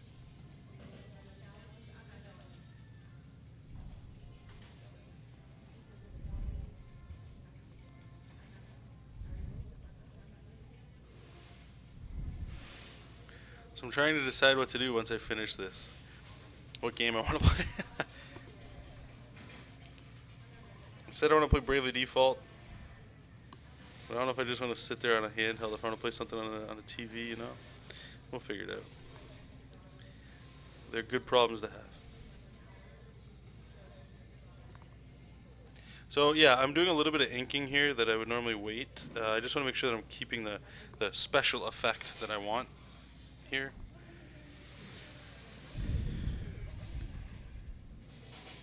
So we can always erase this later, but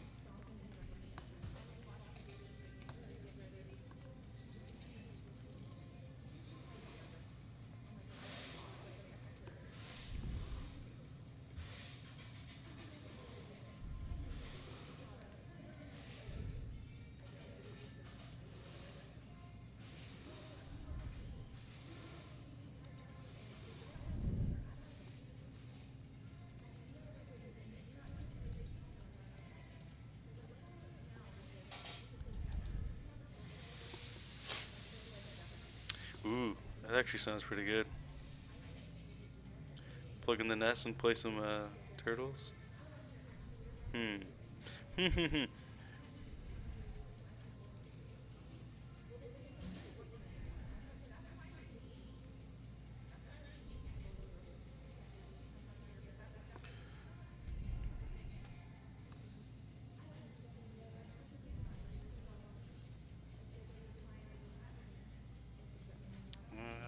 I don't know. It's okay, I guess.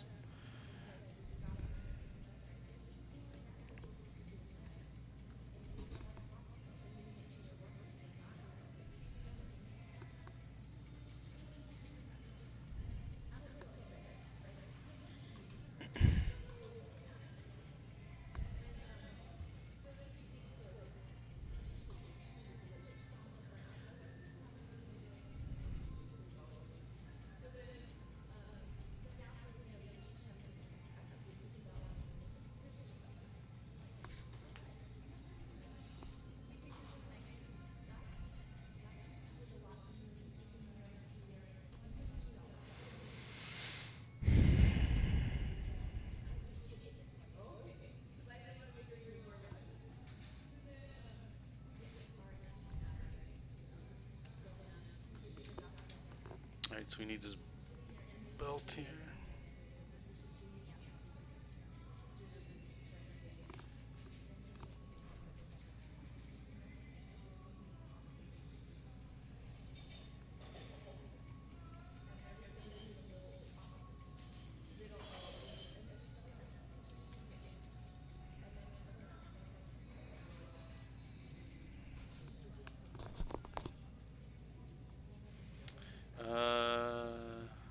Cintiq 12WX.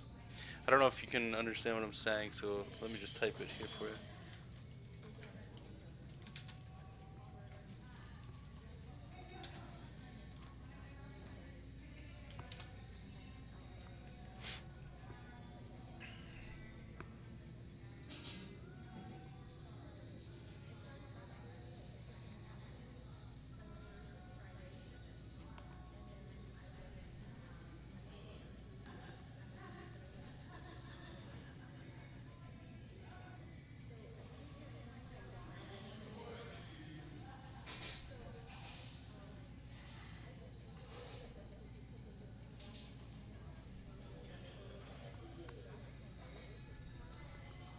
Trying to think what to do with his bandana.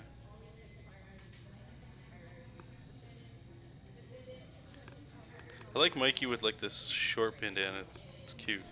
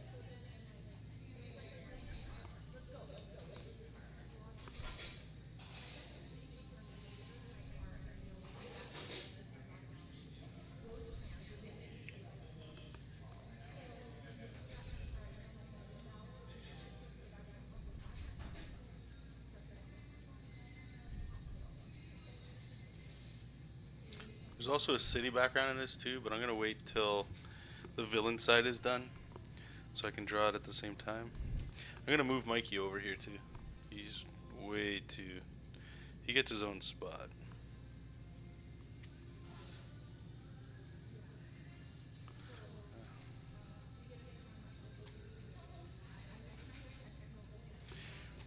Alright.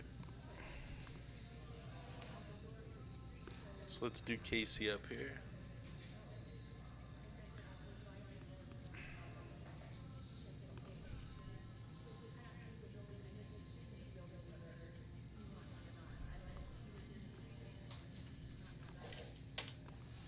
I don't know what Casey looks like.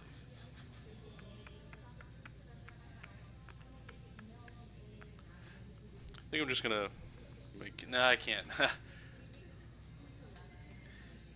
Casey Jones.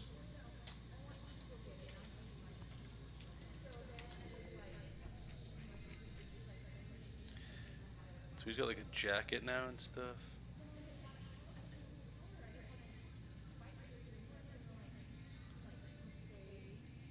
Yeah, I'm gonna take some liberties here. So how does his mask go?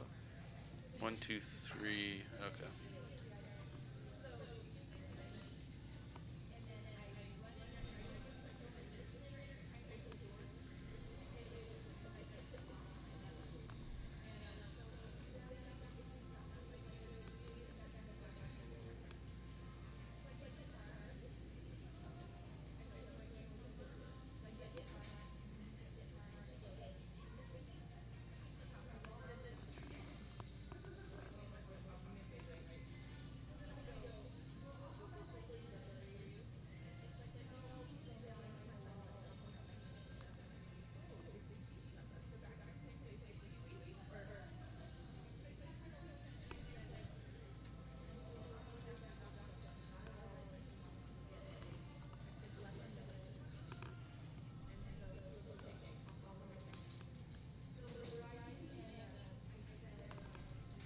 Oh, thanks, man. I don't think I did anything like unique with them. It's pretty much how everybody kind of draws them, I think.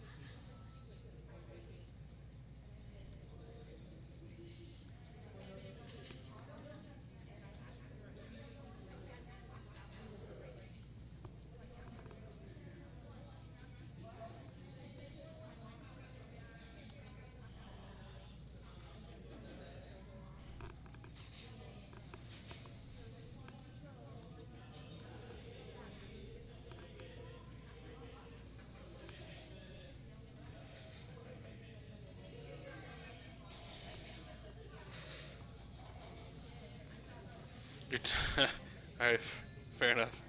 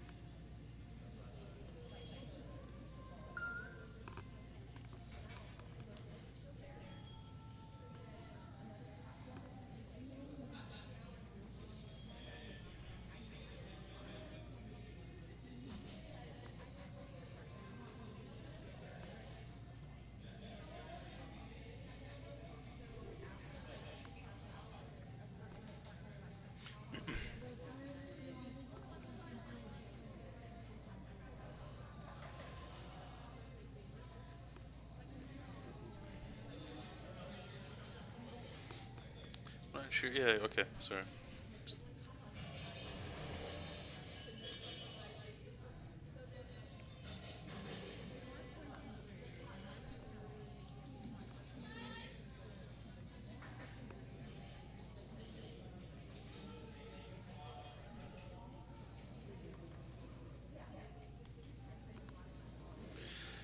Yeah, backgrounds suck. That's why there's like no background in this. It's all it's all characters. I'm gonna put like a very like lame city background. So the selling point for this to me is the characters. So they're important in the comics and stuff for sure. And if it makes sense to like the character and all that, but it's not on the. It's not very high on my list of I can't wait to draw a background.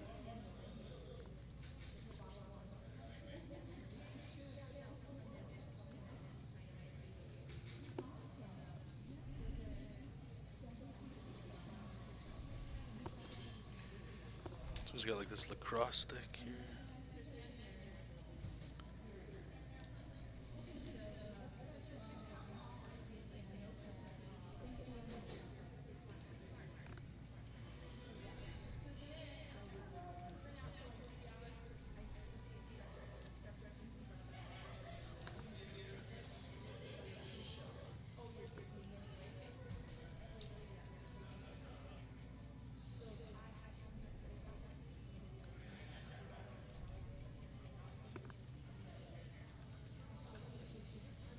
Casey Voorhees.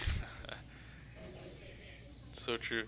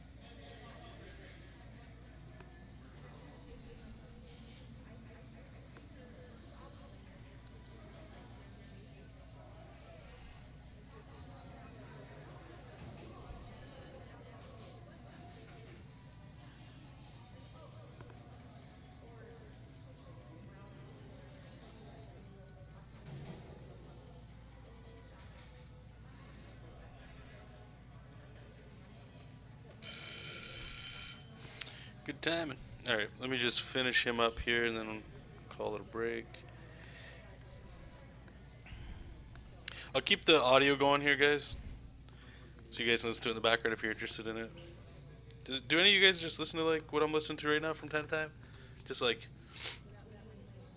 background music from real life. I don't know if it's the saddest thing in the world or if it's a good idea.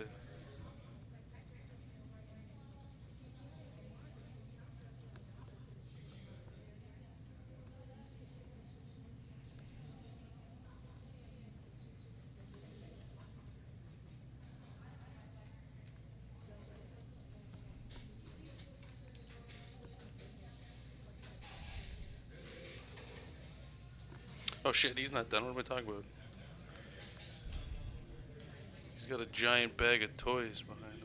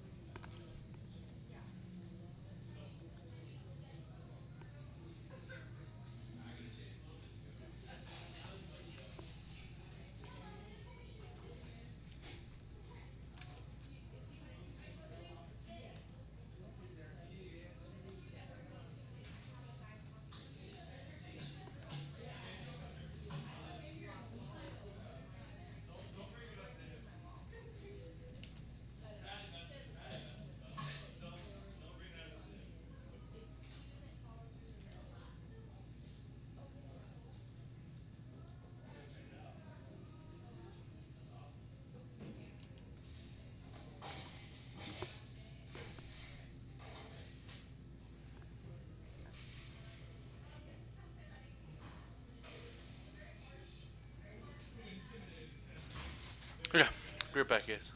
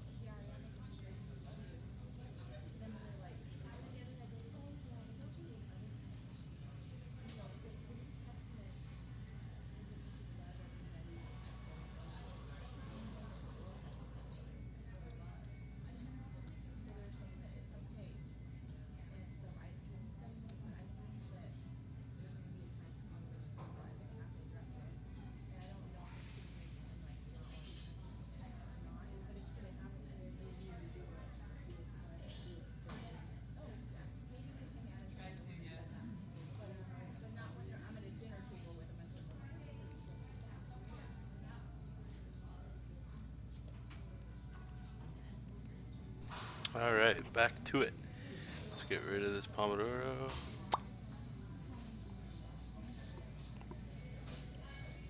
Casey Jones Masterminds. You have 2 people?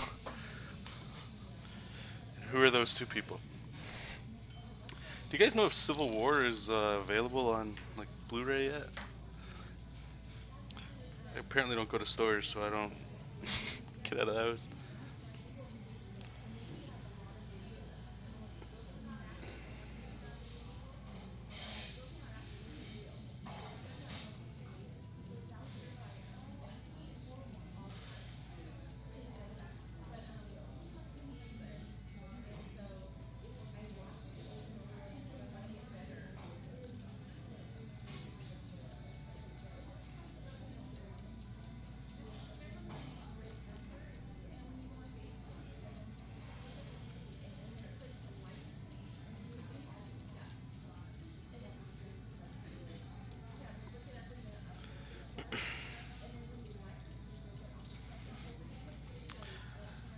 Well put, Lars. Well played. Well played.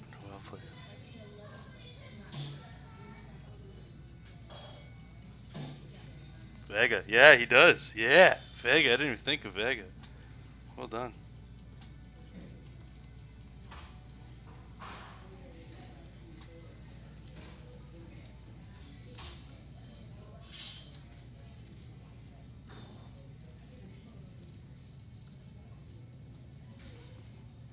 So Casey's done. Let's turn Leo back up.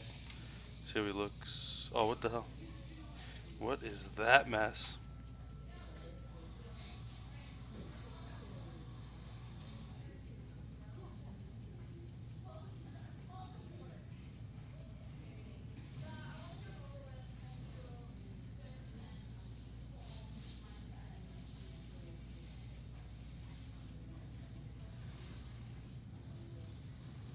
There we go. There's the rest of them looking.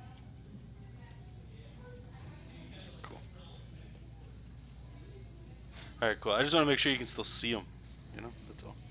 Alright, so Casey's done. The only 2 people we got left, really, I think, yeah, is Splinter and April.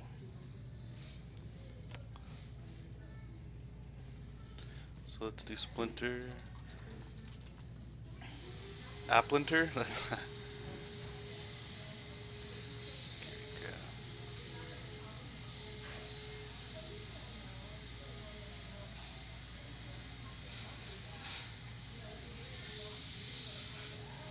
Alright, let's turn on another one.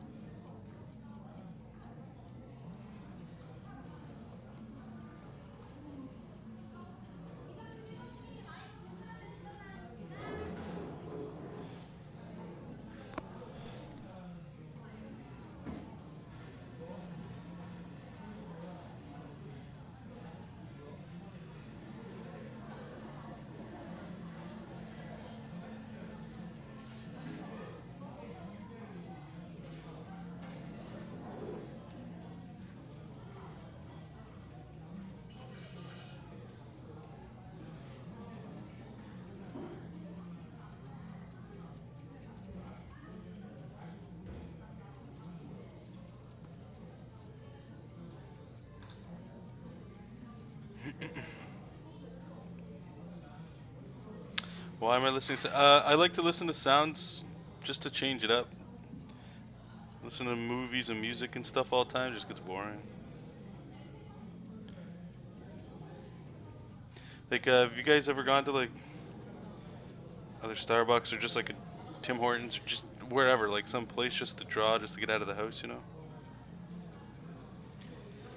I do that from time to time, but sometimes you can't do it, or I can't do it, because I can't bring my Cintiq with me, and you know, you got deadlines and all that. So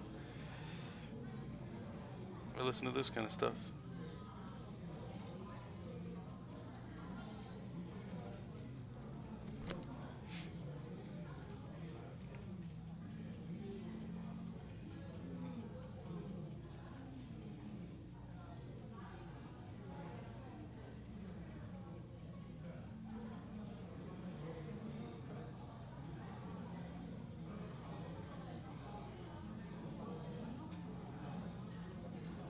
Hey, Sai, how's it going, bud? Thanks for helping me out by giving me like a little tip to say in your name.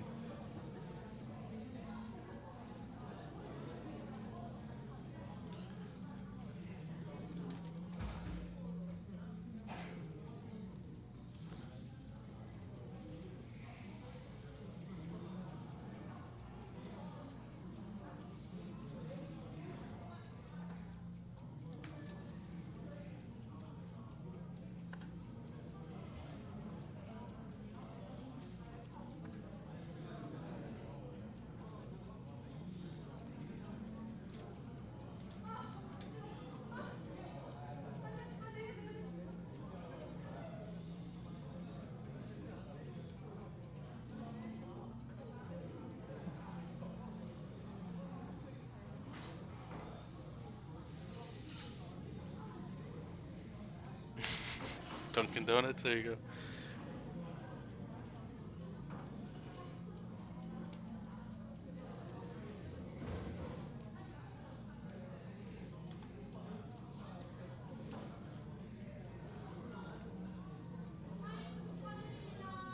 Alright, what's happening?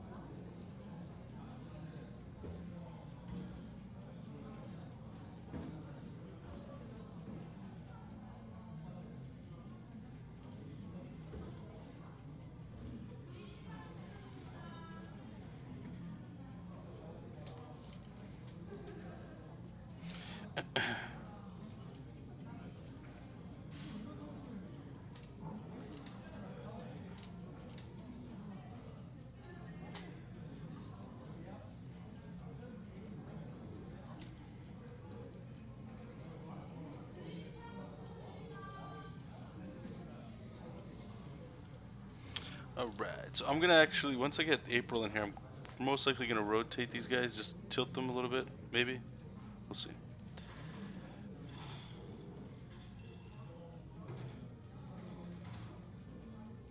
Is it? I've only been to a Dunkin' Donuts once in my life. Like they don't. I don't know if they don't. I'm pretty sure they don't have them here in Canada. Ours are Tim Hortons, right? But where was that? Was it Chicago? Maybe when I visited there. I just like the name of Dunkin' Donuts. That's like a good friggin' coffee shop, donut shop name. Dunkin' Donuts. Like it feels right. I think it's a real nice sounding name. Whether you eat there or not, I don't like. It doesn't matter. It's just it's a good sounding name.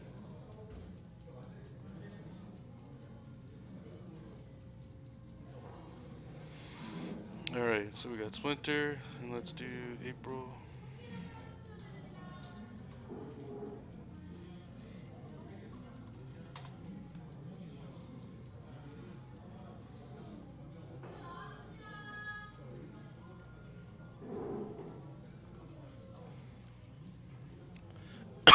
Excuse me.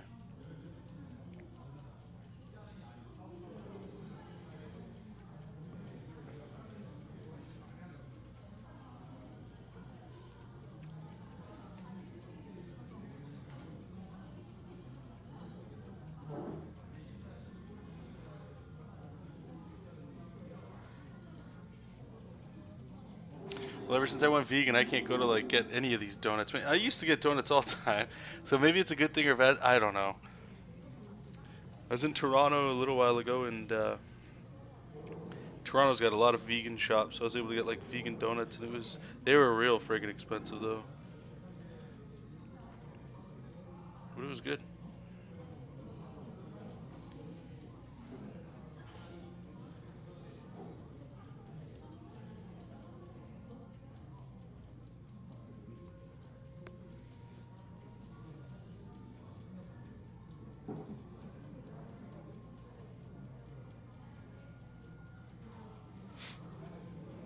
Trying to go with a real super cheesy recorder here.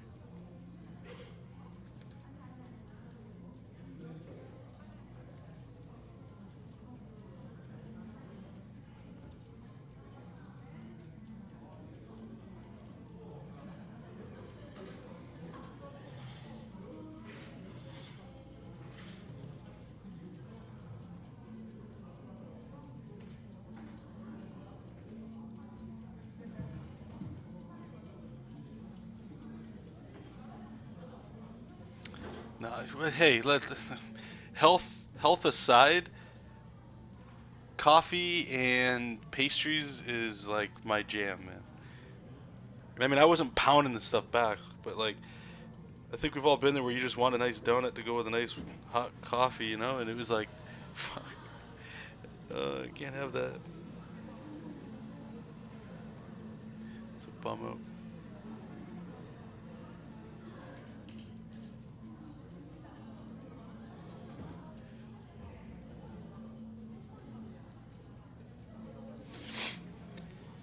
What do you guys say?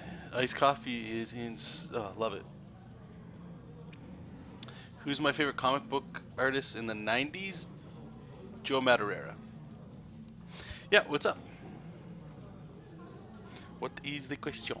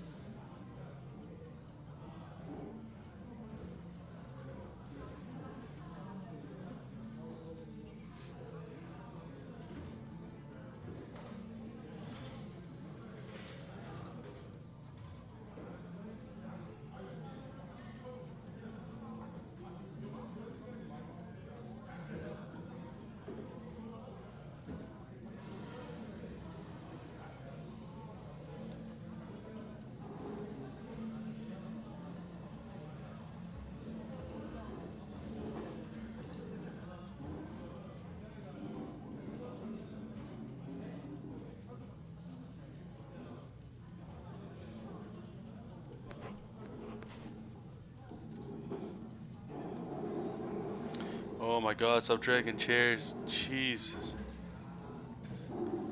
It's like such a pet peeve of mine. Lift it up. It's like dragging your feet. Ugh. Just lift your...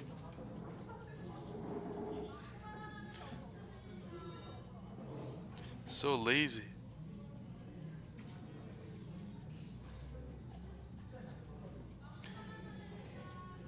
Getting angry again. Just shut it off, man. Just shut it off. Just walk away, dude.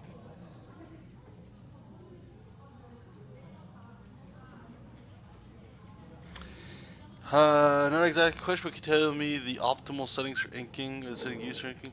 I can tell you what I use, but the answer to your question is not one you're going to want. What's optimal for inking is what works best for you. It's going to be different for everybody. Oh, I'm salty big time, man. But what I do is I ink based off of the book called How to Digitally Draw a Comic, the DC Comics Guide to Digitally Drawing Comics by Freddie Williams. I'm sorry. I can't keep listening to that. All right, we're going right to this now. There's no dragon stuff here. But anyway, how he works is, you see I'm using this as just like a micron, if you imagine using just like a micron pen. And then what you do is just get a pressure sensitive brush and go from there. No matter what you do, you can't get the same feeling. You'll never get the same feeling as inking with pen on paper. I don't think I've ever come across anybody that's been able to. It's different. It's a different medium. You can get stuff that looks similar, but that feeling of drawing, you'll never get that. As for the look, I don't think you'll get the look either, because paper's got tooth. There's other things to take into account, right? Like the drag of the inking tool and the pencil and the sketching and the texture. All that stuff is, there's no way you can get that with digital. So just know that. That's good. It sucks, yeah. But just by knowing that, it's all right, because you have some concessions you can make with that, and just know you're drawing digital and just have fun with it. Or maybe digital's not for you, just stick with what gives you the best art. If drawing traditionally gives you the best art, then keep rocking it. No reason, just because everybody, let's say, and everybody's a very loose term here, everybody's inking digital doesn't mean you're inking. Whatever's just going to give you the best for you. Whatever keeps you at the desk drawing is all you got to worry about. I know that's not really answering your question, but I do get that question a lot. I've asked it too, of like, oh, what tools are you using? Because sometimes you see somebody's art and you're like, all I need to do is use the brushes they're using and I'll be good. And a lot of the times that's not the solution at all.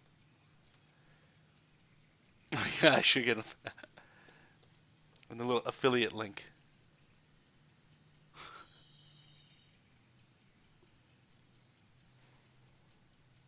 Outside of that, things that you could actually do, my man, because really all I would do to ink is right here. So you got your pen tools that come with the program. Use either the G pen or the mapping pen. Those are the two that I prefer for like inking. Like once we get to the inking part, if you go to marker and you click Milli pen or felt pen, that's basically what I'm doing right now. And that's it. Besides just finding out the tools that I just used there that I mentioned, if you're still struggling with digital, make it your goal to draw digitally every day, every single day, and don't stop. Keep going. You'll learn the ins and outs of Manga Studio or Photoshop, whatever you're using, and it'll just make things come together a little easier.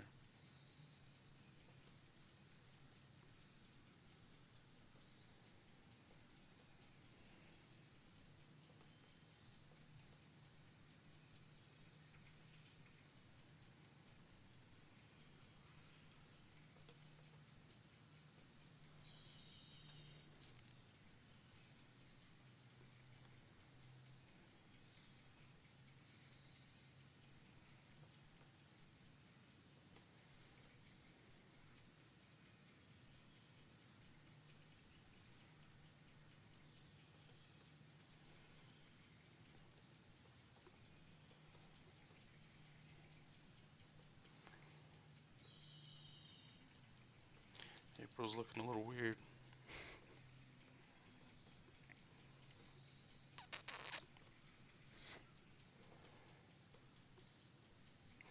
I will do the shoes in a second here. Okay, let's try this.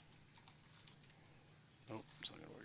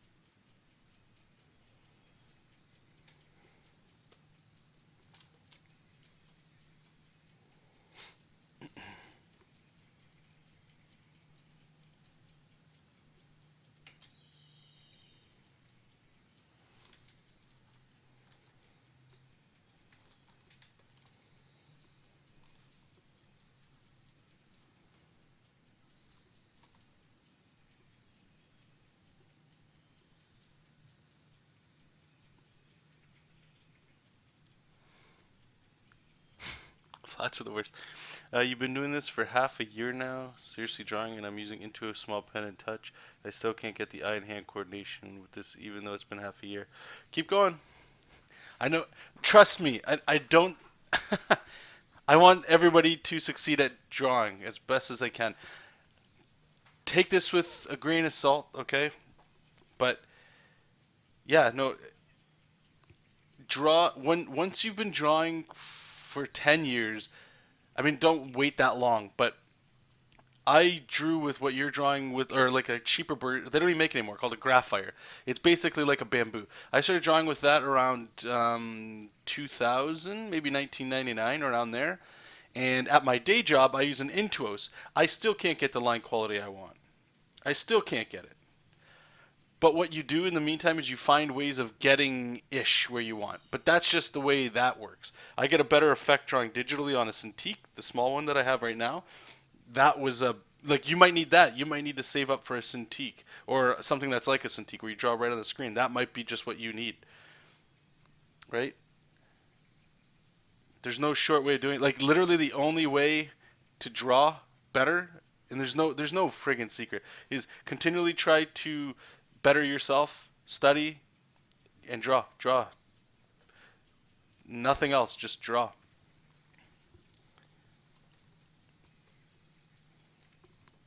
And I'm trying to say that as a motivational thing. I'm not trying to belittle the struggle you're going through. But I do get comments from people from time to time saying like, what do I need to do to get better? Or, I've been drawing for X amount of years and I'm still missing that. And it's like, that's that's the way it goes. Some people, they pick up on things faster than other people, and some people, unfortunately, not as fast. But it's not a race, man. I know as a human, we all want it done like yesterday. I want to just buy a Cintiq because I can't. My skills aren't as up to par as I'd like them to be digital. So I'm gonna get a Cintiq because that's gonna fix all my problems or something like that. And that's very rarely the case. Because there's fundamental problems with just drawing. Period. Like there's like a fundamental problem, not like you don't understand your fundamentals, things like that. Like there's so many things that could be the reason why this or that. But other than that, like there's no real secret sauce that I could tell you, and I'm sorry for that. Do wish you the best. Just don't stop, buddy. Just trust me. There's so many people out there that they give up because it's frustrating. If it wasn't frustrating, you know how many people could draw? And I know you're saying like you just started drawing for 3 years. And I'm not trying to belittle the struggle you've had or anything like that. Yeah, but it's been 6 months now, and you still can't get a handle on the line quality you want. I get it. But unfortunately, the only way you're going to get better is just keep using it. Like, could you at least say you're better now than you were 6 months ago? Can you draw better now than you could 3 years ago? If the answer is yes for those, then you're on the right path. There's no I mean, you could go to like school and stuff, and they could teach you some things, but I don't know.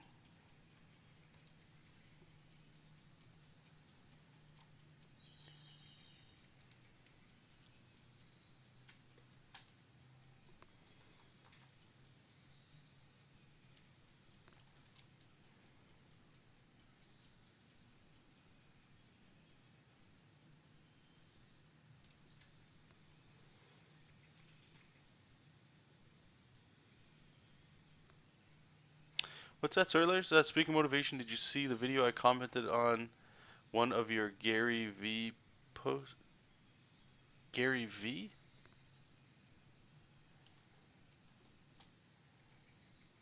Oh, sorry. I just found that guy. That's why I don't remember his name. No, I don't think so. I am already a grad student of animation, well, final year. Okay.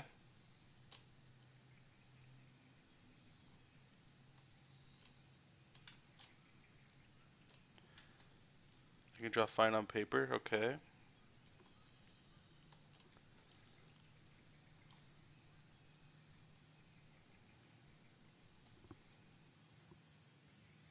But on computer, it's yeah.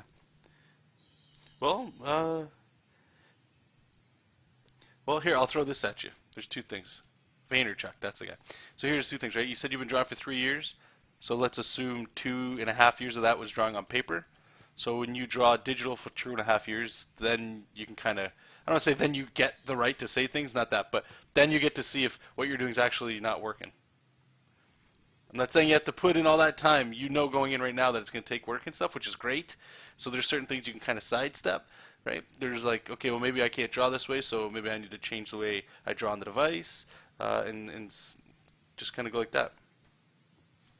And I don't know if it's a fundamental thing. Like fundamentals are just going to fix your drawing, like period, across the board, not just on the medium it is. But you know what? Like, okay, here, let me ask you this here, because I do want to help you out here. How often do you draw on the computer?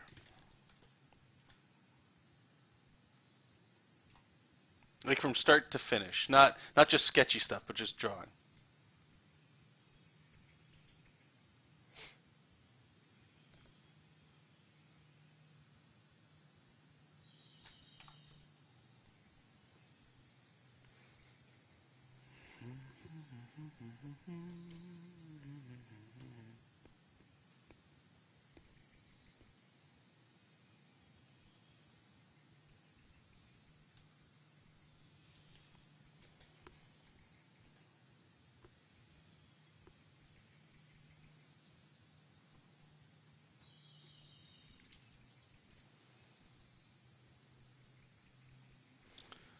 Okay, so I think this is actually pretty, it's done now. Wow, okay. Let me just turn this off and we'll look at the roughs again just to make sure I'm not missing anything. No, looks like we got everything. Sweet. Okay, so let's turn off the roughs. We're not going to need that. Perspective, turn that off. And what I'm going to do is the last thing here is just make sure my line weights are on point here, right? So we've got Raphael in the intro. God, foreground. He needs to have the thickest outline. So let's go with like a 14 on him. See if that's nice and yeah, 14 looks good. So 14 there. Next we got Leo. See what he's at. So maybe we'll go with a 10 on him.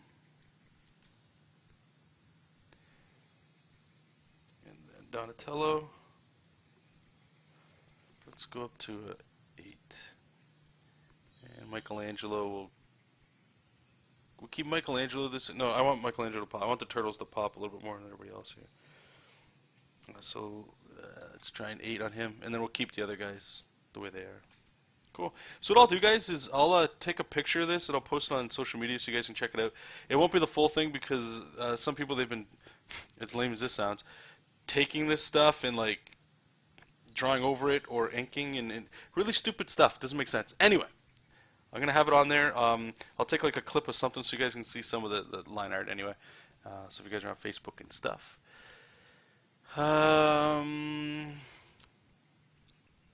How often do I complete a drawing? That's a typical question.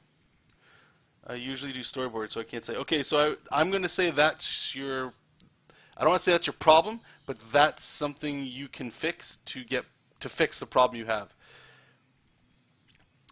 Draw on the, literally, well, this is a problem for everybody that everybody needs to get better at, period, but just draw every single day and make sure, if you want to move to digital, if you're doing storyboards, I can understand why digital is big importance to you. It's going to speed up your workflow, get you more jobs and stuff. Probably speed up animation as well. I'd have to imagine it speeds up a lot of things, but draw every day. Do not go a single day without drawing on the computer, even if it's just a sketch of something. And if it takes you 3 days to complete a drawing, that's fine. But just designate, make more priority drawing on doing whatever it is you have to do on your computer than it is on paper, knowing that the quality of it isn't going to be as good as your pencil drawing. But if it's something you want to achieve and get to, it's the only way you're going to do it. You got to put in the miles. So make sure you are drawing on the computer every day. That's really it. Because sometimes people, what they'll do is they don't draw enough, period. But some people, they want to get better digitally drawing, but they don't draw digitally because their art sucks. So it's sort of like I don't work out because I'm out of shape, but I want to work out because I'm out of shape. It's like that loop that a lot of people get into there. But anyway, thank you guys so much. I don't think I'll be putting up the recorded version of this because it's just too long. Nobody's going to really watch this, and it's kind of all over the place and stuff. But I want to say thank you to everybody that was here. V, Lars, that have been here for like pretty much the whole thing.